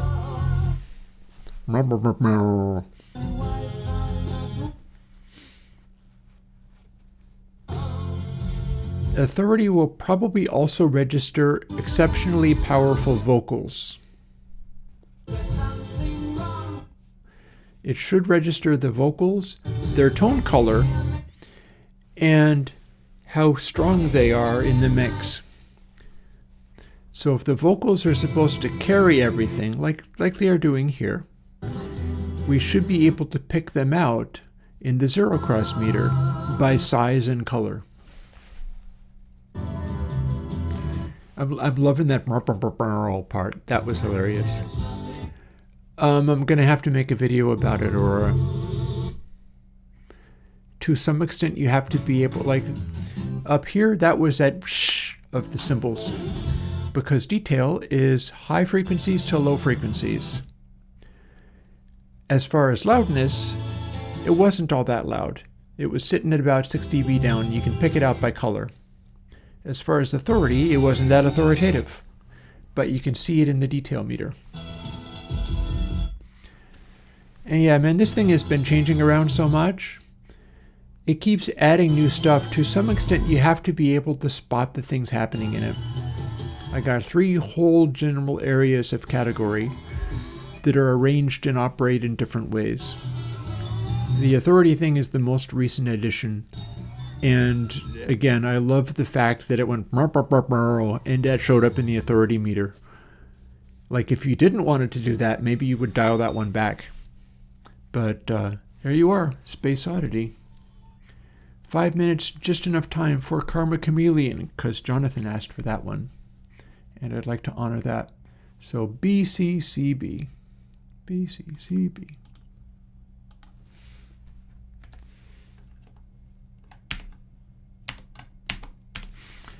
All in all, that's a pretty good hit record score for something with such a slow build.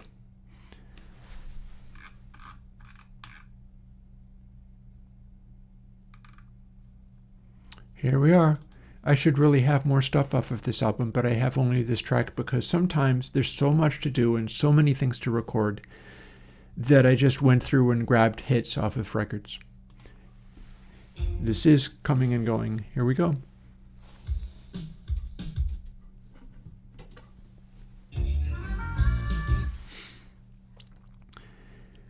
And this is going to show up very well. I have every reason to believe this is going to be an A-tier hit. It's very strong. This is a very strong hit record.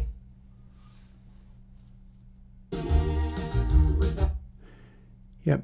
As I go offline, I'm going to post the update. I'm going to go to GitHub and set it so that you can download it.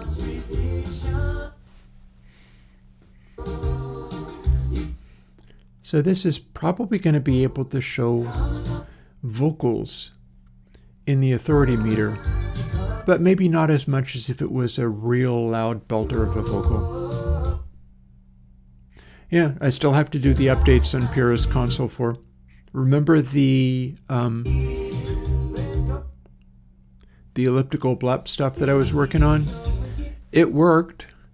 I'm starting to incorporate it in plugins. I have to go and do the coding for those things, and that's not going to happen today. It's going to have to happen tomorrow off of stream, because I've done a exam here. I have enough time to show this. Open that. There's a moth on your screen? Huh. Okay.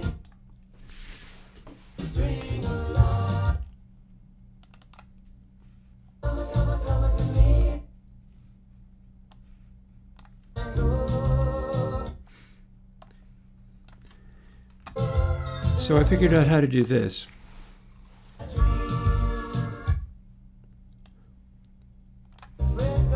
That part sets it up. And this applies what I'm doing. As you see, it's not a very big line of code.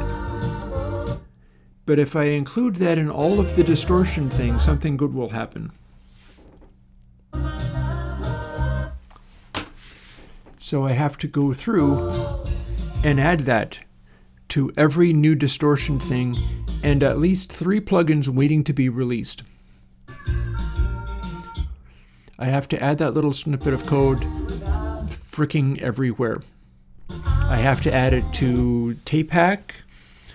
I have to add it to Purist Console 4's encode and decode stages. I have to add it literally everywhere. But when I do, we might be getting something very good out of it. Speaking of something very good, look at that. Culture Club Karma Chameleon, ABCB.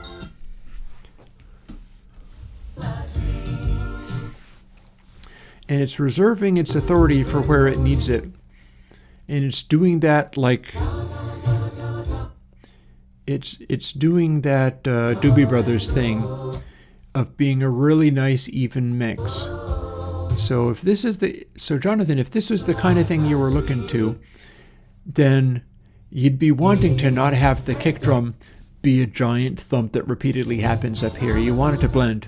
You want it to sit with everything else. And that's useful to know about. Like, you would be doing the opposite of like, let's sidechain it and make it huge. So could I explain how Purist Console works? Purist Console works like the other console plugins work. It does a saturation in an encode stage, and then an anti-saturation in a decode stage, which causes the way stuff combines to be manipulated. And if you hear it in other consoles, it's exactly the same in Purist Console. It's exactly the same mechanism. Like if you can hear it plainly happening in, say, Console 6, which is very obvious, or in Console 9, which is the same thing that's in all of the more complicated ones, then Purist Console is exactly the same thing, except for it's using a variation on sine and arcsine rather than the more complicated stuff. You're quite welcome, Jonathan. And sine and arcsine are fairly subtle. They're fairly easy to hear things.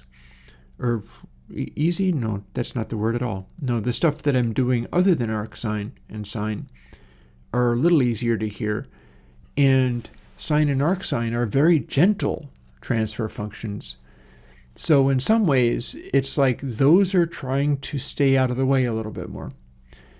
And the new version of Purist Console 4, once I do this other work that I have to do on it in order to post it, will be taking that, using the longhand versions of sine and the longhand versions of arcsine that nobody's actually heard yet, and applying that stuff and then doing the correction that I just showed you on the other screen. Whether the new version of Purist Console is going to preserve the highs the same way is a fair question. What the new code does is makes it so that high frequency elements under saturation aren't coming forward. So it's possible that what I'm going to do with the new version of Purist Console will preserve however much darkness there is and not bring things forward as much. So I don't know whether it's going to necessarily, maybe it'll be what you're after. I don't know. I do know that it is going to not bring stuff forward that's not supposed to come forward. And yeah, I guess we'll find out. It's probably going to be more in the zone of how Purist Console works. It's probably going to be closer to that than the other ones that you like less. And that's fair. That's fair. And on that note, let me do all of the things I said I was going to do. Firstly, let's rate this. This is ABAB. ABAB. Very high score for Culture Club. Not surprised. I knew they were good. Now what I must do is let people have what you're just seeing just then. I may or may not. I'm not actually doing reverbs inside Concept anymore. You could. You absolutely can. You absolutely can put reverbs and delays inside Console like I used to do. The only reason I'm really not doing it is because I'm enjoying too much the concept of bringing the reverb return back into just another channel with all of the processing. I'm enjoying that too much, so that stopped me from, and to do that I have to decode and then encode again, because otherwise I'm going to be double layering the encode on it. But you absolutely can do reverbs inside Console. The reason I'm not doing it is, again, because I'm bringing them into a full channel with the full EQ and the full dynamics and using those things. And that's not a requirement. You don't have to.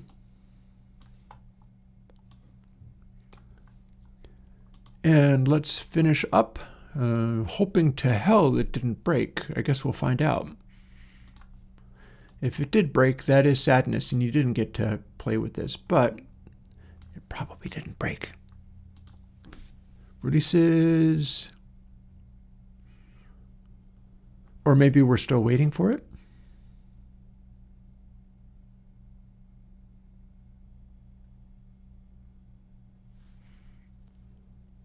Am confused. What's going on?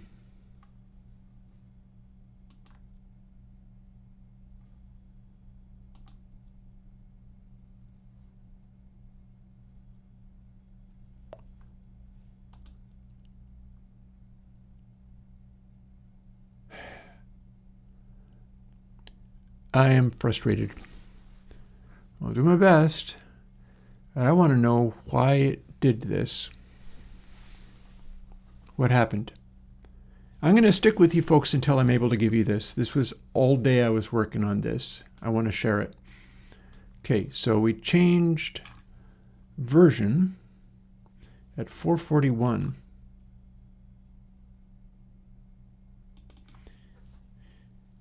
I can do another build. I don't know if that's going to matter. Okay, I did another build that succeeded. That's the thing we're working with right now.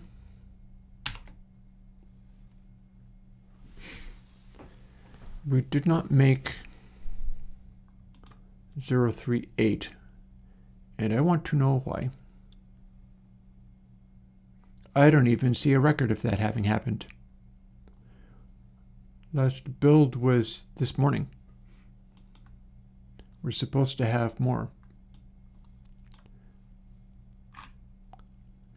We do have version, yes. That was updated, yes. Yeah, this says 038.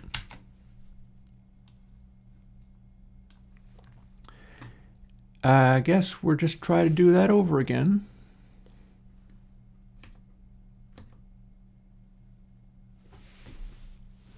I typed 038. Okay, CD desktop meter. Let's see if we have any changes. Here's our commit.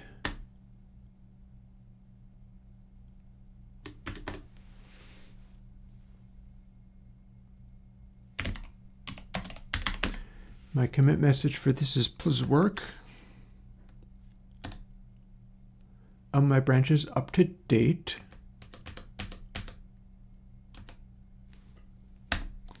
Can push it.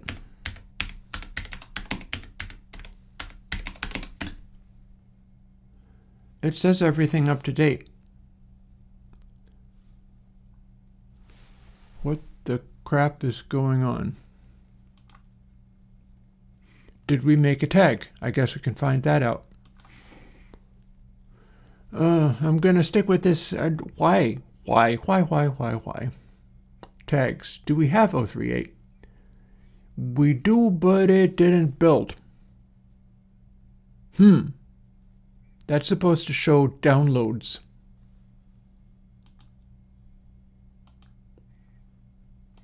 Let's delete that tag.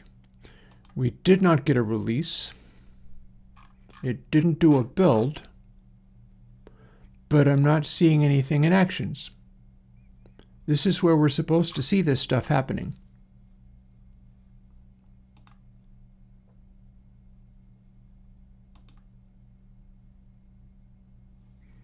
I don't like this.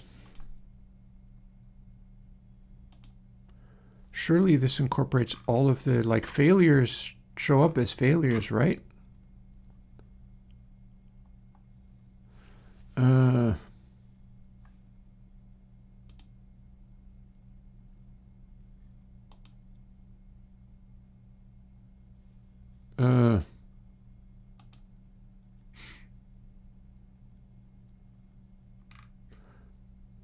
Okay, version 038 better authority and bluish color shading. It got that.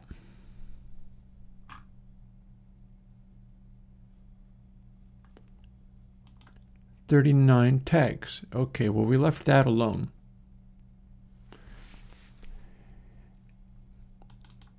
I can just do a tiny change to try to kick it into action.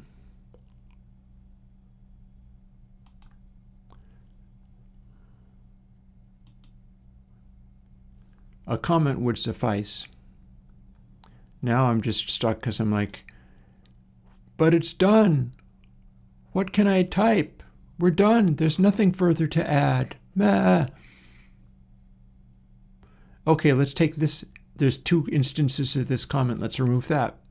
That counts as a change. That totally counts as a change. Save, build. We still do have it marked as 038. And now we have a change. So in theory, it will register that as a change in code and will be able to push an 038 build and push the tag. It got the tag. It got the tag, so I don't know why it's not able to kick another build into action, but we're going to try to find out. We're going to try to find out what can make it work. While I'm doing that, let me move some of this laptop stuff around. I have to make room for tacos. I don't get to have tacos. Work's too hard. I'm just not willing to let that slide. Not after getting so much done. This needs to be shared with people. Spend all this time showing you it.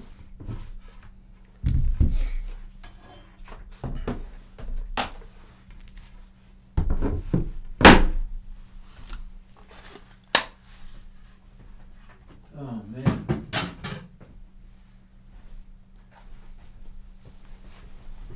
It's a shame I don't have like Bacon Paul or Sudara. Although you know one thing that can happen is GitHub itself can be broken. The more they dig into like all AI all the time, and it's Microsoft, so Microsoft is rebuilding all their stuff, all AI all the time, their downtime is going up and up and up and up and up. So it's possible, having made that little change, I can push it And then the continuous integration stuff will be working because I waited 10 minutes. Remains to be seen. So we are in meter. We'll do the add.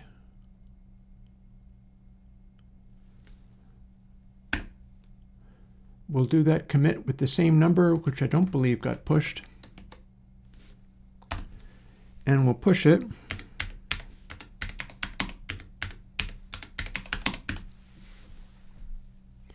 And that has now gone up to GitHub. Yeah, fair. That is not an unreasonable suggestion, I tell you.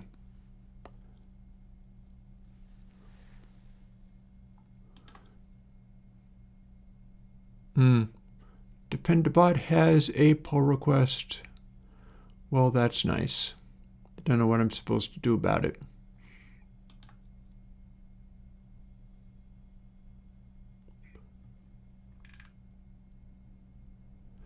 Yep, there's the new update. Did we get an action?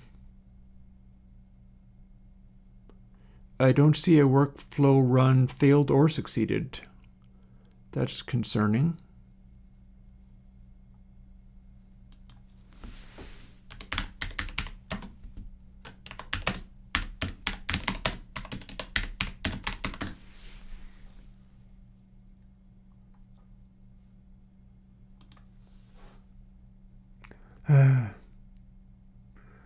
Okay, guys. There's your problem. It's not my fault. I'm lucky I was able to update it. Well, one thing about it, queued for an extended period, that means it is possible that at some point it will run. But this is exactly the part of it. This is exactly the part of it that I needed to be working. 65% are succeeding, improved from a low of 30 to 40% earlier in this instance. Hey, that's me. My thing failed to work. There's very little point in trying to push the tag in a situation where I know the basic one didn't run. We're not even seeing it try to run. We would see something here.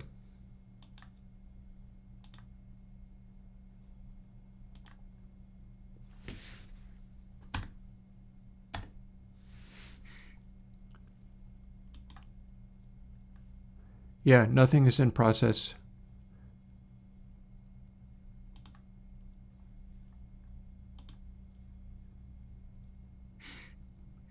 Yeah. Well,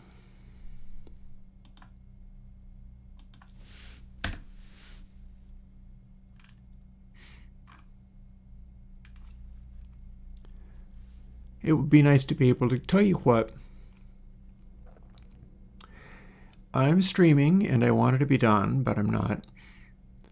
And I've got my tacos to make. So for time being, I'm going to go and start making dinner. And tell you what, we have this to play with. Although it's not useful. Please show me a thing. Can you show me a... That's not useful at all. There we go. Yeah, so I've got it running in Twisted Wave. If I go to desktop, what, vinyl? What the hell am I looking to do? No, not vinyl. Not upcoming. I'm trying to remember the thing I need. Help, help, help. Help me. Meter. There we go.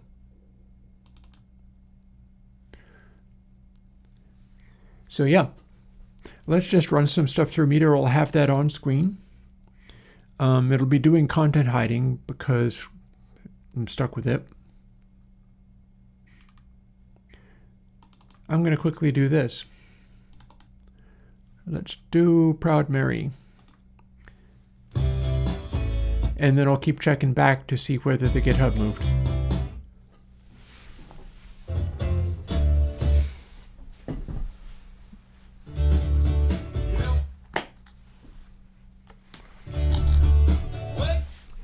Authority meter is showing things pretty well. That is the sound of Credence, all right. Anyways.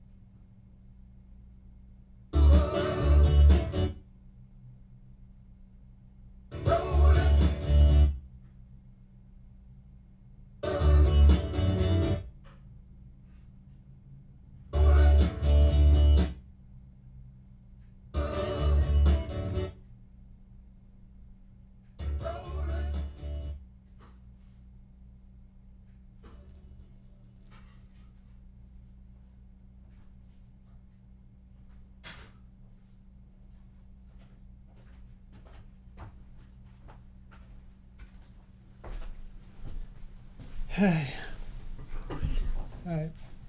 I'm cutting up tomatoes for my tacos, and we have a measurement. AAAD.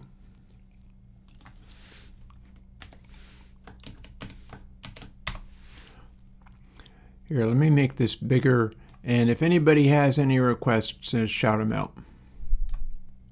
We will do whatever we can. And now I check back. Let's see if it worked. That looks like a nope. I don't see nothing. So refresh GitHub status.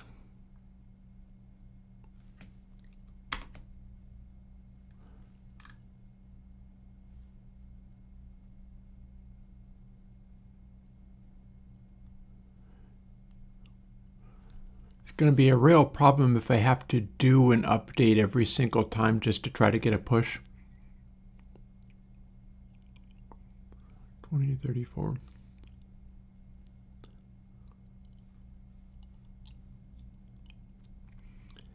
Stuck retrying jobs that are no longer available. Bleh. Okay, so most recent. I could go and check my plugin maker friends. They're probably also very aware of this. Here's the thing. This needs to be fixed by Saturday. It gives them a couple of days, but like, Okay, so supposing like Claude hunted them down and destroyed all of their stuff. Claude code killed Microsoft's thing.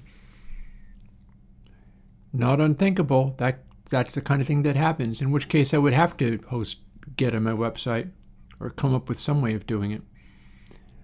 Anyways, back to, since that didn't work this time, what do we got? I would like to have more.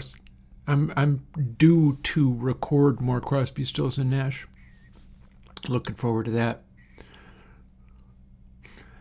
Let's see what color Dead Kennedys are.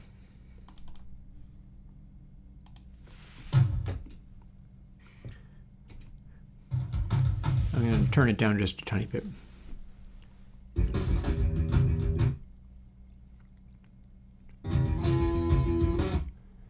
A very good authority considering. Local GitHub repo. Well, the problem is I'm not getting it built on GitHub. That's the problem.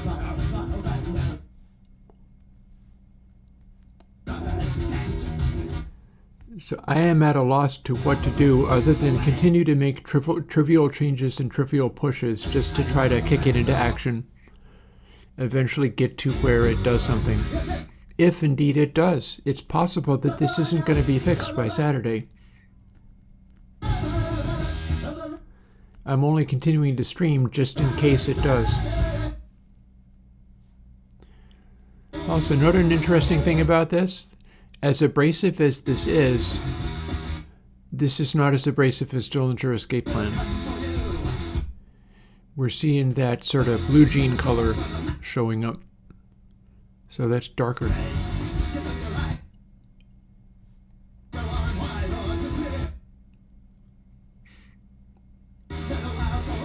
Yeah, fair. I could sort of force push if everything dies and goes away. I can put back what I've got locally. That is good. That's important. Let me finish cutting up my tomatoes for the tacos.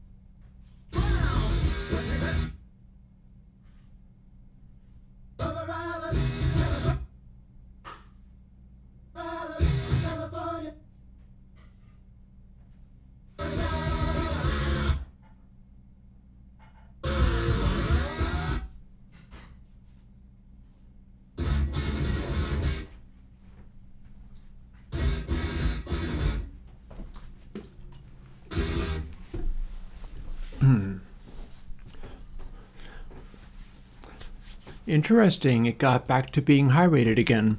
I'm not sure if all their songs are going to be like that though.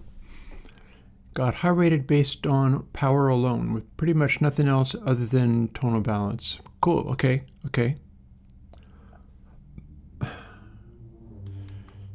A-A-G-D.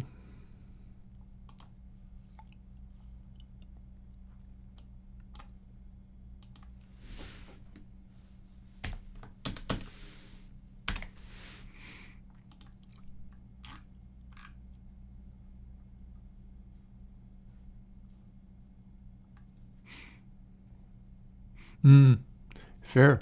Well, I don't know. If it's one of your favorites, funny thing about that, Meter just called it a hit sound signature. And that's a very influential song. It's done a lot. Somebody was mentioning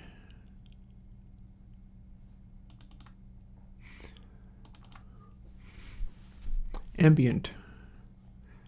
So this might not be ambient, but it is a sort of chill wave space music kind of thing. Meanwhile, while it's busy doing that, let's refresh this, see if anything else has happened.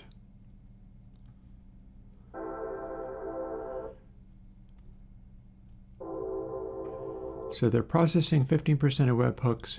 Pushes are not triggering workflow ones. I wish I could repeat push. I wonder if I can.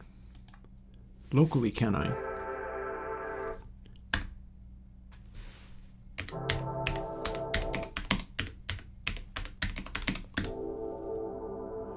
It said everything up to date.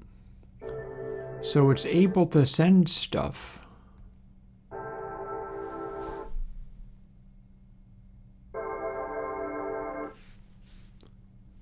It's able to send stuff, but it's not doing anything with it.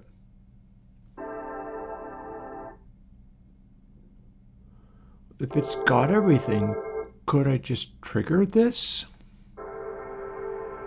Runners.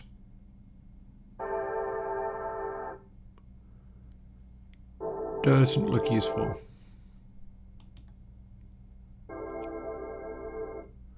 Doesn't look useful. Attestations. It doesn't have any.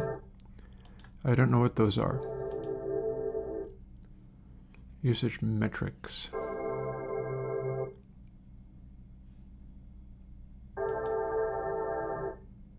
Meh. I don't even want to talk about GitHub today, man. Yikes.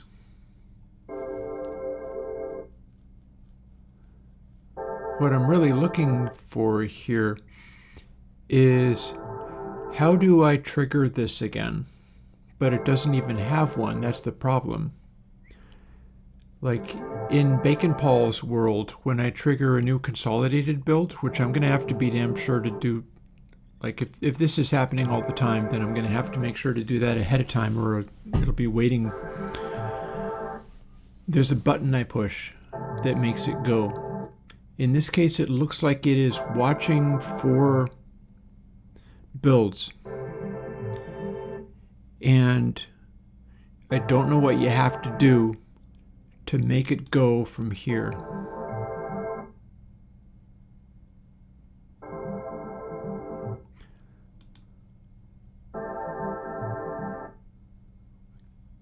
Well, this is the most recent. Can I run it from here? Let's find out.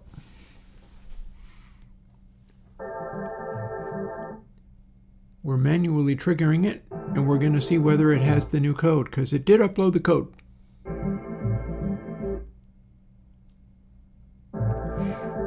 So that's cool. Meanwhile, here is what carbon-based life forms is doing with equilibrium.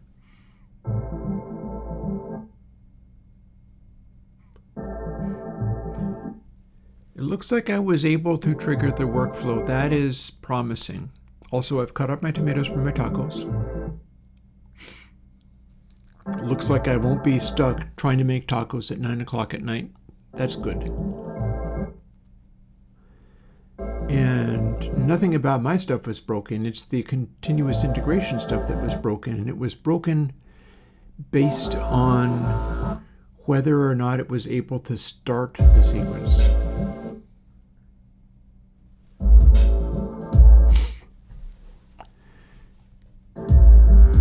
And so here's carbon-based life forms equilibrium. This is what they do. It's basically making a sort of maximum loudness sound, almost all of which isn't really registering here. It's just lows. And this is just lows with the occasional bright noise. And authority is telling you what's happening in this track.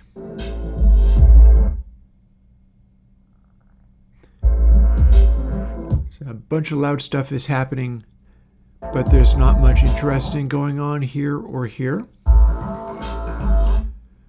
So it's like a continuous wash of lows. Yeah, I'm going to do my level best to get it to you. In fact, that's what I'm trying to do. Here's where we're at.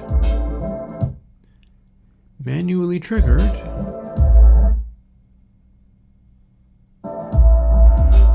but I don't think anything's necessarily moving, and that's worrying. Well, we're doing better than we did. Okay, so yeah, this is a picture of loudinated ambient.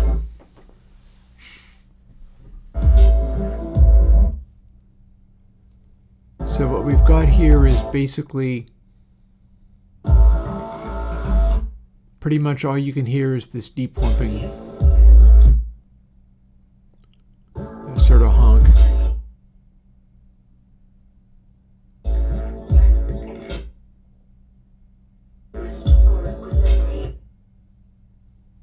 Oh, little bits of sound, but you can't really pick them out.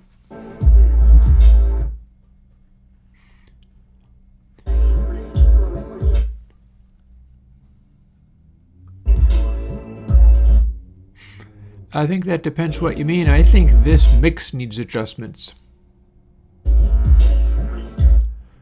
This mix needs adjustments. The dot size is fine.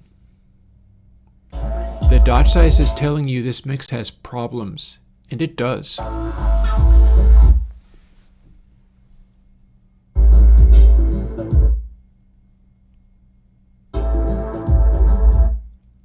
It's supposed to look bad if it's doing bad things.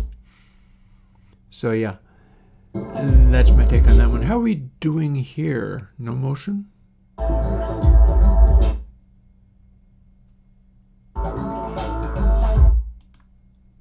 little mysterious. Okay, see you later, Grens. I'm sorry I can't make this happen. GitHub isn't letting me make it happen.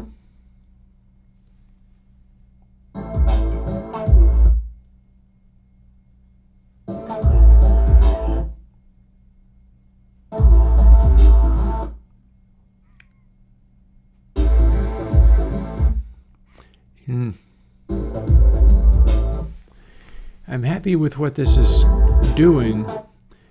I'm just very unhappy that I can have this up on stream and be stopped from sharing it with you folks, because I said I was going to give this to you by the end of stream, and that might not be realistic.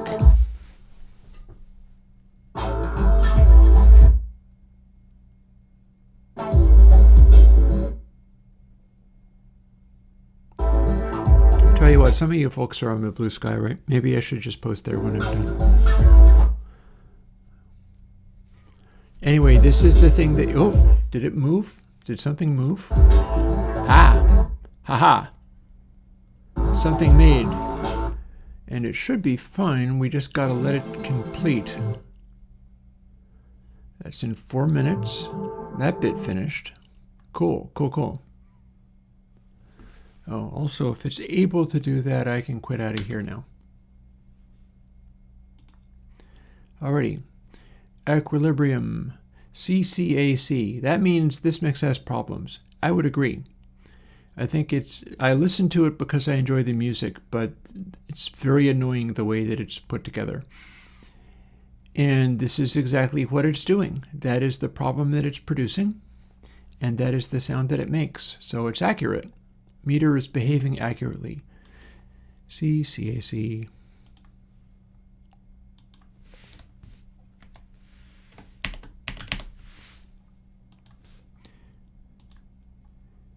Meanwhile, I still have Foo Fighters.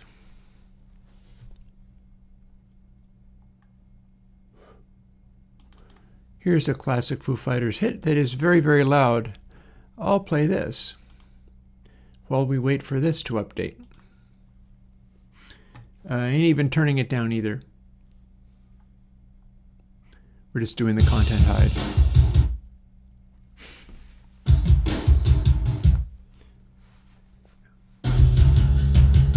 Super loud Foo Fighters track.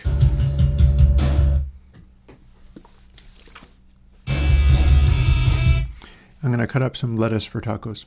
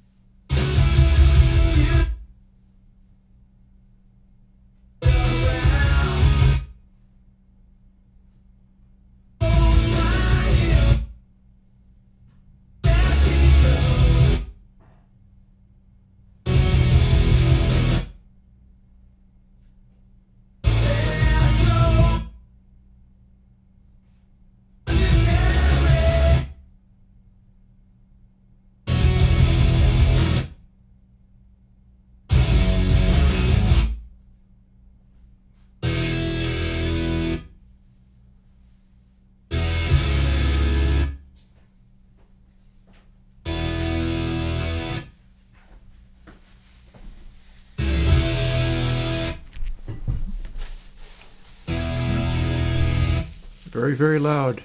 Oh, will you look at that? Will you look at that? Meter's being forgiving of how stupid loud this is. Meter has decided to be forgiving of this one. Interesting. Also, the color story is interesting. And I'm going to suppress that for a bit. So it's got an almost Dillinger escape plan brightness to it. Most of it is going about as bright and hard as you can. And we're certainly going as distorted as we can.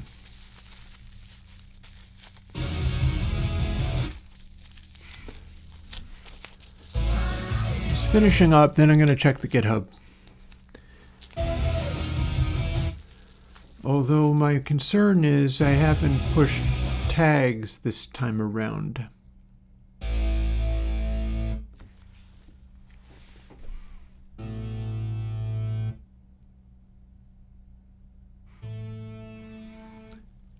Yeah, sustain is very sonorous, isn't it?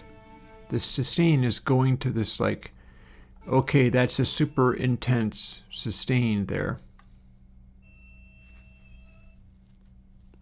And then it eeps up into quiet high frequency noises, and off it goes. So, oh, and it went a little too hard. It flew too close to the sun. It's now BAAC. Fair.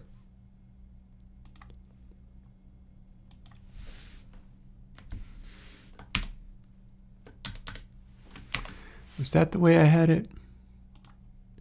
No. No, that's not the way I had it. That's backwards. There's a reason I sing these letters when I make notes to myself about this. I sing the letters so I can remember what's capitalized and what's not. So if I was doing that properly and paid attention, it would be BAAC. And I will fix it now. AAC.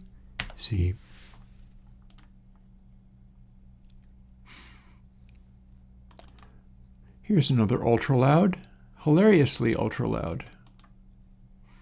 Let's go back and look at this. Hey, you finished. Does that mean I can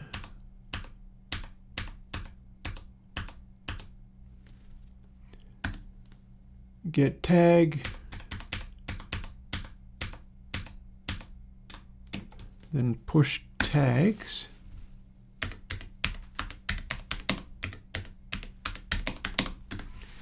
Will that try to build another build? Okay, so to GitHub, new tag 038 to 038.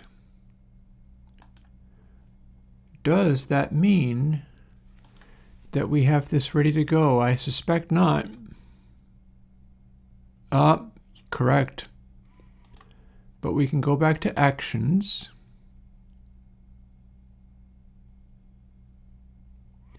I manually ran that.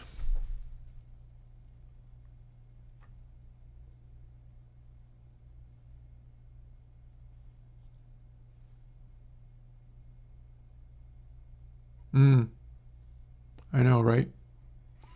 Well, I sure hope it ends so that I can give people this plugin. I would really like to have that today, but it might be too much to ask. I'm going to give up at 6 and have dinner. I'm going to be real mad if it's not able to let me give people this by 6. But there's only so much I can do. And I'm very frustrated by the fact that, see, so it does main. Normally it's supposed to include this.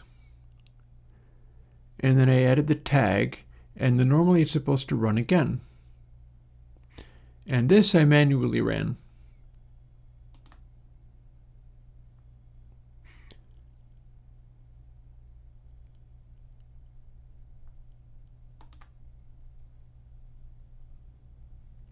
Seems to be about right. So in theory, I could delete that.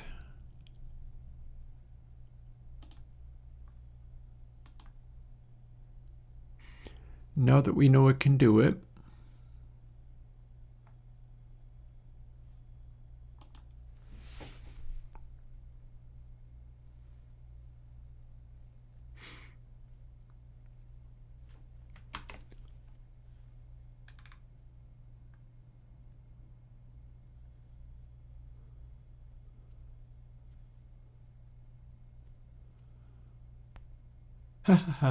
Copilot code review may experience failures. I'm not using that.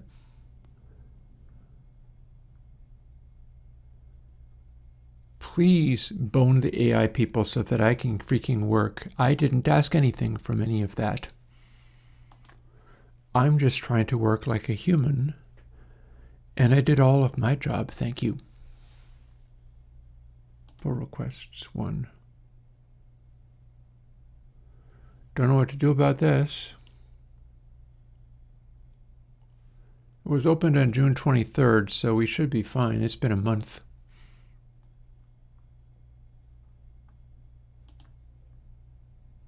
I know, right? Yeah, it's very Microsofty today. Releases, tags. So we do have a tag. On the other hand, I can't simply create release because that's not going to do anything. This is not the tag that says please build. This is from an hour ago. It's not seeing the tag that I just did. Okay, so that's not the one.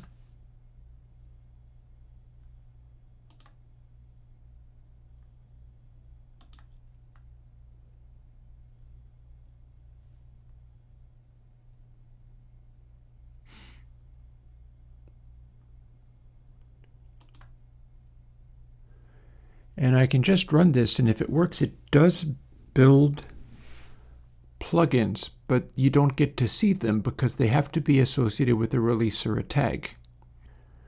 The machine has to work.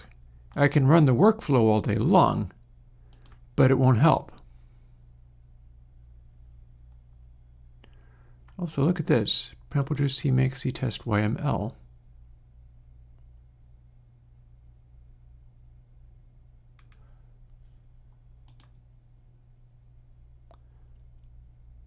Okay, that's actually what we're looking at. So what workflow options? Pin workflow, disable workflow, don't want that. We get to run it like this, but does that mean it will accept the new tags? This is what it's busy doing. So we can do this part manually.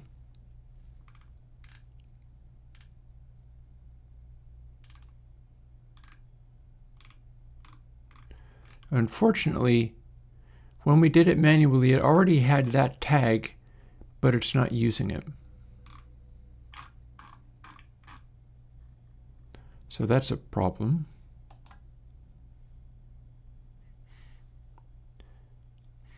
So yeah, this is the workflow we're looking at, but we basically need to make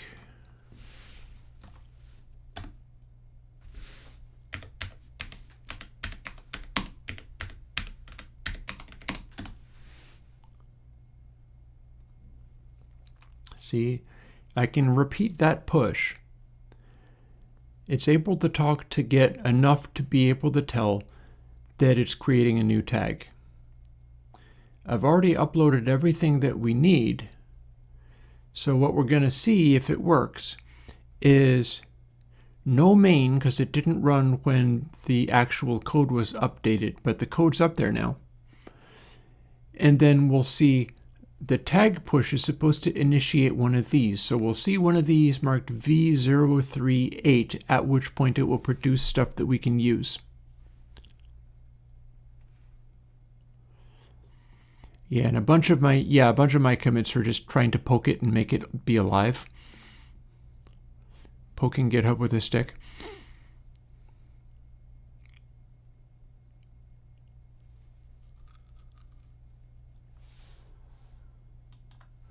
They're trying. A bunch of people all over the place must be losing their minds.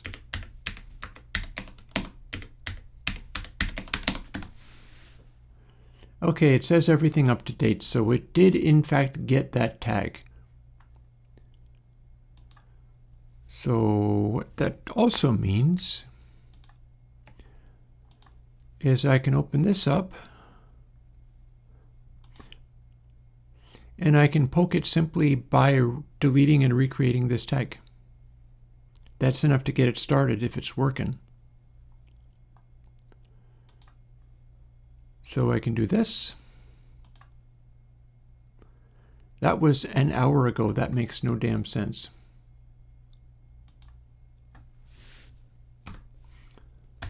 And I can do this.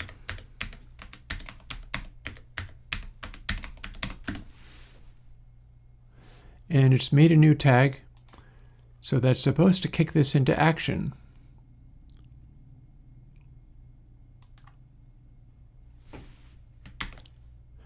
And here, so I'm going to cut up some lettuce for my tacos. 10 minutes before I said I was going to go and have dinner regardless. I'm glad that engineers remaining actively engaged. You guys are screwing stuff up and it's not my fault. I did the best I could.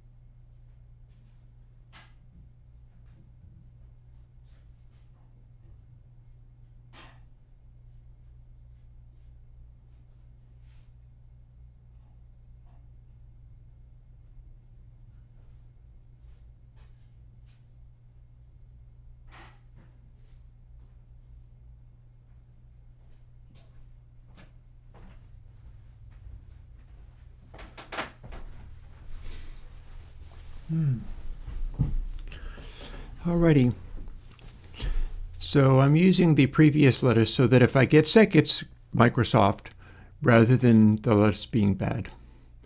And we've turned this down to 1 so we can see what it does with Foo Fighters' White Limo. I'm going to do my best to get this plugin to you by Saturday. It's functional, and all of this stuff is working. It is GitHub that is screwing me up.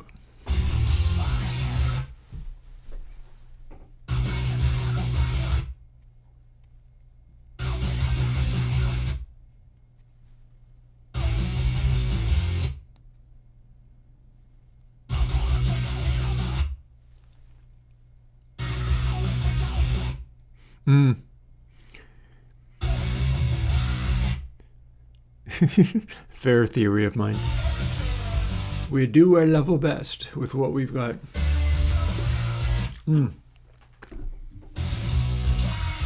This is even more Dillinger escape plan colored than before.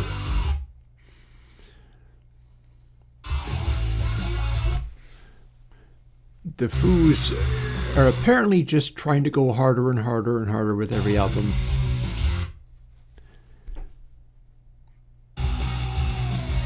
It's pretty much wall of noise at this point. But that's Foo Fighters for you. Like back when Taylor Hawkins was alive, he wanted to have more drum impact, and Dave Grohl would be like, but it's Foo Fighters, so the guitars have to be completely overwhelming. And they're like, yeah, okay. And here we are.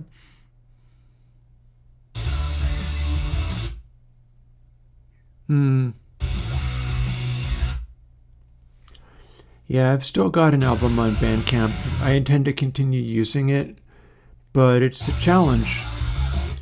It is definitely a challenge that we're just trying to exist, and so much out there is just messing with people in every direction. And I keep local backups rather than trusting something like GitHub to have all of my stuff. And of course, the real development is being done on a retro laptop, so that doesn't even connect to the internet. And I'm quite happy with that state of affairs. It's a lot of manual labor, but still.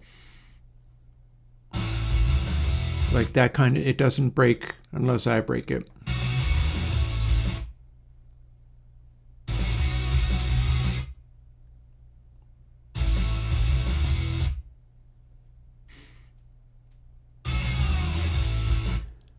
Apparently, White Limo is a big hit song.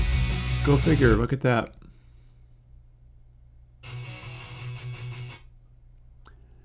And that's Dave's guitar all by itself. Does have a good enough guitar sound, he just has to have everything be so overwhelmingly loud, like this. Things like that are partly the community. They're not just the software, they're also the people who are engaged with it. And the way stuff like that connects with the world. So it's not really the thing unless the audience is in there. So AACB.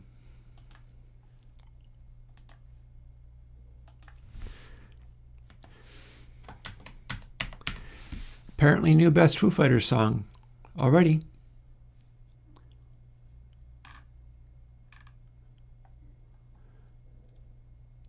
Here's one that they did in order to get people dancing and jumping at concerts. So maybe it will have more dynamics. Bits of it does. Let's give it a roll. Meanwhile, no signs of life here. Although I didn't... No, this is tags, so I would see if it was... Okay, 038 and an hour ago. So it's an hour ago thing again. But it did not trigger a run.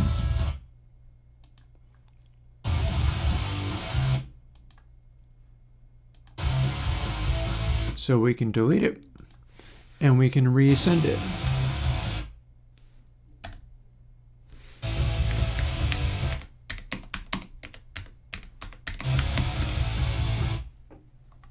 All right.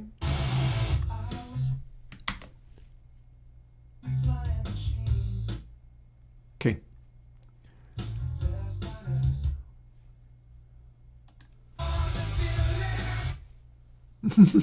I'll do some other stuff.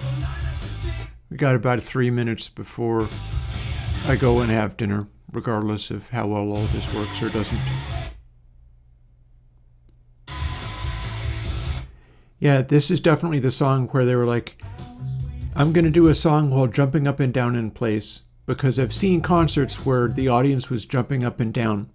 And if I pick the same tempo and we write a song, maybe we can write a song to get the audience to jump up and down. And so he did that, and they did. This is the jumping up and down song for them.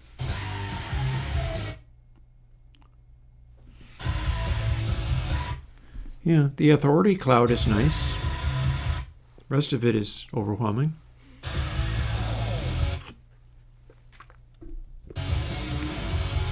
Authority cloud is really telling the whole story of why this works for anybody.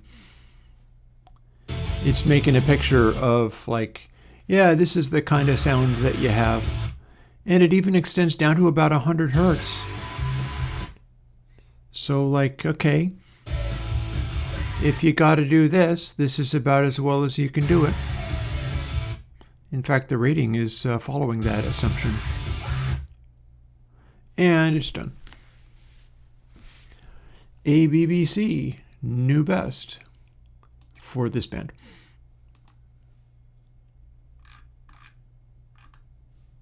Let me check that again. Okay, so if I sing it to remember what the capitalization is, ABBC.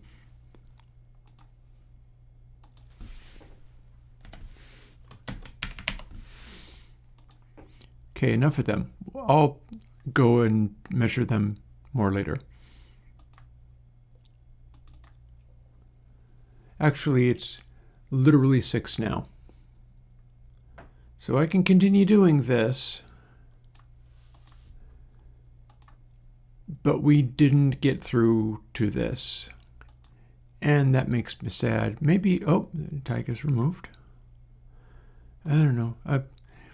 If anybody is on Blue Sky along with me, I will post to Blue Sky when I do finally get this working. For now, they're stuck. I'm going to go on the Discord for the plugin makers and see how many other people are crying. Because I think some of them are trying to use AIs that are dependent upon this scenario. And that must make people even sadder. I've also just quit. Yeah, I'm a smart boy. I quit Chromium because GitHub was on it, not realizing that that was what I was watching chat. So now I can't see chat, but I'm saying good night anyhow. So see you next week. And I'm going to do my level best to have this plugin that I just finished up and it's all ready to go, built on GitHub continuous integration by Saturday. That gives me all of tomorrow to hack away at it and try to make them build it. And if I can't, I don't know what to tell you. I could probably try post a plugin or something. But it's supposed to be this. It's supposed to be Meter. And I don't know, wish me luck. I'll keep bashing away at it all night long and then tomorrow, but I'll get some sleep. And I'll see you folks on the weekend and next week for some streaming. Bye-bye.